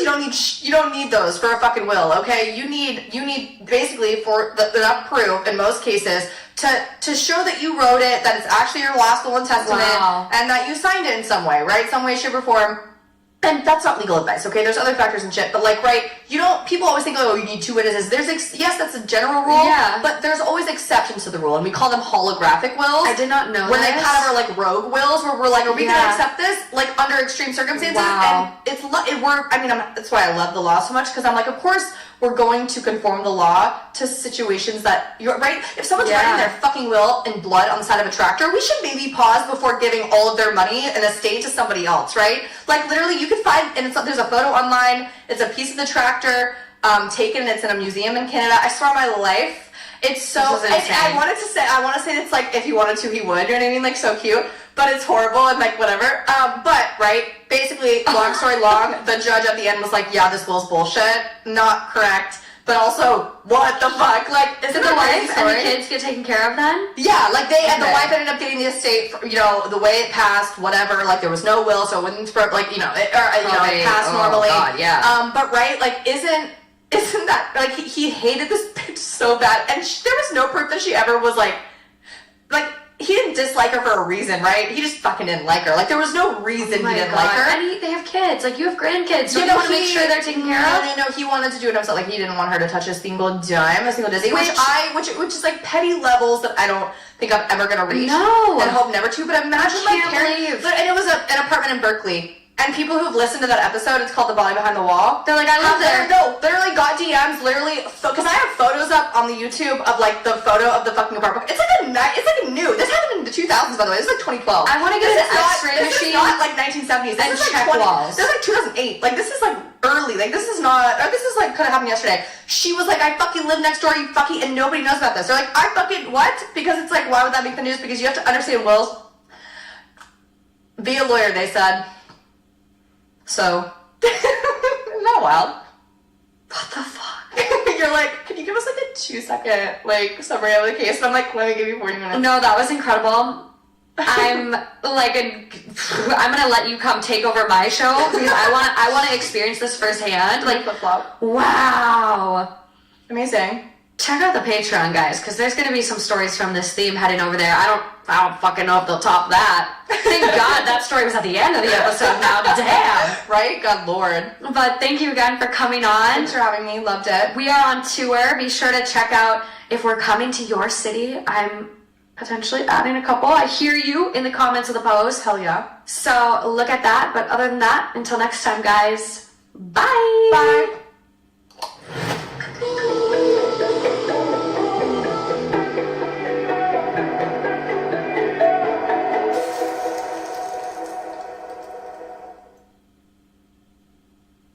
Just a reminder to subscribe and head over to Patreon. I just recorded this month's free bonus story and it is insane. Insane. You don't want to miss it. And it's free. Come on over, guys. And we're going on tour soon. So be sure to check if we're coming to a city near you. We really want to meet you guys. Okay, that's it. Enjoy the episode. Cool. New studio. New studio. This is my first time here. I know. How does it feel? It Reunited with the neon. It feels very professional. Dude, I'm really impressed. I don't know if I've explained. Didn't you do this yourself? Yeah, all DIY. Incredible. But we had the Drea episode. The Drea episode was scheduled for like a Tuesday morning, and we didn't start putting this together until Sunday. So it was like mad dash. Tried to do it all Sunday because then Justin worked on Monday, and so I had to come and like finish it up by myself Monday. You cut these pieces? My dad has a foam cutting guy. Ooh. Yeah. So Jerry did it? A person did it. But it wasn't too bad. It was like $300 for all the foam, Nice. which, turned out pretty good. It looks amazing. Turned out pretty good. Nice love little investment for the stewed. For the stewed. For the stewed. Oh, what's new, Lauren? Whew. We went to the fair last week. That was nice. Honestly, like, My stomach is still recovering from all the fair food. yeah. Oh my Dude. gosh. I feel like I've had bubbles in my stomach for a month now, though. Like, I just... Bubble guts? Yeah, I started taking probiotics because I think that there's something going on. I just need to, like, fix I want to do a that. parasite cleanse. That sounds lovely. I know. It sounds sarcastic, but I mean it. No, like, genuinely, I want to do a parasite cleanse. Like, at least twice a year going forward. Yeah. Let's try it out. What do you think, guys? Has anyone done one before? Please let us know. Also, what a start to the episode. Kind of fits with the theme I've got for today. Ooh, what is it? Psychologically challenging. Okay. These are just an assortment of stories that seem to be just psychologically damaging to maybe some people involved, or like challenging, or just they're jumping mental hurdles. I have read probably 2 out of the 9 tabs because I just wanted to be in it with you today. Ooh, okay. Yeah. And I read like the first line of one and immediately I was like, yep, it's in. It's in. So there could be some really bad ones that you don't know yet. That's the risk we take. I know. I'm excited. I'm scared. I like when you don't know. I don't. But then again, it's nice when you do know sometimes, because then I feel like I know if there's going to be a little bit more of a twist to the story. Yeah. Because I can feel your vibe and you're like, is it weird though? Oh and I'm my like, gosh. oh. The episode that came out last week, by the time this one comes out, it's with Nicole.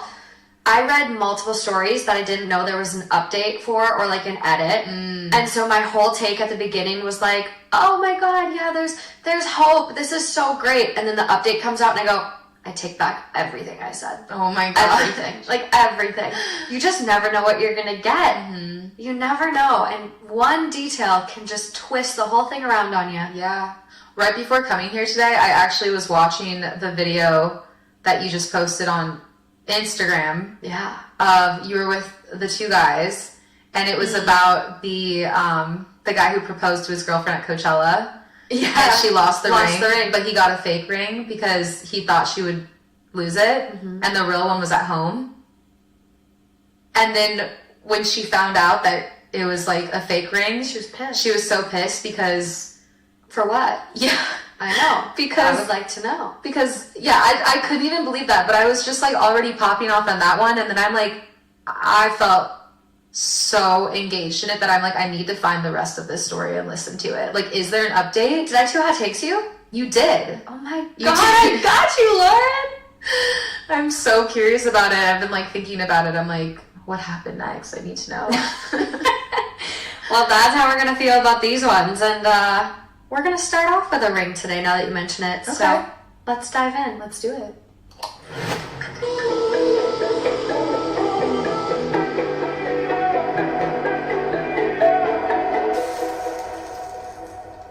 So this one is coming from AITAH. It is titled, Am I the asshole for telling my girlfriend she's not worth marrying after she said she didn't like her engagement ring?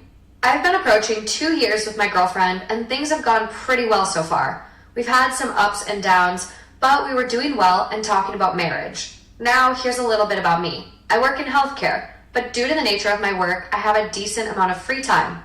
I took up jewelry, metalworking, and started up a little side hustle making gold and silver jewelry, still working on my platinum skills. My dad also works in Brazil, and he cuts emeralds and precious and semi-precious gemstones. I knew I wanted to marry my girlfriend, and I wanted to make the engagement ring special. I made an elaborate leaf design ring with garnets, our birthstone, and a 1.5 carat diamond in the middle. I had my dad cut and send me garnets, and I ordered the diamond from a local dealer. I worked on the band and the setting, and over the course of 3 months, I put the ring together. It looked something like this, but with 2 big leaves of garnet on the side instead of emerald, without the smaller stones, and a marquee cut lab diamond in the center. It is easily the most elaborate piece I've ever designed and put together.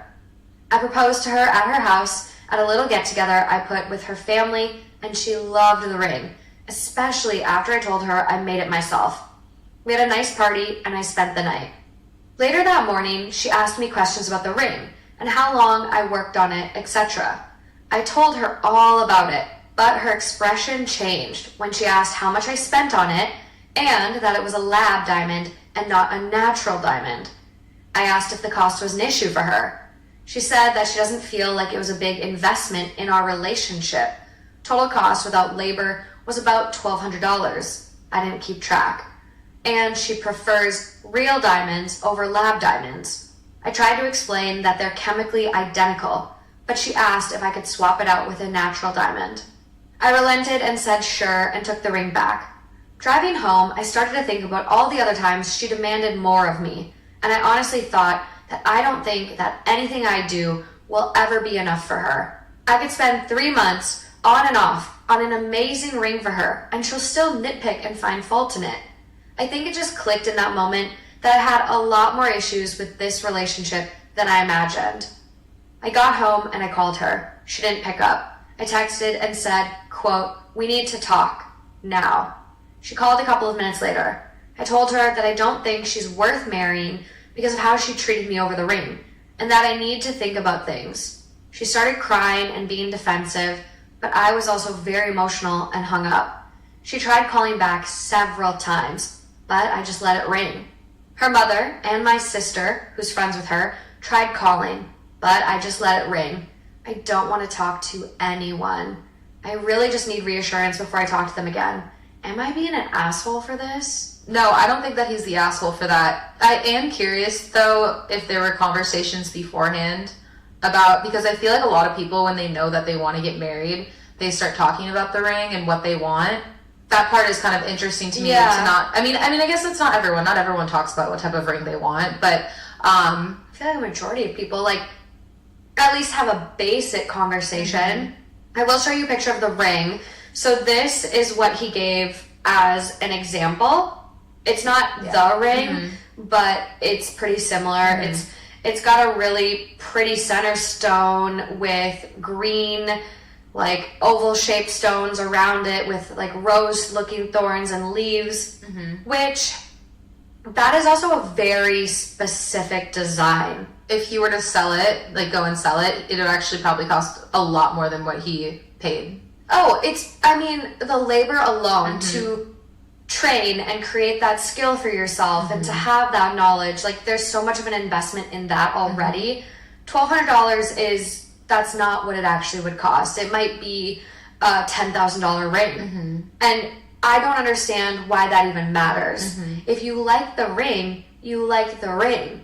If you don't like the design because the design is so specific and you wanted something super simple, then that's a different story. But if you're basing it just on the value, that's weird. And that's also something that I can't relate to, but I don't blame other people for wanting that at the same time. Because, like, for example, me and my ex would talk about rings, and for whatever reason, he wanted to buy an extremely expensive ring. And I was like, can you actually just give me the cash and give me a cheaper ring?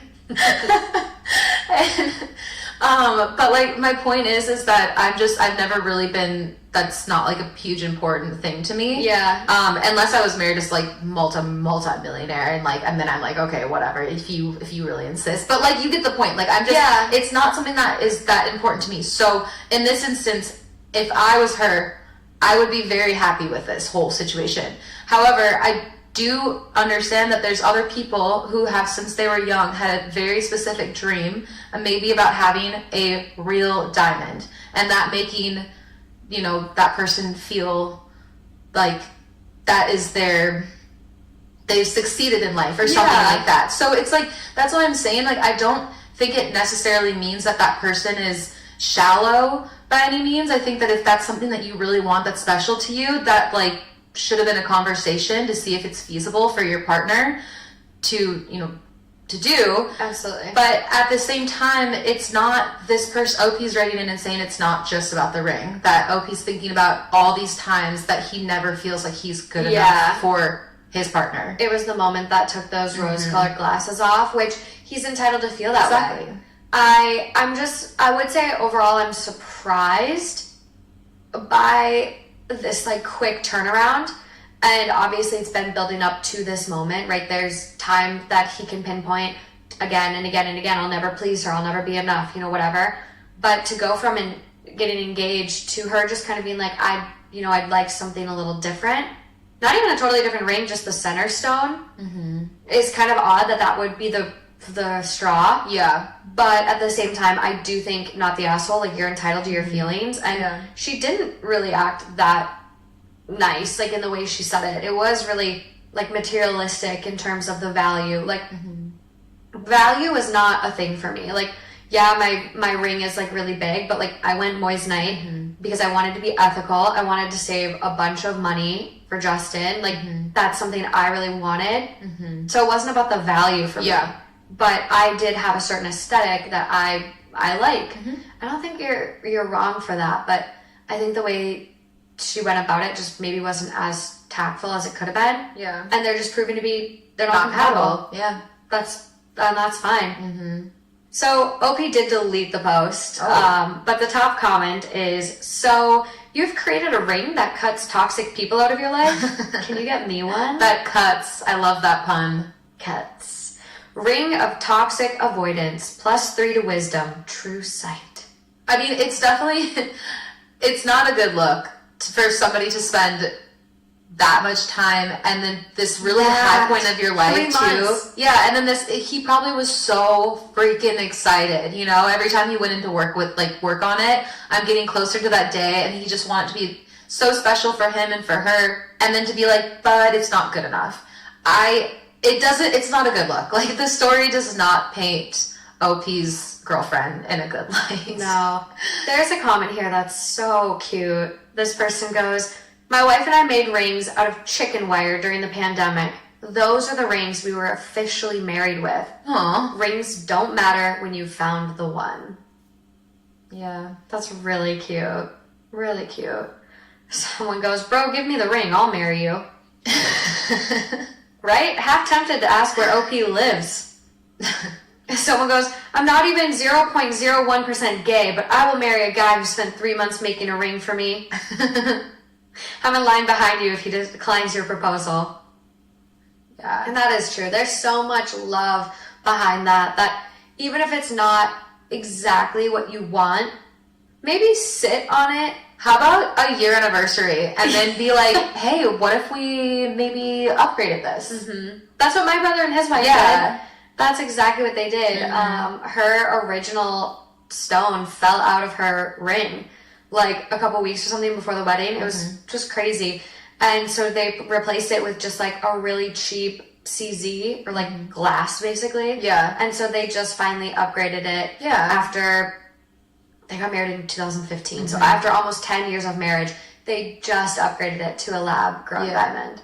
And it's beautiful. She's so happy. So it's like, you can do those things. But I guess like she started questioning this and like bitching about it not being a real diamond within hours of That's what I'm the saying. proposal. That's why I'm like, That's tacky. yeah, I really don't like that. No. Yeah, I was That's trying to give her a benefit of the doubt because I know that there's people who like expensive or like a specific type of diamond. Yeah. And I don't want to shame anyone for loving that. Like, you know, do what makes you happy.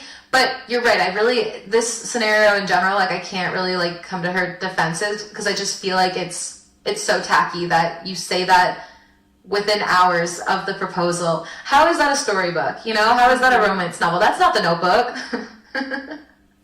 No. And it was set up to be so romantic, and then just boom, you took that away. I know. Tacky. Tacky. Just kidding. Yeah, and there are people commenting that there's a chance this is fake. Like this person does a deep dive on the user's account, which could explain why he deleted not only his post, but also username. Like he actually deleted his account too. So who knows? This all could be karma farming. But at the end of the day, this does happen in real life. A lot of people get rings they don't like. I actually was listening to Dave Ryan, you know, the radio guy in Minnesota. Yeah, of course. And there was a call-in he got from a woman who had gotten proposed to with a family heirloom ring. It was her fiance's grandmother's ring. It had so much history behind it. Mm-hmm. And she was like, I don't want that ring. I want to have him sell it and then buy me something I like. Mm-hmm. And I'm like, that is a priceless family heirloom. You take it to Pawn America or a pawn shop, you're going to get next to nothing for it.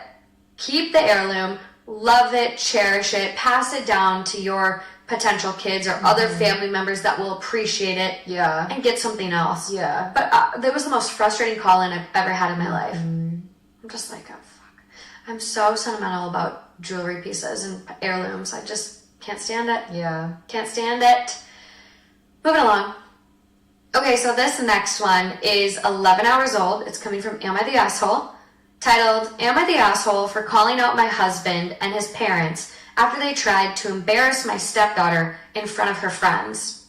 My husband's parents stayed with us for a few days, and the other night we had an issue that resulted in my stepdaughter being upset and angry, me angry, and them and my husband angry. So you were all angry. I met my stepdaughter when she was I met my stepdaughter when she was 6. I started dating my husband when she was 5. We married when she was 8. I'll admit, when we first met, knowing her mom had passed, I thought I would be filling in as mom-like, or at least a second mom figure. In my heart, I wanted to be her mom, and for her to be my daughter. It was clear before we got married that it wouldn't happen. She was actually very resistant to being around me. I told my husband we needed therapy together before we got married because she had to be okay with things, and we needed to figure out what our family dynamic would look like. I won't bore you with unnecessary details, but she didn't want to replace her mom. She was already very insecure about me being around because her parents hadn't been together when her mom died, which to her meant she was alone loving her mom. But she knew what we wanted, for her to love me and see me as another mom. It scared her. It made her sad. It made her tummy hurt, to quote my stepdaughter. Through therapy, we figured out what the relationship would look like. My husband, the parent, me, an adult in the home, and a safe person for my stepdaughter. My husband would keep one-on-one time with my stepdaughter. We'd spend some time together naturally over time, and in a way that worked best without forcing it. My stepdaughter would call me by my first name. I'd call her my stepdaughter, not daughter. We worked it all out. We have been good with all of that. She and I have a good relationship. She's a sweet big sister to her half-siblings, and yes, we use half. It's all normal. Then, a few days ago, my stepdaughter had brought friends into the house quickly. New friends. She introduced us all, introducing me by name. My mother-in-law told her she could say more than my name. She told them that I was her stepmother, technically, but more of a friend. Then my husband and his parents interrupted and said she should be more generous than that, and I'm the only real mom she's ever had in her life. And they started to say how grateful she should be to have someone like me as a mother. That's when she started to cry, and I told them to stop. My name would be fine. They should stop pushing and trying to humiliate her. My stepdaughter told my husband that she always knew he thought her mom was worthless, but she doesn't. I told her to go get ready and have fun, gave her some extra cash, and then an argument broke out between me and them, husband and my in-laws. They felt I should appreciate the gesture of defending me. I told them it wasn't defending me. It was done to humiliate her enough into introducing me how they wanted. My husband regretted his actions afterwards. I told him he'll have to do a lot to make up for it. His parents, however, felt I was cruelly unfair to them and should not have snapped at them like I did. Am I the asshole? No. Yeah, I feel like this is one of those stories where it's actually a stepmom that's treating this kid with a lot of respect, Absolutely. respect of boundaries, just human decency, not pushing, not forcing a relationship. Yeah. And I'm really surprised that all of these other people are trying to kind of wreak havoc on that. Wreak havoc? I would say wreak havoc, but I like the way you said it. And actually, I could be wrong. No! I know how mad people get. Wreck-It Ralph. Wreakin' Ralph. It's just one of those things where it's like, why are you guys all trying to throw a wrench in this relationship that is very much fine with everyone? Yeah. And I don't think that they were trying to cause problems, and I think that's probably why they feel embarrassed or frustrated, because they thought they were standing up and having the stepmom's back, which also you could look at that and think that is also positive, that the in-laws aren't making the stepmom feel ostracized or, you know, weird in this family, but like they did the wrong thing. They couldn't handle that the stepmom was like, stop. And so it's frustrating that they weren't able to just like take a back seat and understand that like this is a family dynamic. They're going to therapy over it. Like they're all good. They don't need your input. Yeah. It's a very sensitive subject. And honestly, I got so emotional and still am emotional that this little precious sweet girl was feeling like because her parents were separated when her mom died that she's the only one who loves her mom, that like she's alone in love. The way she said it, I'm alone in loving my mom, like that's so heartbreaking. It is. So it's like the stepmom is handling it so fantastically. Yeah, and I will say, like, I was really worried at the beginning where she was like, I came in, I wanted to fill in as mom, and in my heart I wanted to be her mom. And like, I think sometimes that, like, there's people that come in and are like, I'm going to replace her mom, and I don't want any remnants of I felt that too in the his beginning, deceased wife. So I was worried initially reading this, because this is the first time for me even reading this. I read the title and I was like, oh god, yeah, this is this is emotionally, Yeah. psychologically damaging. But I was worried, but just the way she's defending her and like really trying to advocate for this little girl to have her boundaries is so refreshing. Especially like the point you bring up, Lauren, where it's like my dad and my mom were together, so I'm the only one that loved her. And then to have your grandparents say she should be more generous and that I'm the only real mother she's ever had in her life. Oh yeah, that's right. I forgot about that. Okay.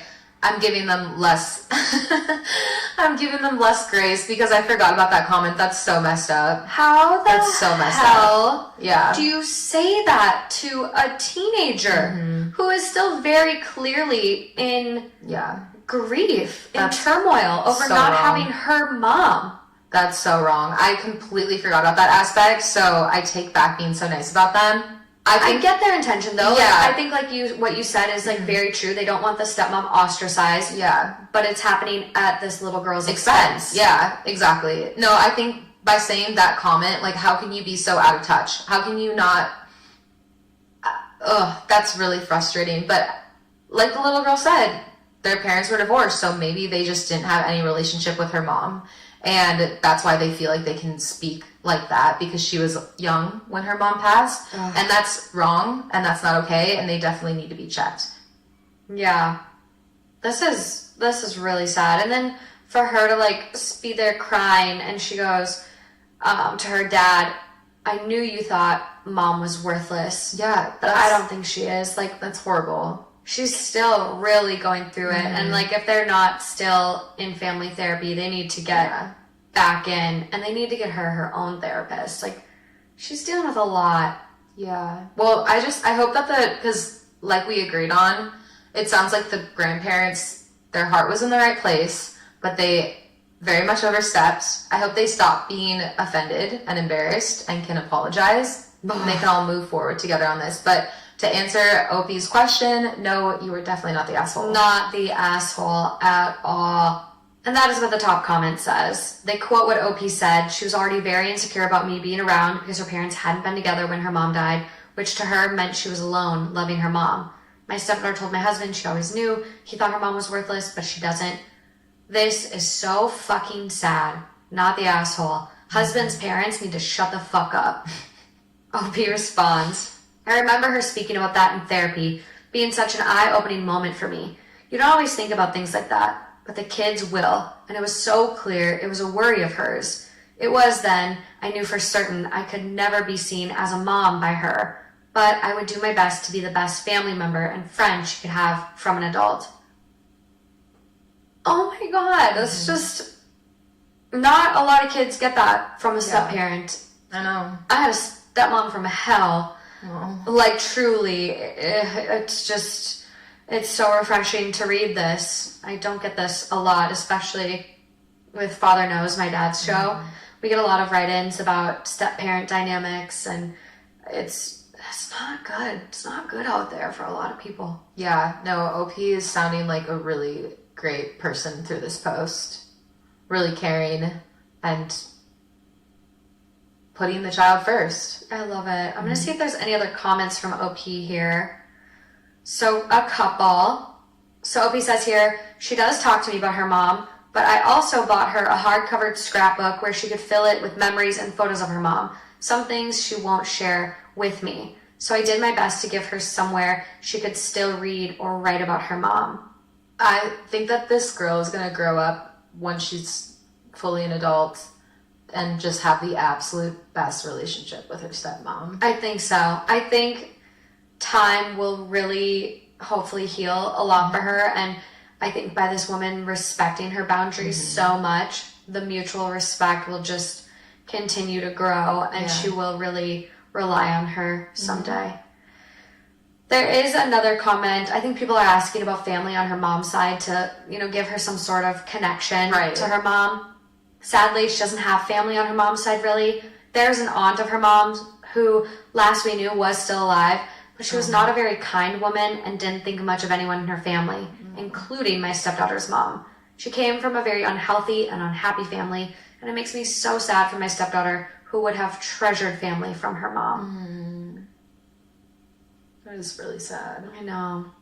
And there's one last comment I'll read from OP. It's the only other one on the account right now. People were asking, like, how did everyone react in this situation? How did these friends react? Yeah. Because not only was this done at all, but it was done in front of her peers and new friends. Yeah. New friends. You know how embarrassing that is as a teenager? New friends, and then this drama unfolds. So OP says they looked very uncomfortable and awkward. I could see they were concerned about my stepdaughter too.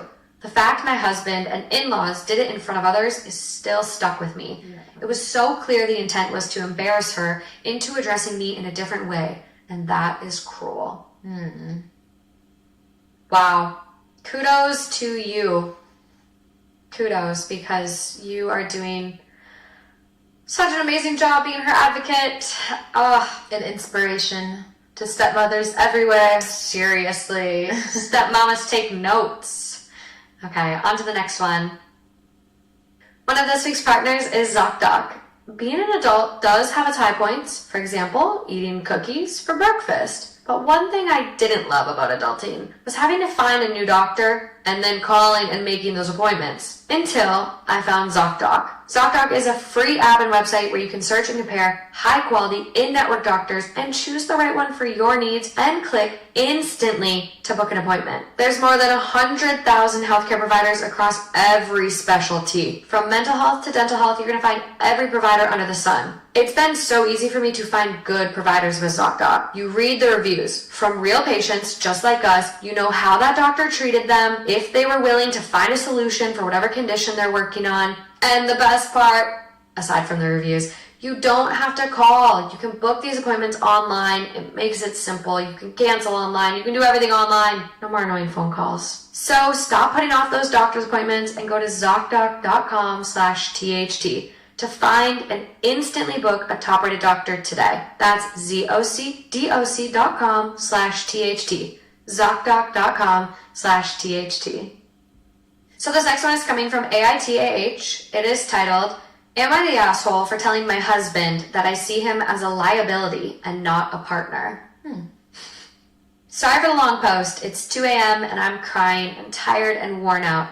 If I'm rambling, it's because I've held this in for so long, not wanting to burden friends or family with my marital troubles. I, 34 female, have been with my husband, 37 male, we'll call him Nathan, for 8 years. Ever since our daughter, 3 female, was born, I have been unable to trust Nathan with anything, no matter how small. Oh no. Background context. When I was 19, a semi-truck driver fell asleep at the wheel and turned my car into scrap metal with me inside of it. I have enough metal holding me together that I light up like a Christmas tree for TSA, and I'm physically impaired with good days and bad days. I used a portion of my settlement check to buy a house outright and have it retrofitted to accommodate my needs, as I'll eventually require a wheelchair. I work in software development as it's fun, and nobody cares if I work from bed on bad days. My husband has not worked in 5 years, which has been fun until our daughter was born. Between the settlement money, a paid-off house, and my salary, I enjoyed having him here with me. He contributed by handling most of the domestics. We pay for a weekly cleaner with monthly deep cleaning because it gave us more time together. Ever since our daughter was born, it was like a light switch turned off in his head. For our daughter, he would buy the wrong size diapers, not fully mixed bottles, put diapers on backwards, leave out poop-covered wipes, forget to latch cabinets. This past week, he has gone to the store 3 times because he keeps coming home with the wrong size socks and shoes for her. I eventually just ordered the right ones on Amazon. For me, he has tried to help me with my weekly pill organizer fill-up, and several times has spilled the contents of new medications all over the floor. Then, not seeing that he didn't get all of them off the floor. He has repeatedly brought me grapefruit juice to take my medications with, a huge no. He has repeatedly forgotten that I can't have dairy and puts milk in my coffee or cheese on a burger. He has broken so many things of mine from being careless. He shattered my laptop because it slipped out of his hand when he tried to pack it for a trip, even after I said I would pack my own electronics. I'm getting like pissed off. We've lost so many spoons and forks to the disposal. He tried to replace the head gasket in my car and over-torqued the engine bolt, which shattered inside the block, and 2 different shops said they couldn't even repair it. We ended up getting a new vehicle because a replacement engine would have cost $11,000. Bro. A week later, he crashed the new car into the garage door because he thought he'd pressed the brakes, not the accelerator. What's going on? What? He wanted to do TikToks and streaming as a hobby. I supported him initially, but I quickly noticed a pattern. Anything regarding our daughter or me, he was sloppy and careless. He never whoopsied his own stuff. He would build entire sets to stream or make videos with, leave the garage, and leave his brain in the garage. He came out to help me put her to bed. I let him know that I needed to get some work done and would be in my office, and I asked him to take the trash out. He said that he will. 2 hours later, I left my office, and the house felt really warm. He'd taken the trash out, but left our front door partially open, and was back in the garage with his game volume really loud. I panicked, since our daughter is able to get out of bed, but luckily she was sound asleep. But she could have easily toddled right out of the house, and he wouldn't have noticed. Then I noticed a stove burner was on, with a small pot on it with nothing inside. I didn't use the stove for cooking that night. I popped my head in the garage and said, quote, "Hey, I need you for a minute." I informed him of the door situation, and he responds, quote, "I thought I locked it." We checked the camera, and no, he did not. I asked about the burner being on, and he said he was planning to make ramen and forgot. What the fuck? He pulled the still hot pot off the burner and put it straight into the sink on top of our daughter's favorite plastic plate, which is now ruined. I cannot stand him. I'll admit I overreacted and screamed, quote, "What are you doing?" He realized what he'd done and pulls the pot off of our daughter's plate and straight onto the countertop. I quickly grab it and run it underwater to cool it down. Did she say that she overreacted? Honey, no. I would have overreacted, in quotes, so many issues ago. I tell him I can't tonight. I can't deal with him. I'm taking my meds and going to sleep. He gets a cup from the cupboard and sets it straight onto the burner that had been on. I hit my limit. I started crying. He kept saying that it was fine. Things happen. It's just an accident. He's had a rough day from streaming. He's just tired. Why am I crying? It's just a cup. We can replace it. The anger hit. She can replace it. You clearly can't. Sorry. The anger hit. Not just OP, but Lauren too. Yeah. And I said, quote, "It's because I have a liability and not a partner." He said, quote, "What the fuck does that mean?" Exactly what you think it means. I screamed that it's because I can't trust him to do anything. That I'm always having to watch him like a child. Always having to bear the costs of his mistakes. That every time I get careless and think I can trust him to be an adult, I'm always the one getting fucked over. I then said, quote, "I can't see you as a partner anymore. You're just another liability in my checkbook." Yeah. He immediately stormed out of the kitchen and went to bed. Bye. I called my mom and told her what happened. She thinks it's just stress and offered to take our daughter for a week so we could figure this out without our daughter seeing it. She says it was an asshole thing to call my husband a liability. Did she tell her the full story? In the morning, I told my husband that my mom would pick up our daughter from summer camp and offered to watch her for a week. He said, okay. And that's the only interaction we've had since. He spends all day in the garage playing games with his friends, making TikToks, and streaming. For food, he's been ordering DoorDash and having the person deliver it to the garage. It's been days, and he refuses to be in the same room as me. I've tried messaging him to ask him if we can talk or figure out a solution, but he's just left me on red. If I pop into the garage, he ignores me, but apologizes to his friends or viewers for the interruption and unmutes his mic when the noise stops. Before the blow-up, I've asked if there was something going on. I've tried to gently respond every time he screwed up so our daughter didn't associate mistake to anger. I asked him to schedule with the doctor to see if something was going wrong medically. He always said I was overreacting. People make mistakes, and didn't see an issue, even when the same mistakes kept happening. When I tried to get him to understand that it was concerning just how expensive his mistakes were getting, he'd wave it off as a, quote, "It's not like we can't afford it." Oh, okay. Ungrateful. I love him dearly. I just miss the person he was before we had a child. The one I could trust and rely on. Did I screw this up forever? Was I being too harsh on his mistakes? Am I missing something? Am I the asshole? Absolutely not, if you guys couldn't tell how I feel about that. But I will say that I was thinking that the entire time because it seems so extreme that if there is something medical, then obviously I would have a completely different reaction to this. It would just be very sad that this is happening. If there's something like genuinely like seriously medical that's going on. Yeah. For me, I worked a lot with neuro patients.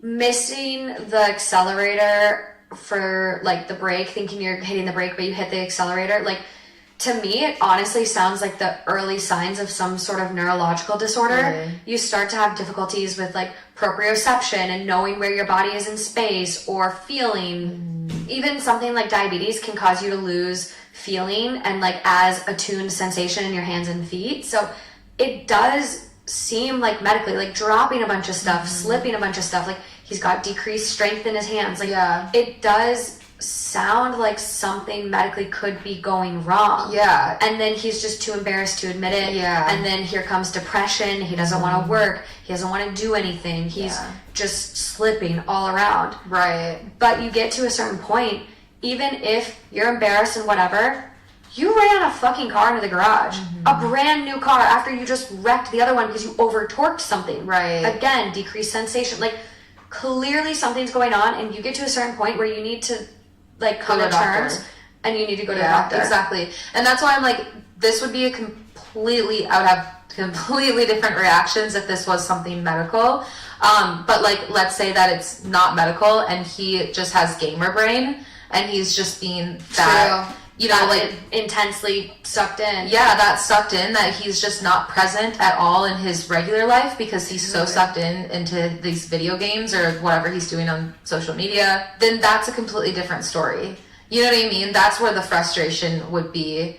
That, but if it's something medical, then we're having a different conversation around it. Yeah, and I'm not a doctor. Like, I can't diagnose people, so like I'm not one to be like, oh yeah, he's got MS or he's got something going on. Like, it's just as someone that's been in healthcare, like there's just some warning signs. And even OP is picking up on it. Even OP is saying like, I've asked him to get checked out. Like medically, there seems like there's something wrong. Right. Well, and I'm even more far away from being a doctor. And I was even thinking that as you were saying this, because the thing is that like, if these situations were all isolated, it's like, yes, people make mistakes. Absolutely. Of course. But the fact that it seems like, well, I mean, the daughter is 3, so I don't know how soon these happen back to back, but like within 3 years or maybe even like more condensed, these things are happening.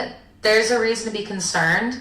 And even if, no matter what it is, like you said, there's a point where he's got to reflect and be like, okay, what's going on? Should I, like, things have changed within me. Is it because I'm so focused in this other life and I don't know if I want to be a dad and I would want to be a gamer? Or is it because he's having some type of medical issues?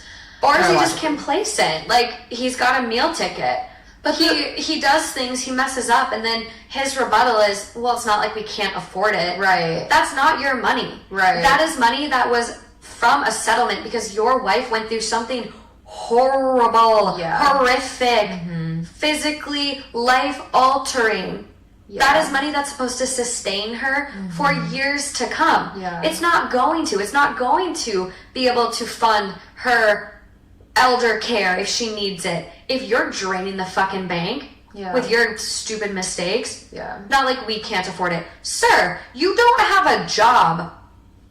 How are you contributing at all? There is no we. You have a wife that is your meal ticket and you clearly don't even respect her. Yeah. And then there's the added child endangerment. Yeah, exactly. That's why I kind of was like, OP, you cannot gaslight yourself into thinking you're in the wrong right now. Like, yeah, you got mad at him and you kind of blew up on him for a good reason. You didn't say anything that wasn't true. He was being a liability. He is being a liability. Yeah. I joke, like, I love my dad, but my dad's a little out of pocket sometimes. I joke. Yeah, like, if you've been to a live show, you know my dad gets crazy at the live shows. He's a liability. Yeah. We joke and we all say that to him. Yeah. It's, but I get this context was very different. It's very serious.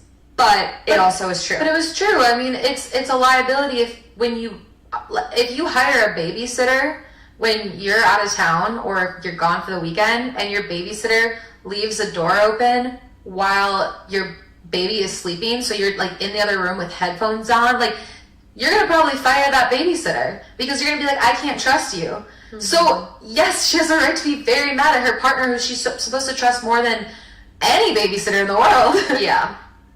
So I mean, and this type of stuff does happen. That's not a crazy thought. Like Alejandra, when she was a kid, she literally she wandered down the street one time when her mom left for 2 minutes to grab bread down the street or something, and Alejandra was like, yeah, no, I think she's told that story on the podcast. I think she did too. That's why I brought it up. Her mom went to go pick up her little sister or her brother. I think it was her brother Ryan, and literally she wandered off, and the cops found her. Yeah, and luckily it was the cops. Just crazy. Kids can get themselves into so much trouble so quickly. They're little. Mm-hmm. They don't know. This was very long, and I know we're probably not picking apart everything we should, but I don't think OP's the asshole. No. I get it could have been said in a way that wasn't so hurtful and maybe was a little kinder, but it's very clear that she's had conversations again and again and again, and he's not getting it. Yeah, exactly. And that's the thing that's so frustrating to me. In a relationship, I'm sure all of us can relate when you have to ask something for someone more than once and they agree to it. They're like, oh yeah, no problem. And then they do it again. You know what I mean? Oh, hey, it could be something simple. Oh, hey, could you rinse your dish because when it sits with food, ants come. Something like that. You know what I mean? And they're like, yeah, no problem. And then they don't. Then you have to ask them, sorry, I forgot. And then again, and again, and again, and again. And to the point where it's yeah, I'm going to yell. What do you expect? You're telling me what I want to hear in the moment, but then you're not doing it. You're just, I don't get it. Yeah, I'm going to be mad. So to me, I'm I don't think OP did anything wrong in her reaction. Would this be relationship ending for you? Be done. I think so too. Especially given the fact mom, grandma, took the baby, 3-year-old, 4-year-old, whatever, and he couldn't communicate with me. And he's ignoring her. Acting like a toddler. She walks into the garage while he's gaming. Mm-hmm. Sorry for the interruption, guys. Yeah, oh god, that boiled me a little bit. My blood, I was like, what the fuck? You know what would be getting shut off really fast? The Wi-Fi. Yeah. You are going to talk to me whether you like it or not. Yeah. And if you can't communicate, oh my god, if you're unwilling to have a conversation to come up with a solution or work towards finding what it's going to take to get us back on track, if you're unwilling to even talk to me, we've got no future. We're done. Literally. We're done. Mm-hmm. Oh, I'm so scared to get into the comments. We had so much to say about that one that I forgot that we didn't even get to the comments. No, I'm really sad. I'm really frustrated. I can't believe this one, quite frankly. Top comment. I wonder how peaceful it has been for you since you started living in the garage. Has anything broken your house? Any accidents happening? Next comment. Peaceful but expensive. I wonder how he's paying for all of the DoorDash if he isn't working. How much of her money is he blowing with his hobby and food when he's not even going anywhere? Next comment. This. OP should honestly put a lock on her card. That'll force him out of the garage. And then OP can tell him to get the fuck out. Okay, so the comments hate his guts. Like we kind of do. Next comment down. I'm sorry this is happening, and I honestly think something is very, very wrong with your husband. There are several occurrences that can't be seen as mistakes, and you are not overreacting. Forgetting a pot on the stove is obviously dangerous, but leaving the door open with a toddler means he doesn't seem to be situationally aware enough to keep his child safe. It's not just the same mistakes over and over again. Yeah. It's the fact that the consequences are getting worse and worse that can't be minimized and ignored. He really shouldn't be driving anything, nor should your toddler be left alone with him. If he's unwilling to seek medical advice and deflecting, you may need to consider having him leave your home. Yeah. He's a walking disaster, literally, not the asshole. Yep. I genuinely think there's something wrong. I with can't him. imagine that there's not. But what is strange to me, though, is that she is saying that it happened right after the birth. So I'm like, it's just coincidence, the timing. know. But like, for a lot of conditions, high stress can trigger them. Yeah. New baby, not That's true. sleeping. You know, he wasn't working. He was staying home with her. So maybe they were really good about splitting, you know, the shifts, feeding at night. Maybe she was pumping and he had bottles. Like, maybe that for him pushed him over the edge. He could have, you know, depression, anxiety from all, I don't know, but like, something is not right. For the event of having a child to trigger this switch, something's not right. Yeah. I'm gonna say Like, at there's first, it almost felt like weaponized incompetence in Yeah. a way, but then it's like, as you were speaking, I'm like, no, that's not what this is. There's something more to it, and I don't know exactly what it is, but because it's like, if it was weaponized incompetence, it would be like he throws the garbage out, but like bunch of the garbage falls onto the ground around the can. Yeah. You know, like there's no benefit in these moves for him or for anyone. So why are they happening? Is he that out of it? He just doesn't care? Or is there like something truly deeply going on? I would be curious if Opie could update us. I know. I really want him to Get checked out. Yeah. We have a lot of comments from OP on the post. Oh, okay. People are asking about finances. How's he paying for all of these things? You know, all of that. Someone comments, obviously she does though. Otherwise, how is he ordering the food deliveries that he's using to ignore her? He's using her money to pout in the garage. So OP responds and says, we do have a shared account for household expenses and bills, but he is using his own money as far as I can see. When he became a stay-at-home husband, I didn't want him to ever feel like he was financially trapped or abused. Also, the thought of my husband having to ask for money, permission, to buy things for himself or not, being able to buy gifts discreetly, felt icky to me. My paychecks get split between the expenses account, and $300 each is deposited into separate accounts that the other can't see. The rest to the savings. To me, it's his money to save or spend how he wants. Which I will say is nice. Like, I think financial abuse is very real in a lot of people's relationships, especially those that are stay-at-home parents, typically moms. So to see that even though the genders are a little flipped in this, she still recognizes like he should be able to have his own. My problem with that is typically someone that is a stay-at-home parent. She uses the word stay-at-home husband, which I find interesting, but stay-at-home parents are usually working their butts off. Right. Yeah. Let my silence deduce something from that because I just am so frustrated. I know. She says, before our daughter was born, he was contributing and I valued him for it. He cooked most of our meals, did the daily chores like cleaning, dishes, wiping counters, cat litter scooping. We did bi-weekly grocery trips and bulk store runs together, but one-offs during the week he would handle. He also helped me hit the ground running with scrambled eggs and coffee in bed so I could take my heart medication. I never had to run the laundry or consider taking the heavier pain meds to get through folding and hanging everything. He still mostly does these, minus breakfast. Dishes sometimes sit overnight due to his streaming, but I also attribute it to our toddler, wanting each part of her meal in a different small bowl, and our dishwasher can only fit so many of the IKEA kids' bowls. So he does do daily things still, but they also have a cleaner and a monthly deep cleaner. I read through all of the responses and have removed the allocation to his account. I also removed his name as an authorized user on the bills/expenses account. Before our daughter was born, this did seem the fairest because he was managing the household tasks and maintenance. but I understand everyone's frustration at me since the arrangement is no longer fair or equitable. I can't cancel his card because my name isn't on that account at all, but I have put a stop to this Fridays and all future deposits. Wow. Good. Yeah. That is rapid change just from some Reddit comments pointing out, like, hey, he's not contributing in the way he is. So for him to get an allowance, it feels weird calling it an allowance when it's for an adult, but... I mean, I've heard people call it allowances the other way around, often. So, I don't know. Yeah, people are asking about her will and what happens to the house. Is there a chance he could get your house, especially if you guys got divorced?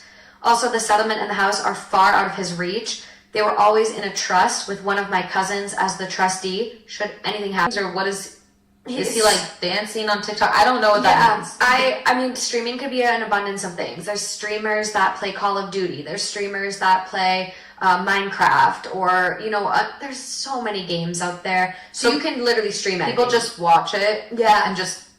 Do they learn from it? They could. If someone's a really good Call of Duty gamer and they want to get better, they could learn tips and tricks. Some people stream and talk politics or break down videos.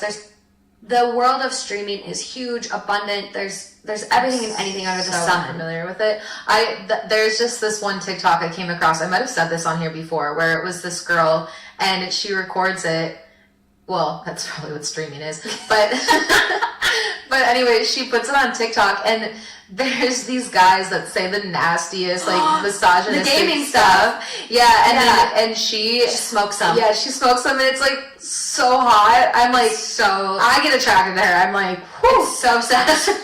I watched so many of her videos. I was like, get them. It's so satisfying, especially when people are super misogynistic and they're like, they just get quiet. They're like, oh fuck. The stuff they say on those streams, I'm like, you should be banned from ever being able to put your hands on a woman ever again. Truly, you don't deserve sex. You don't deserve a girlfriend. You don't deserve anything good and shiny in life if you're gonna be so gross and misogynistic. The only thing though about the way that they talk or the way that they operate on there is that I think they equally do that to everyone. Do you know what I mean? I think they equally talk shit. I don't know. I guess I don't know because, I said, I'm not familiar. So Justin games, and he goes online and they do team stuff.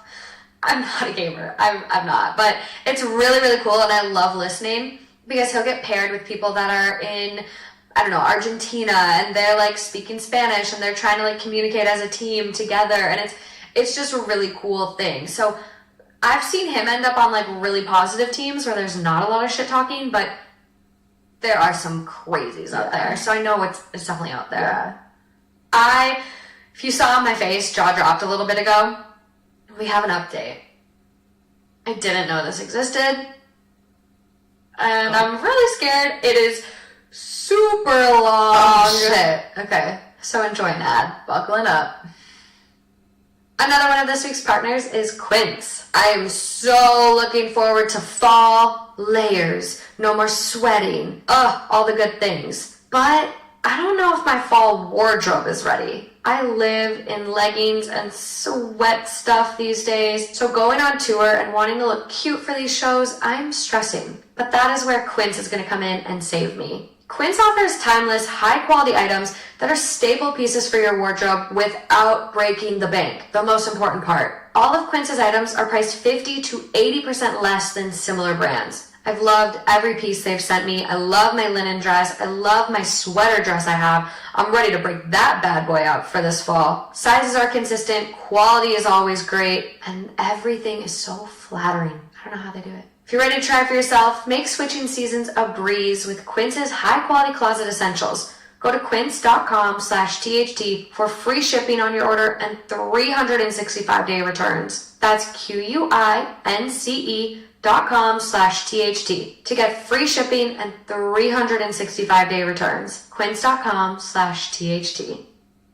Did you enjoy that ad? Okay. Let's get into this update. Don't hate me. I have to do certain things. I'm just laughing because it's there's no ad for us, so I'm just sitting here listening to you be like, did you enjoy that? Okay, update. So Sorry for not being so responsive. Thank you to everyone who gave feedback and suggestions and all of the messages. It's been a week. Before I get into the update, going to answer some repeated questions. Skip ahead 8 paragraphs for the actual update. So 1, why does my husband not work? He can easily find employment, but we both agreed that the pay was never worth the toxic environment of his field unless he wanted to start his own business, which he did not. He worked in home repair and renovation. It was gross how his coworkers spoke of and treated women, female customers, and coworkers alike. He saw many female coworkers be sexually harassed into quitting. He hated how gross it made him feel when sales and adjusters would take advantage of women. Yes, selling inferior and unnecessary services at a premium is a thing. If he said anything, his hours would get cut until he left. He left one job on the first day because his boss left a screaming voicemail for not selling a refrigerant service to a young black couple who didn't even need refrigerant. Yes, he's got documentation, multiple employers to the state labor board, and checked back. Nothing was ever done to our knowledge. He's also tried to both heavily penalized him for needing scheduled time off for my medical needs. There's no worker protection here for any of that until FMLA, unpaid, which takes a year to be eligible for. Yes, it is a privilege to walk away from a paying job with your middle fingers held high. I've done the same many times, but I am happy where I'm at right now because it's the opposite of toxic. I'm thriving, and our company has no penalty, unlimited paid sick/medical leave policy that is strictly enforced at all levels of management. Any lead who penalizes people for taking leave gets sacked. A unicorn of a company. Wow. Drop the name. Yeah. Add in a child. And short of finding another unicorn employer who won't penalize him for needing time off for me or our daughter, such as when daycare closed for a week due to RSV outbreak, puts him out of the workforce until either I stop working or our child is old enough to not need consistent monitoring. However, he's not a reliable caregiver to your child, so. But I am liking this context because it is providing more of an understanding of the dynamics. I agree. Last reason for this dynamic is that although I'm disabled, my job pays almost double the highest salary he's ever had, with no reduction in pay for needing time off. It doesn't make financial sense for us to switch who the working partner is. 2, does my husband have a large following or make money from streaming/TikTok? No. His lives have an average of 6 viewers, and his Twitch has 3 followers. When we did our taxes, he didn't get a $10.99, and he showed me that he got all of $6 from TikTok live gifts, nothing from Twitch. His viewer counts are about the same as end of last year. 3, why do we still have a weekly housekeeper and have our daughter in summer camp and part-time daycare? I hate the dynamic of one spouse working a single job for 40 hours a week while the other juggles simultaneous domestic duties, child rearing, and essentially being on call 24/7. I would not want those expectations of me and couldn't fathom putting it all on someone I love and cherish. If my husband did all of the activities and field trips that daycare did, his evenings and weekends would be taken up by domestic duties that I would physically struggle with assisting. The weekly housekeeper helps prevent deferred cleaning paralysis, where small missed things piled up into unwieldy monster tasks and struggling where to start. If that isn't my fucking house. Edited to add our daughter started at the part-time daycare when she turned 3. Before then, my partner was the primary caretaker, which made the weekly housekeeping that much more helpful. 4, the allowance thing. Yes, I wanted a dynamic where my husband had his own money, even if he was not working a paying job. Maybe I've been on social media too long, but I've read so many stories of non-working spouses, albeit mostly women, being financially abused or unable to leave marriages because they did not have access to money they could save up in private. Should I have stopped it sooner when our dynamic became unbalanced? Yes, I own that. 5, as for what happens if/when we divorce, the house and settlement balance is in a trust, completely separated, and as far as my lawyer can tell, out of his reach. Alimony would be up for a judge to decide, but between my documentation that his licenses/certs aren't expired, plus my continued medical costs, there's a good chance of not being obligated. Hopefully that means unrelated questions. Now, on to the update. Friday, I finished work to the smell of food being cooked. My husband was plating dinner on the table when I left my office. He said he wanted to talk over dinner. Some people had given me a heads up that my story was on multiple TikToks, and I'm grateful because it meant being prepared for the possibility he would see it, which I have feelings about my posts being used for content on the very platform my child and I have been neglected for. Not good ones. What? What does that mean? I'm so sorry. I don't know. I think she just doesn't like TikTok because he is spending so much time there. Oh. Yes. Okay. He did see one. He asked if it was me, and I told him the truth. Yes, I wrote it. Yes, that's how I feel. And yes, I read the comments on Reddit. And no, I won't delete or change how I write about him just because I know he can see it. I don't know how to describe his reaction, but he said that he had spent the last day reflecting on, quote, just how bad could it be? For so many medical diagnosis suggestions to be given as reasons and justification. He did say that he doesn't have ADHD. His mom was addicted to opioids and Ritalin when he was a kid, and she tried to get numerous doctors to have him diagnosed. She had him believing he was so, though that he sought out 2 opinions once he was an adult. He didn't learn about her addiction until his mid-20s. He did seek therapy once he was aware that his mom was trying to use him for pills. He said he was willing to see a psychiatrist one more time, but he doesn't think that he has ADHD or that he's autistic at all. He does think he might be depressed though. If not depressed, he will ask about some of the other medical suggestions, if it will ease my worry or rule out a major problem. He did sound genuine in this, but something he said is sticking with me. He said it jokingly and apologized as soon as he saw the hurt in my eyes. That everyone saying there's something wrong in his brain must be onto something since he chose to love and marry someone medically fragile, knowing our life together would be anything but normal. What? How do you just slip that in there as a joke?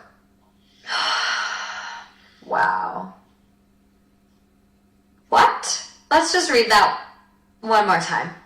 That everyone saying there's something wrong in his brain must be onto something, since he chose to love and marry someone medically fragile, knowing our life together would be anything but normal. I understand your hurt. Mm-hmm. I understand, like, reading those comments and hearing people's takes could be very hurtful. Yeah. But honestly, I'm genuinely concerned something's wrong with you medically. Like, I genuinely think you're sick, dude. And for you to then be like, yeah, I must be fucked in the head because I fell in love with you. I must be fucked up because I love and I chose to be with you.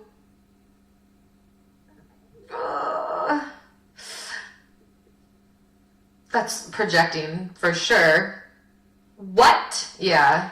I get hurt people hurt people. Mm-hmm. But wow, Yeah. you stooped really low. Mm-hmm. He did also admit that the night he'd left the door open, the pot on, and ruined our child's favorite dish and a cup, he drank a little too much on his stream and would monitor that more closely.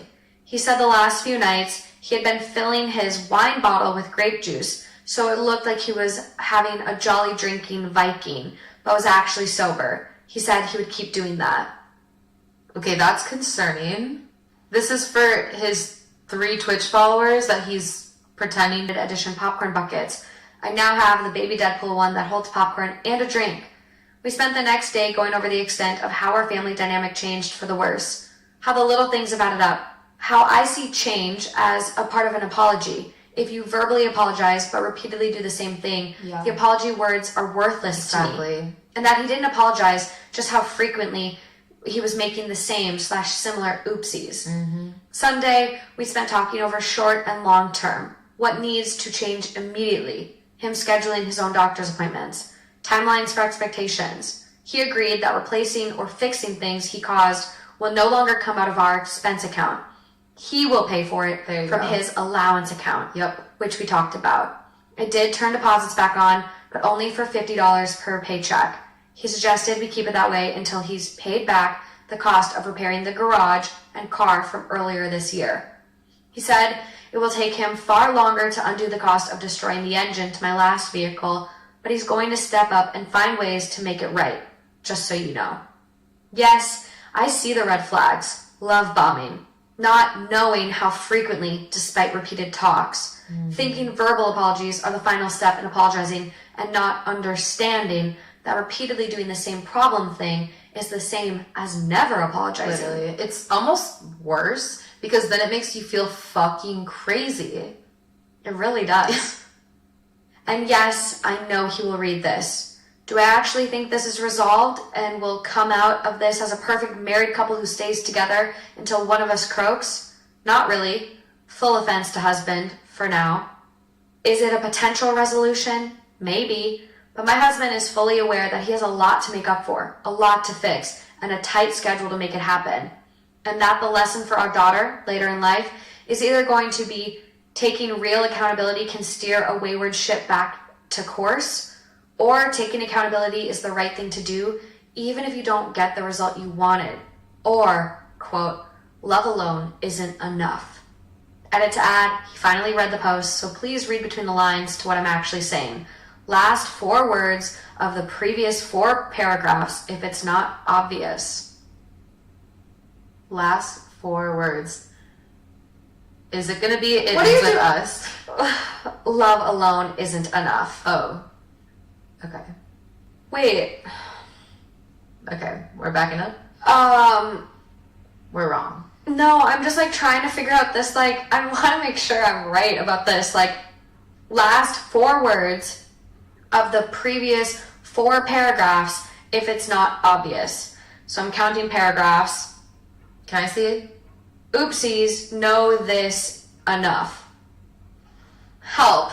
I just like want to make sure, because I know she said like sometimes love isn't enough, but she's saying the last 4 words of the I just like I'm super not with it sometimes, and I just want to make sure we're gonna read the correct thing.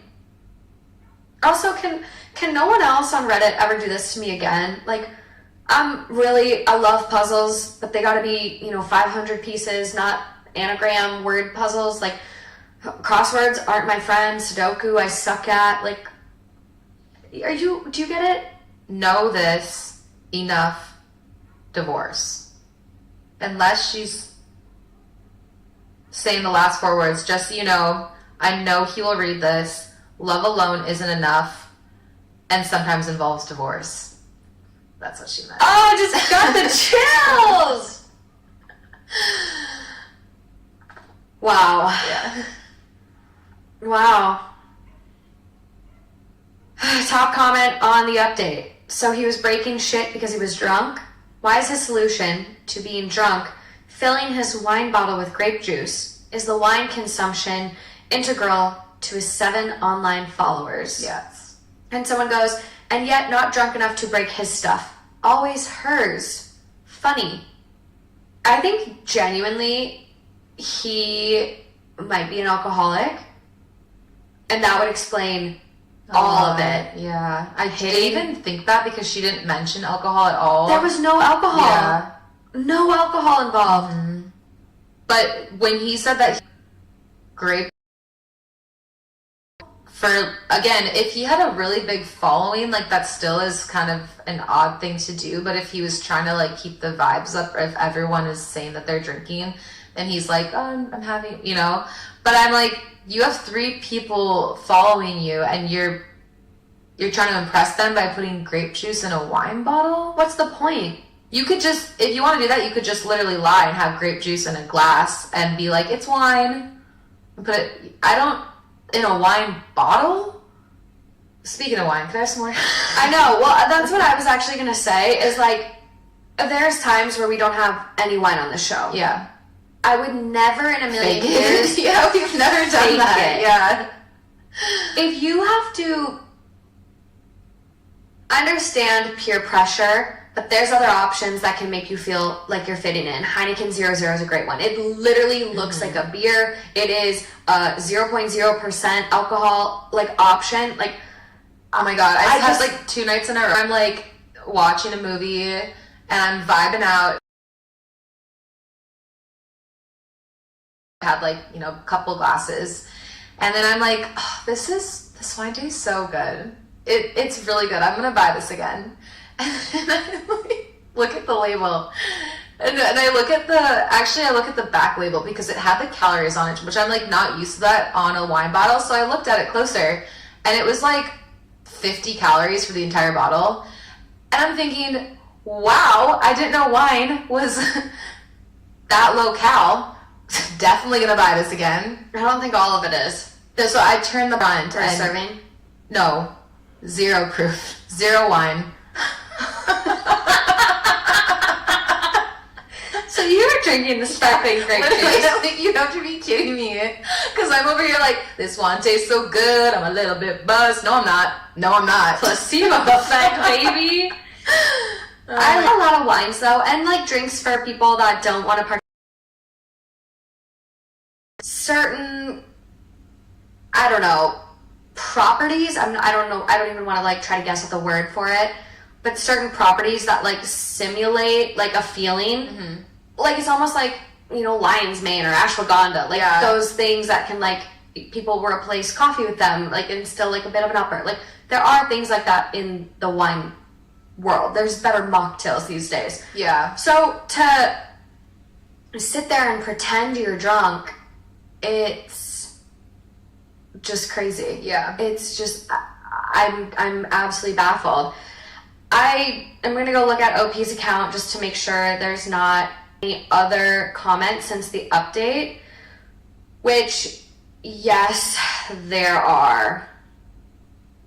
Honestly, that last message really baffled me, OP. Please don't do that to me again. There's a shit ton of comments. Be sure to post the link, but let's get an answer on if they are divorcing or not. So people are like pointing out his comment and mentioning how horrible it was. Mm-hmm. And OP goes, I agree. There's a kernel of truth in jokes, and it sank my heart to hear him say it out loud. Once we get through the is he potentially dying of brain cancer and other medical checks, it's something I plan to discuss. I'm well aware that he's 99.9% likely in a panic, and the next month that is going to be a refreshing but temporary change. It's crazy that he's reading all this, you know? I think you misunderstood the update. In case you did, I made an edit to make it more clear. I know on all parts, however, for my own safety, thanks to TikTok content farmers delivering my post to my husband on TikTok. I have no idea that was a thing until this app too late. I wanted to make an update to say, LOL, you tried to fix things with the Deadpool popcorn bucket, what the fuck? With minimal-ish risk. Now that he's read the post and a bunch of comments, the risk